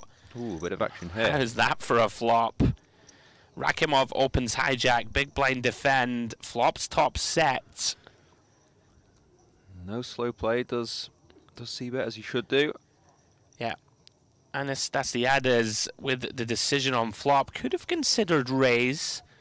Does land on call. Yeah, I think I prefer call. Yeah. Yeah, what an interesting turn though. 7 of spades. Very interesting now. Yeah. What's he gonna do? I think he just has to check call again, really, depending on size. One thing I will say from the old study streets, these type of hands are the ones that quite like check shove turn. You know, you can put a hand like Ace Jack in a terrible spot here, right? If you check jam for 600k, sure, yeah, it can be pretty grim, and you can just fold out some bluffs, right? If you just fold out King Queen here, that's fine. Yeah, I've got to be honest, I didn't actually realise he had the opening straight draw as well. Yeah, I'm with you. It's been a long day, Andrew. It has indeed, my friend. I know what you're saying now. Yeah, it just can be kind of nice, right? And like, you know, sure. If you can apply, it's obviously not going to work here against top set, but if you can put max pressure on a 1 pair type holding. Yeah, it's also insanely tilting where you just check call here and then lose, and he just shows like the king queen O, and you're just like, oh. 100%. Yeah. And also, right, like, are we really going to get paid here on a 5 or a 10? It's going to be pretty tough. Yeah, you know, when you do get called, you've got pretty good equity, is what I'm saying. And now we kind of just can't really check call lead, right? It's just pretty much an impossibility. Yeah, I'm with you. Obviously can't be too critical, and he would have been out the door, so what do I know? Of course. And we've been impressed with Rakimov. Sets this one up for a nice clean river shove. Anastasiades just curses his luck. Like, how did I brick this? Yeah. How can I ever brick on the turn? I think even more so with what you're saying, like versus hijack range as well. Yeah. He just has to ship that, doesn't he? Just kind of nice. But interesting spot. Back we go then to Onyx. Blind on blind confrontation. Had a limp here from Tamasian. Kanar elected to raise with Queen 8. Not something you'll see too often. And Tamasian makes the call. Flops top 2. Tamasian now. Interesting spot, this one. Gut shot to the straight. Yeah, interesting open from the Queen 8 off. It's worked out quite well here.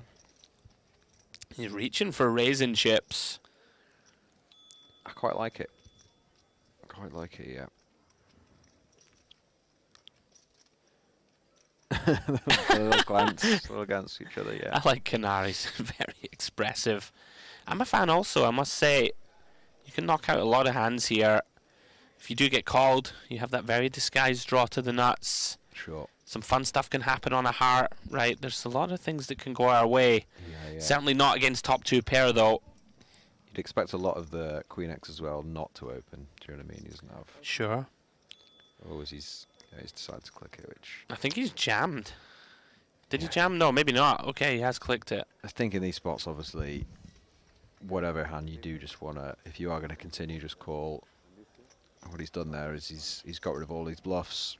He's obviously hoping he's got something like King Queen and he is going to go with it, but even King Queen there, you know, when you get that click, it's kind of alarm bells. Yeah, I'm in agreement. I think Queen 8 with the 8 of hearts as well, it just feels so primed just to extend a little bit of rope. If he just calls there, you never know what sorcery might happen on the turn from the 10-9 off. I agree. Well, here we go. Merkalova, our online qualifier. She is at risk. Decides to run it with Queen 8. From one Queen 8 off to another. Yeah, 2 big blinds. Can't really falter here. Of course. Pretty unfortunate to run into Ace King. She got it all the way through to the big blind. 30% equity to stay alive. Lady Gaga. Looking very bleak. King Jack 6. Just the backdoor straight draw. Or a funky backdoor 2 pair to save her. She's out of her seat. And she is out of the tournament. 7 of clubs on the turn. GG to Sophia. Brave run. Yeah, big shame. Yeah, it was one flip too many. The ace queen of spades versus the 10s. A solid start, though, to the adventure. All the way from a $2 satellite. We will see her in the Luxon Grand Final. Wish her well. Yep, still another chance in that grand final, as you say. And also winning the package here, everything all inclusive, so I'm sure she'll enjoy the resort. I've been enjoying it, Steve, to the cost of my waistline, I fear. Yeah, that buffet gets you, doesn't it? Here we go then. Rakimov is racking up the strong hands. Pocket jacks +1. Romanov, another player who we've been impressed with. Is going to call here with ace 9 high and finds the nut flush draw on the turn. Another spot here. Shallow SPR, 330k in the middle. Rakimov going to pot control here, worried about running into a 10. Yeah, I don't mind that. Yeah. I don't mind that at all. I always find these spots intriguing. Like, okay, now we've rivered the disguised ace. Like, do you want to bet here? Yeah, I feel like it's a good block, isn't it? Yeah, like it feels like your opponent may not even reopen for you, right? Like if he has ace 5 of clubs, sorry, ace 5 of spades, right, and just shuts it down. Yeah. Still concerned you can have a 10. Exactly. Concerned about being against a better ace. Yeah. Hard to get paid, admittedly. Yeah, he could have thought a bit longer about that one, I think. Yeah, Rakimov once more, losing the minimum. Back to the DTD live table. Seen these two in a few pots. Look at this. Sipkatova opens ace 9. Sipis defending and just donk jamming on the jack 7-6 with bottom pair. Yeah, he was ready to find a piece and just get it in, isn't he? Yeah. We can see he's in good shape. Fairly nasty spot this, right, as the opener. Not great to have a 9 in hand, blocking some of those 8, 9, 9, 10 type holdings that we're ahead of. He's just going to let it go. A big smile from Sipis. He's in good spirits, still alive. Down to 94 now. 25 away from bagging. Here we go, another all-in and call over at the Luxon table. Sterba versus Asekoglu. Sterba at risk. So far, so good. 10-9-3. Looking to fade the 2 overs. 10 of spades turn does open up a few additional outs. 9 would be the nasty way to go, but he finds a way to fade it. 8 of hearts completing the board. unfortunately for Asikoglu. Now he's on fumes. As we lose another 3 players, 91 to go. Yep, need to spin up now.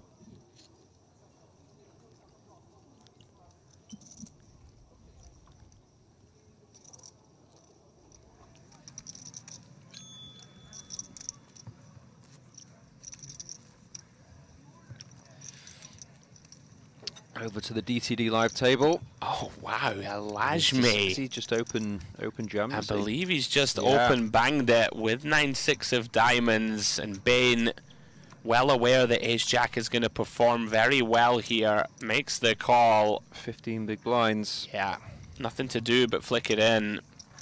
Here we go then. 1.3 million in the middle. Big old flip. He is very live. Yeah, Bane looking to get over the 2 million chip mark. Alajmi looking to run down the 2 overcards. Does have close to 40% here.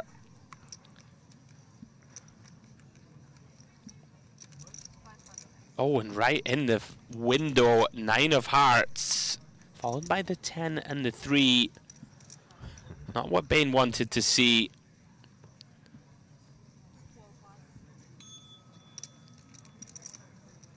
Does improve to a straight draw on the 7 of spades. Looking for 8s, jacks and aces.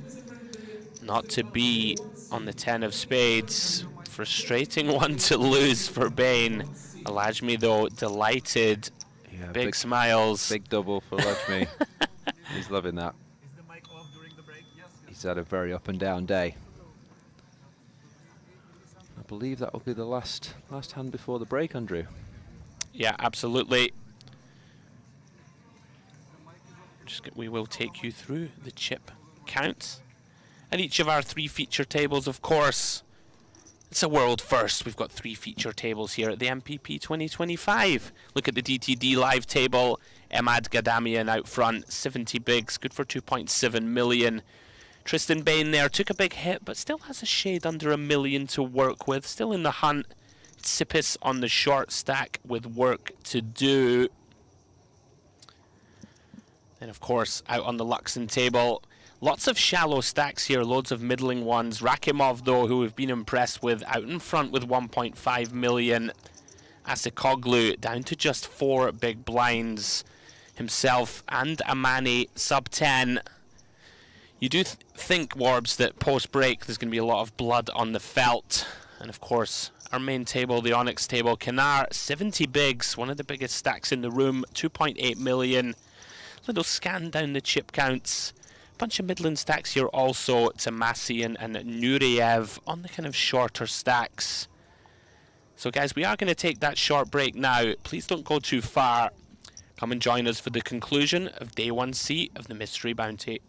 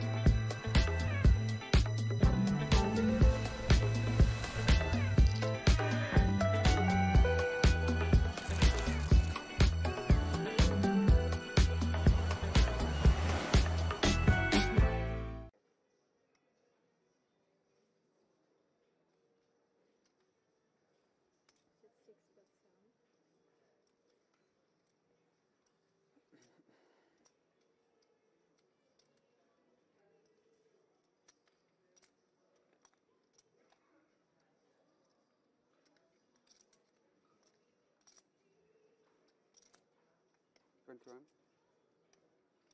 21. Sit 1, raise 21.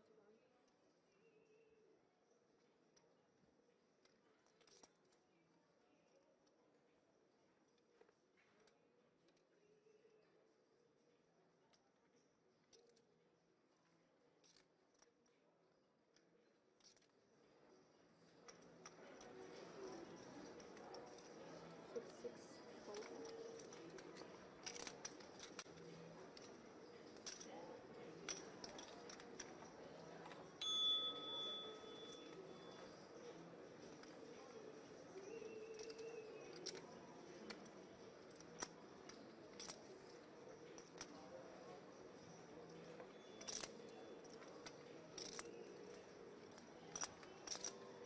15. Sit 1, 15.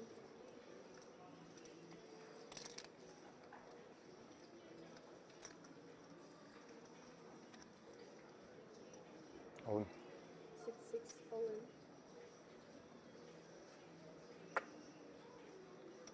Fold. Hold on.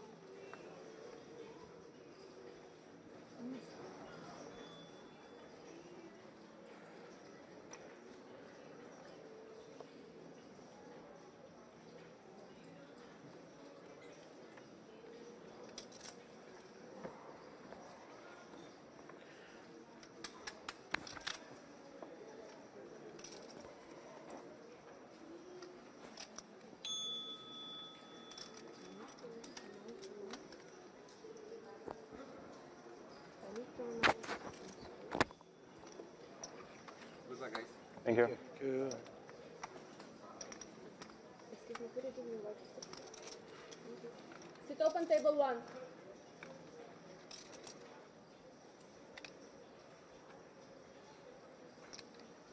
Sit 5, bet 15.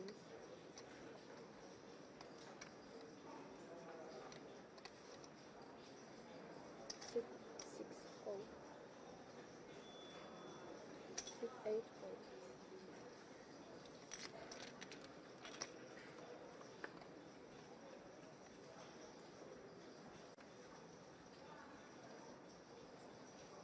Sit 8, bet 14.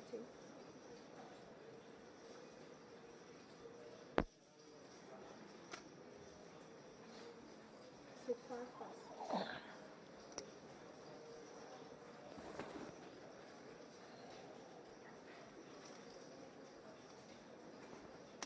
Sit 6, fold.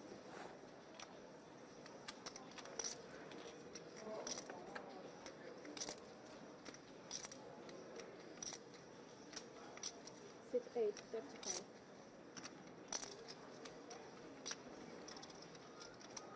Cool. Sit 6, fold. Nice.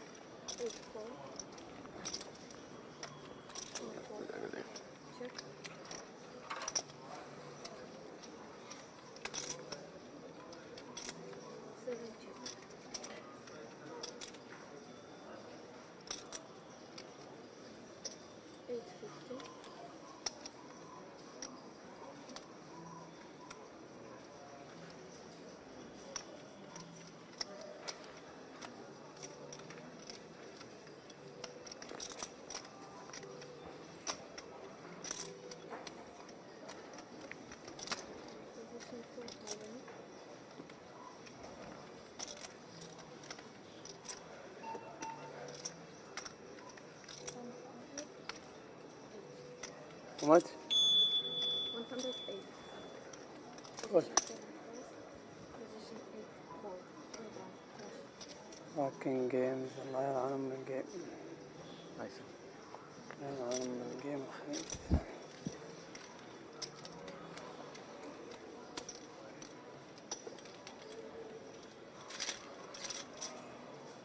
Position 8, fold.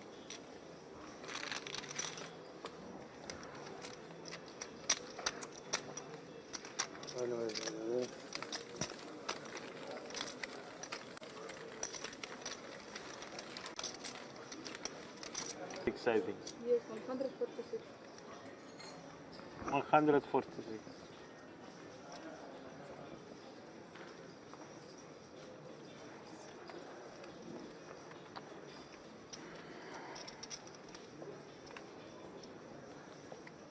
Yes.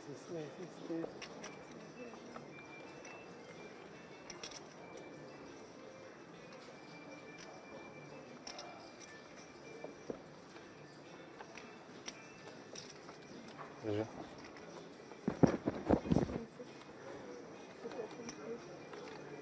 Give me please ticket, sir.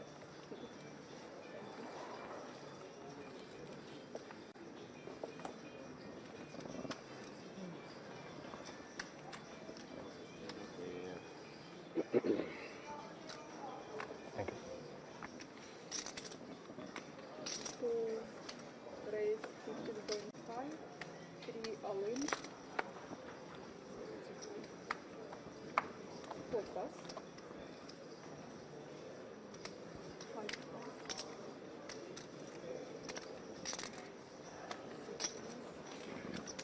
Like, I'm with you, good luck. Pocket 4 is good. Pocket 4? Split pot, no. Split pot, I think so is split.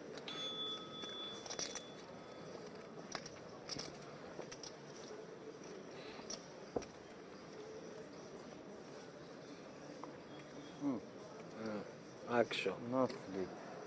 No split and too much out. I prefer Ace 2 now. Better.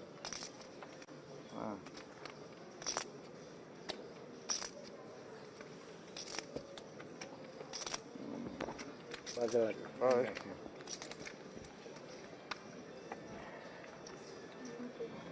Give me ticket, please.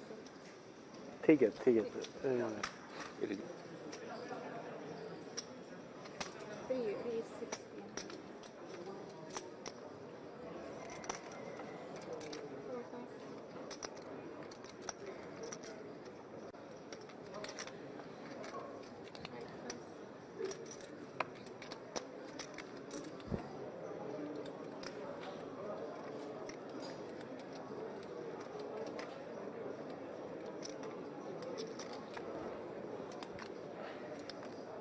Right. 6 pound. 7.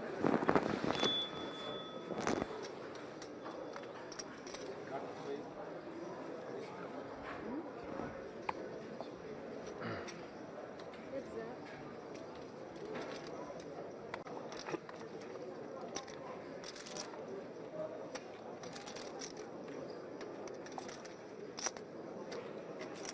Six. Check.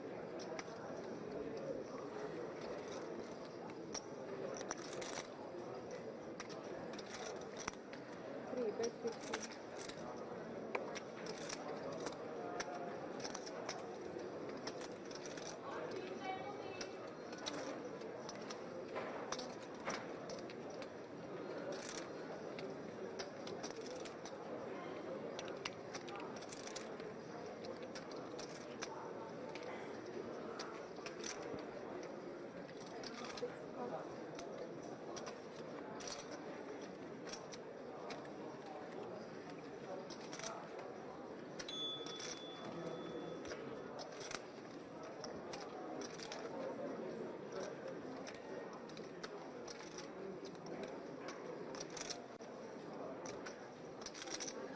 Bet 31.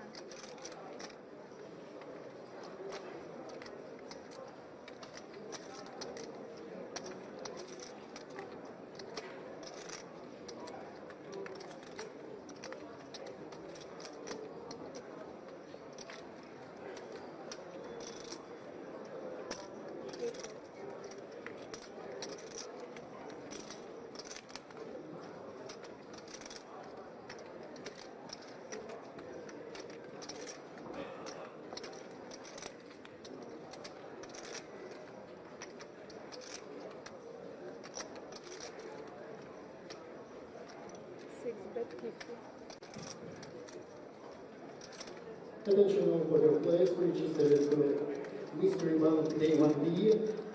Reader is ready. Reader on the screen. Please check your name and take your seats.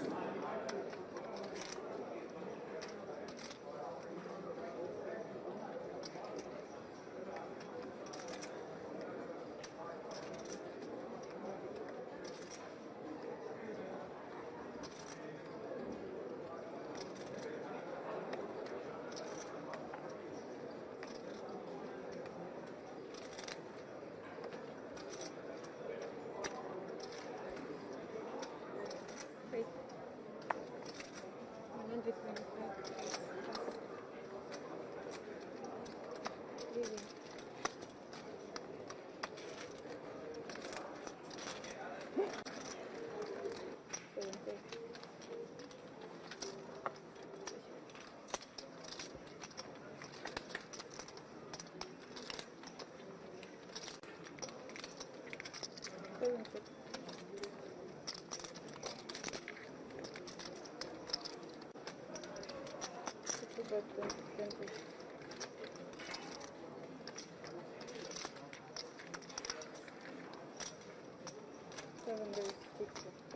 All in. You don't have chips? No. In your hand.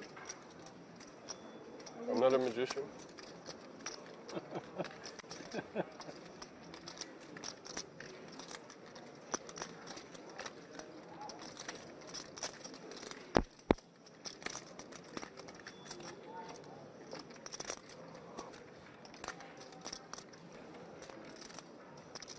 Ten seconds.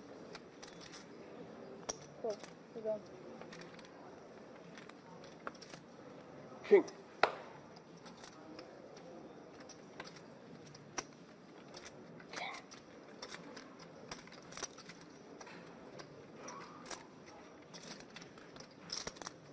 No queen. King. Jack is also good. Okay? 9 of diamonds. Diamond.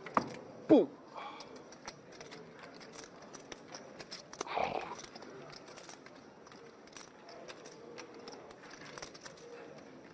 It never works.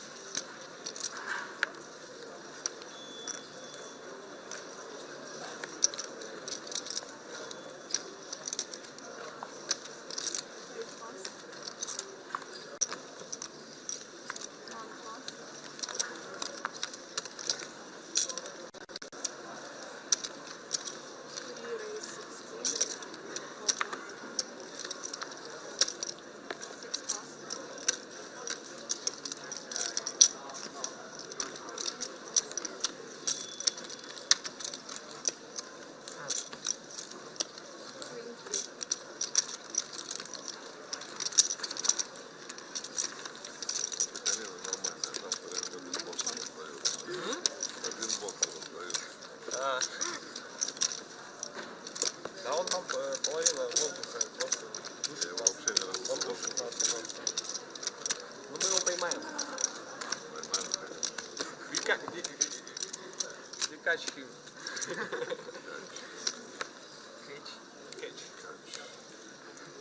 Catch. Или он у нас?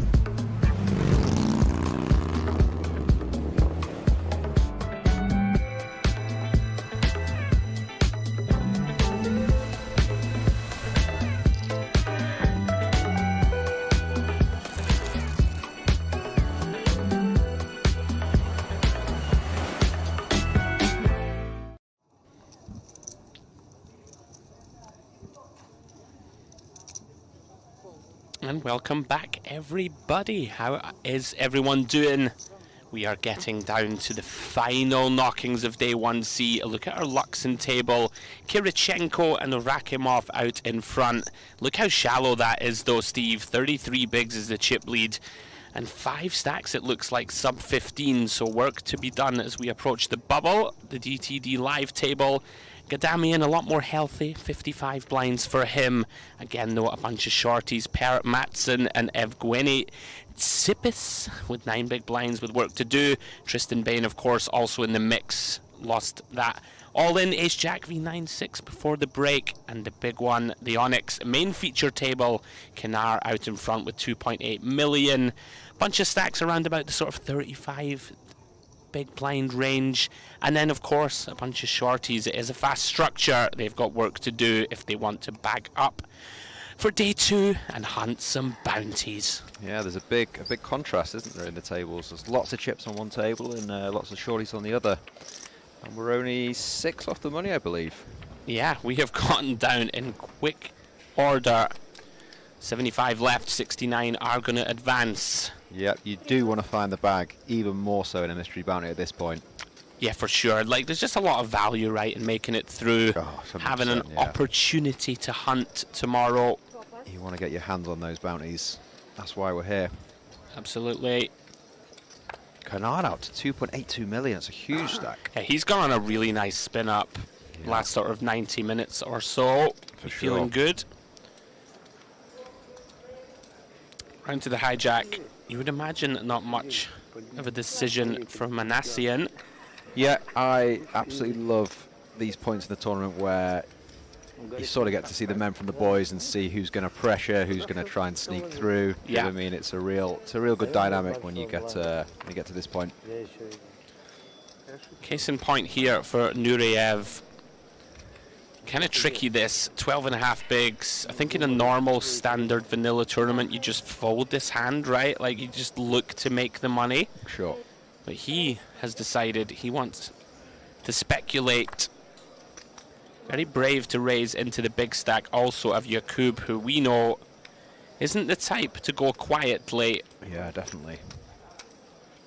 Not sure if Nureyev was here for that King 4 of Spades before when he called the, I think it was a 10-11 big blind shove. Yeah. From the button. Yeah, I must say I'm not sure about this open. Like, obviously it's going to be fine for chip EV, but there's got to be value to bag, right? Like, there's going to be a bunch of stacks shorter than 600k. Yeah, I think. But he's going for it regardless. I think I actually prefer just a jam rather than open. Well, here we go. It's going to get on the fold. Big trouble. King 8 deuce, 2 hearts. Yeah, this is going to be quite dicey because if he does see back and see Jakub just shoving. He does seem like the type to just want to realise over 5 cards, and at this stack depth you couldn't fault it. Yep, agree. And Eurev's just going to be hating life if that happens. You obviously have to call it off, but you're not happy about it. Yeah, let's see if Jakub takes aggressive action, and you've called it, I believe. Okay, I thought he was just picking up the reds and launching them in. He's just checking the computer. He's like, are we doing this? Okay, going for the non-all-in raise. Actually don't mind this, can look a little bit stronger than just jamming. Yeah, it's interesting. People just tend to put you on a flush draw, right, when you shove. Sure. Whereas here we can have... You can definitely now rep the King X, can't he? Yeah. Yeah. Yeah, I'm definitely with you. Yeah, Nureyev now. This is pretty ugly. We can get it in against some worse hearts, right? He didn't fold, right? No, it looked like he did. Okay, okay. I don't blame the graphics for thinking he did. He kind of went the cross thing, but no, he's just doing the time banks. I mean, I just don't think we can never fold. No, I agree. We've committed 165k for 620. We have a jack high flush draw, which figures to be live most of the time. 500 already in there. Here we go. We'll see the bad news. Yeah, this is a disaster of a hand to see. So going to be looking for an offsuit jack or 7. As Jakub just does a bit of inventory. Yeah, when you get the count as well, you don't think they have a flush draw. No. Because you think a flush draw, they just, you know, snap call and off we go, but... I guess you also don't think they have a king. Yeah, it's also true. Yeah, he's just like, what's he got? He might have an 8 or something? Yeah. Jakub. Oh, he's loving it. He's loving life. Yeah. He whipped that over like it was 4 aces. All right then. Flush draw versus flush draw. Nureyev, little grimace. Gonna have to find an offsuit jack or 7 or some kind of offsuit backdoor straight. It's looking fairly bleak. Yeah, especially 5 off the money now. And that's it. Queen of clubs turned stone dead. And your coup continues to flourish. On course to bag one of the big stacks going into day 2 tomorrow. Like you said at the start of hand, you almost look down at Jack 7 suit on the button there, and you automatically want to open. Sure. But if he thinks about the spot a bit harder, actually, you know, you can just fold pre there. I did think it's a dicey kind of spot. Yeah. Especially into the big stack, right? And just, I think there's still value in bagging, even if you're shortish in a mystery. Yeah. But there you go. You can definitely autopilot a lot in live poker, and sometimes you do need to just take a few seconds, think about the spot. Matson here sends them in. Pretty standard stuff, I'd suggest. Even on the bubble, big blind versus the button. Yeah, and you imagine he's going to get looked up. Yeah, kind of a spot where you think you've got a ton of fold equity, right, against the big stack. Sure. If there's ever a spot where you want to 3-bet rip 8s on the bubble, it feels like it's this one. Yeah, definitely. And Gadamian here, Warbs, I mean, this is a pretty big hand, right? Like, you're not thrilled about it, but can we raise fold this? No, I think he's going to go with it. I mean, he's still got 2 million if he calls and loses as well. It's not a huge part of his stack. Yeah, you probably expect to very rarely be good. Yeah, it's one of those, isn't it? You might be like King Jack suited, but sure. Just so many times you're up against a weak Pairs and ace, ace. pairs, yeah. Sure, but that's okay too. Yeah, you've got enough equity. Yeah, makes the call. All right then, 1.5 million in the middle. Matson, the Swede, looking to hold. You never know as well. He might just power like the 9-10 suited, 10 Jack suited and stuff. So. Sure. Big moments here as we approach the day 2 bag. Can the snowmen find a hold? Well, that's bad news. King 9-3. Gadamian vaults into the lead. All of a sudden, 6% for Matson. Gonna have 2 pulls at it. First one is no good. As we can see once more with the card removal factor, 1 out, 8 of spades only. Yeah, Gadamian on the verge of 3.5 million. 3.5 million it will be. 5 of diamonds completes the run out. Very unfortunate, of course. Matson hand sort of plays itself. GG's, sir. Never a fun time to bust a poker tournament. What can you do? Sometimes you gotta win your flips. Yeah, it's just a very, very typical multi-table tournament hand, isn't it? You've come this far, but there was absolutely nothing you could do that. 3.5 mil for day 2 looks very tasty to me. Yeah. Likely going to be 70 bigs, I believe, right? I think we're still at 2040. We might be at 2550 now. Sure. In any case, that's a lot of chips to go ahead and hunt. Bounties, back to the Luxon table we go. Another all-in. Curious decision from Asikoglu. Yeah, he's under the gun, decided didn't want to pay the big blind. Yeah, this is, for me, a fold still. Yeah, I agree. Well, you know, we can run it in the big. Yeah. But just deciding, with the presence of that big blind ante in the modern game, just deciding I'm going to run it. He's actually going to get it in not the worst shape if it remains heads up against a Manny, which it looks like it will. Somehow in a flip. Yeah. Anastasiades only finds Queen 6. On the short stack himself. Can't imagine we're going to run this one. And, just a bit of stalling, I think, trying to make day 2. Makes sense. Just got to be aware. Yeah, go on, Steve. He's got a few tie banks, just going to say, so. Yeah. I think that's his thinking, although he's not used his full. He threw a time bank in there, but didn't even use the full time. It's interesting play. That's a rogue strat. Yeah. Well, Asicoglu, going to get some fairly good news here that he's up against pocket fives. Yeah, you're absolutely loving seeing this, aren't you? Has a puncher's chance. 155 to 435. Critical pot also for Amani. Here we go. Ace, King 10. Gut shot to Broadway does materialize for the Brit. Backdoor spades also. Glimmer of hope. Spade for the full sweat. Yeah, there it is. There it is, the 8 of spades on the turn. 34% of the time will manage to survive.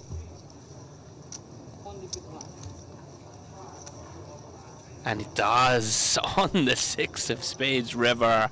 Backdoors the jack high flush. Glimmer of hope turns into a ray of sunshine. 435k. Back towards him, now in with a good chance of sneaking through the bubble. Yep. Nasty one for Amani. Couldn't find the hold. Here we go. We have our firecracker, Mr. Alajmi, opening 9-10 of hearts +1. Sibgatova, ace queen off on the button. Yeah, two players we've seen a lot of today. She's been on the table with Alajmi all day. I think she knows that she can three bet this for value, and to be honest, even just call a jam really. He's been very loose. Bit of a wild card. Interesting to see what he does. I can't imagine he's folding pre-flop. Yeah, I do like this from Sibgatova. I think typically people flat this ace-queen hand a lot, but against somebody as wide as Alajmi, who, you know, loves to gamble, loves to get in there. Like, I can imagine if he has like a queen 10 suited that we dominate, right? He's not going to fold, so let's get money in the pot. Yeah, he's not folding any two suited cards to a 3-bet, so you've just got to go pure value. Feature of this structure, all of a sudden Sibgatova with just pot or so back, but it's a pretty good board. 5-5-3, likely to be ahead of all of the unpaired hands in Alajmi's range. He's going to c-bet here. Looked like 250 announced. I think you might be going 350. No, you're right. Yeah, 250. And this is not the texture Alajmi was looking for. Yeah, I would. I wonder what she would plan to do if he did jam. But no, she takes it down. It's a great pickup. Yeah, huge. Up to 1.7 million. Interesting. It sounds like so much, but it's only like 35 bigs. Yeah. When you start with 200k, though, 1.7 sounds big, but yeah, it's a quick. Really important pot to win. Structure. Romanov here, forced all in the big blind, out on the Luxon table with the deuce 4 off. Kirichenko, king queen. We are down to 73, so 4 away from the end of day 1C. Romanov looking to survive. Yeah, he needs a few double ups, doesn't he, after this? Pretty bleak so far. Jack 3-7. Let's have a couple of backdoor draws.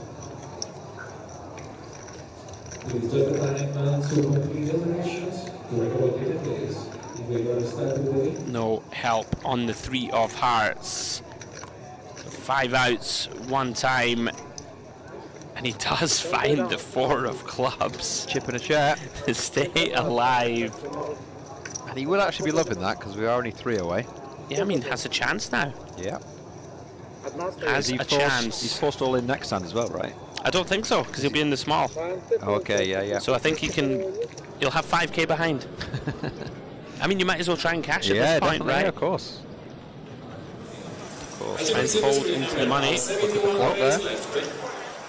69 prices from now start to pay the hand frame bid.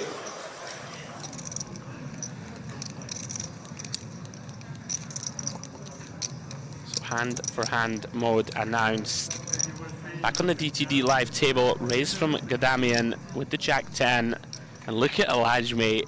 Yeah, he's just not bothered about that Just bubble, is he? does not care. Does not care at Says, all. I'm in there. 9-4 of clubs. And a pretty grim spot this for Diachenko. I like fold. Even though we're getting the direct odds. 2.5x raise as well, and he's just in there. Looking for the piece. So 7-6 deuce. No piece found as yet for Alajmi. This is the chip leader as well. This guy just really doesn't care who he's up against. He's box office. A lot of fun. We're on the bubble. He's not bothered. Oh my word! Is he jamming? Oh my word! This guy's my hero.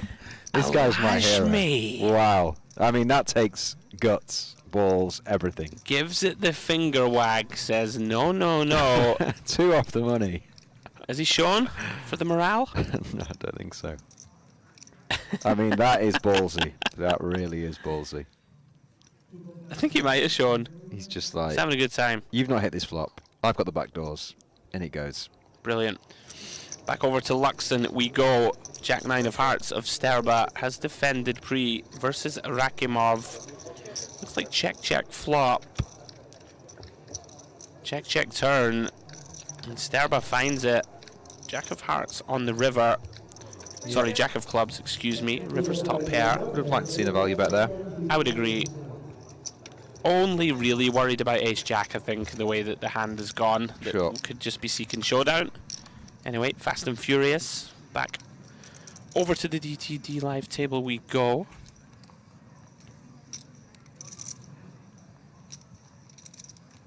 Round to Tsipis in the cutoff. 9 big blinds only. 2 off the money though. Yeah. Does decide to make a disciplined laydown. Thinks better of it. I love Alajmi. Look at him. He's just having a great time. I know, he really is. He really is. I think the 9 deuce here, you can just let this go. Yeah. And it's our first walk. Yeah. It's the first walk I've seen in 2 days. With 3 featured tables. Hey. We're in the Mediterranean, baby. Certainly are. Ain't no limps, ain't no walks, excuse me. We are approaching midnight local time. Back to the Luxon table and back to Sterba. 810k. It's going to start with limp here. Yeah, very interesting. Interesting hand this.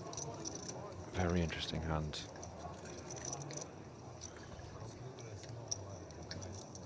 Intriguing spots. Yeah. Like if Rakimov jams, like I'm not sure he'll jam 8s, but you know if he jams range, for example, can we limp call it off? And he has just jammed with pocket 8s. Sure. I mean, he should be. I'm a bit surprised that he doesn't go for a raise call. He should be raise calling, shouldn't he? But this all kind of depends on how much Sterba cares about ICM and and cashing in things. And I guess one benefit of this is if you think that your opponent won't limp jam, the kind of weaker hands like the suited wheel aces and stuff like this on the bubble, which seems a fair assumption. You may just knock out a hand like a king 10 off here and stuff like that when you jam, which isn't, you know, the worst result in the world. Agree. But it's just, you know, if he's limped like the deuces to 5s and now he suddenly finds a hero fold, you're feeling a bit sick, aren't you? Yeah, this is nasty, nasty stuff now for Sterba. Yeah. Probably feels like he is being leaned on. I don't blame him for folding that. Yeah. But it would have been interesting, as you say, if the 8 just opens. I assume he's gonna pilot him. Right, here we go. Out on an outer table. We do have an all-in and a call. Looks like ace 8 against ace king. And is ace king at risk, or both at risk? 2 all-ins on the table. Oh, and it's the 7-9-8. The dead man's hand. Yeah, I believe the ace king is the covering stack, but not by much. Ace 8 looking to survive. Yep. Looks like a 10 on the turn, so there are some chops available. Not on the 5 of hearts river. So ace 8 finds a way to survive. Huge double to 5 big blinds. That is Demir Gabdulin, regular player at all of the Merit Poker stops. Got a lot of pedigree. finds survival on the money bubble.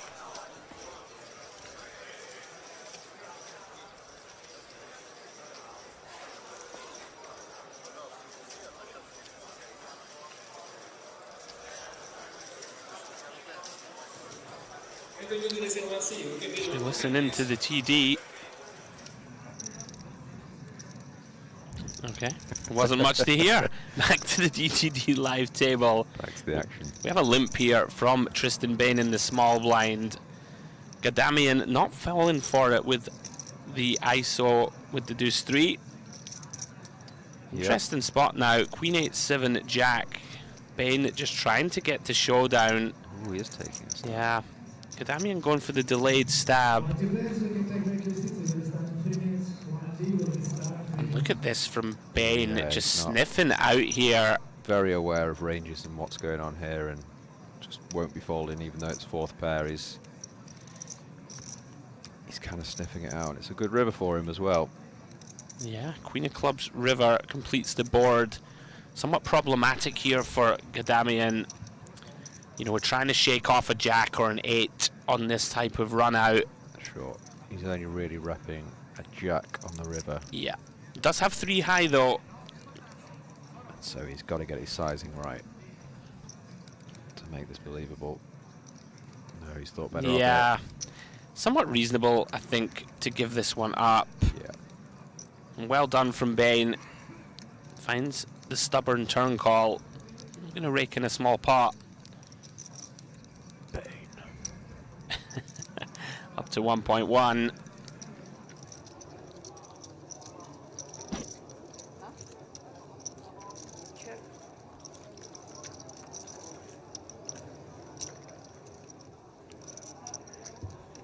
Back to the Luxon table. Kirichenko versus Rakimov. Had a raise here pre-flop from the small blind with the pocket 9s. Kirichenko just calling with 6s. Flop goes check on the jack 8-8 board. Pocket 9s of Rakimov still best. 125. It's going to seek a bit of value on the turn now, Warbs. 125k. Yep, seems fair enough.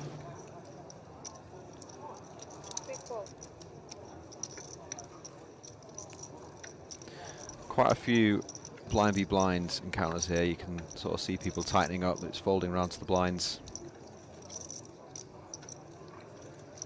Yeah, interesting river. Rakimov's going to go for a little bit of thin river value. Does make some sense. We can target some ace highs here as played. For sure, yeah. Going to be difficult, I think, for Kirichenko to fold here. Everyone always calls it. If you can beat ace high here, just always call it. Is counting out 225k.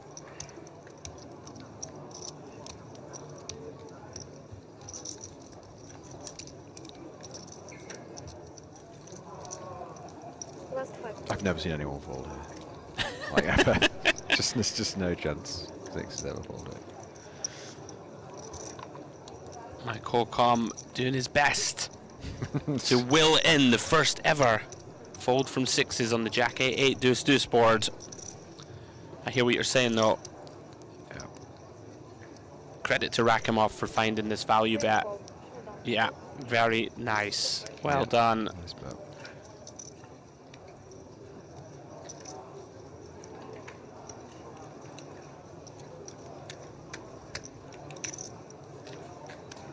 So he's up to 2.2 million. Still 2 players away from the bubble bursting. And we do have an all-in at the outer table. Ace-5 of the short stack up against Ace-Queen. He's in dire straits. Looks like we could be losing one. Yeah, needs to find a 5 or his day is done on the bubble. 5 to stay alive. No. Just misses. 6 of diamonds on the river. We do lose Ali Zebarjad in 71st. And with that, we are on the direct money bubble. You had many direct pure bubbles live in your lifetime? It's hard to do. I'm not sure I've ever had one. Maybe one. I've had 3. 3. Each more painful than the last. No, go home, drink. Drink. Go home, drink. Sounds like me and you in a few minutes. It absolutely may well be the case. Well, here we go. This is it. The direct bubble. Tomasian all in. Does send it in with the King-9 of clubs. Yep. Unperturbed. Gets looked up by the 7s of Manassian. Fair enough plays. Obviously just open jammed. 475 всего ли? 470. I believe they're just waiting, of course, hand for hand. Hands underway at the outer tables. And 5. Yeah. No, but he's one blind. And then 4. But he's one blind is already in. So 8.5. Flop. Show flop. Tables in good spirits as we wait for this run out. Two flop. Flop to turn to river. It's not a great feeling this Warbs, right? Being all in on the stone bubble. Waiting for your fate to be decided. Yeah, especially when you have King-9 suited. Let's go Celtics. Well, Go to drink. И не обязательный пуш, кстати, на бабле. Арл 9, да, у тебя? А? Арл 9 у тебя? Да. Мог бы и подождать. Да, ну, типа, here we go. интересен, так. Нет, это мистери, но... Мистери. Я никого не All in from Tomasian, called by Manassian. Так, хотя бы если удвоишь, уже хоть какие-то шансы. Все, шоу. One card. Там сейчас пускай вылетает.